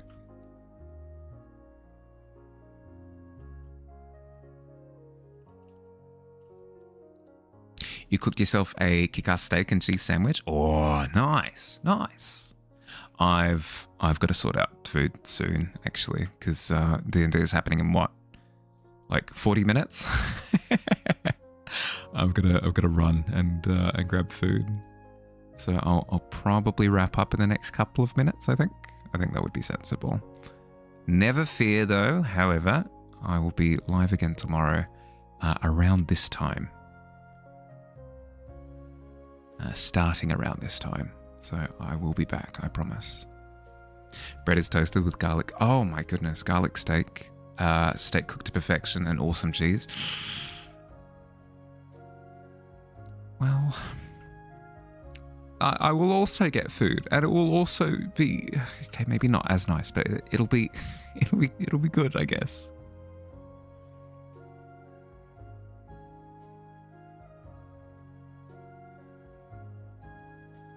Okay. Then, so the plan is to rotate the middle of the key like this. But I don't freaking know how, so I guess that'll be a trial by fire thing tomorrow. Look forward to that, I guess. I'm pretty happy with how the rusted key turned out. I don't doubt that I'll be able to pull out something. I'll be able to do something for the raw iron key. We'll see. But yes, that's me done for today. Let's quickly save my stuff. References.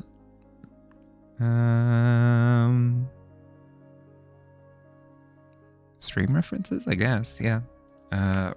Wrought iron key. References. Oh, boom. Excellent. You got burger bread. Think you'll toast later and put some egg, onion, cheese, tomato, jalapeno. Oh, stop. You're making me jealous. I'll have to put something together for myself. That's going to be awesome. Food. Put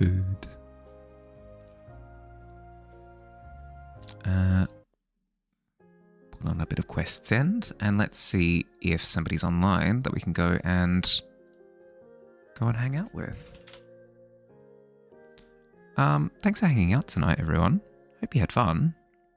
Ooh, paint the moment. Sean. Sean. Paint the moment. I will come back. Sean has raided Semi recently. I will.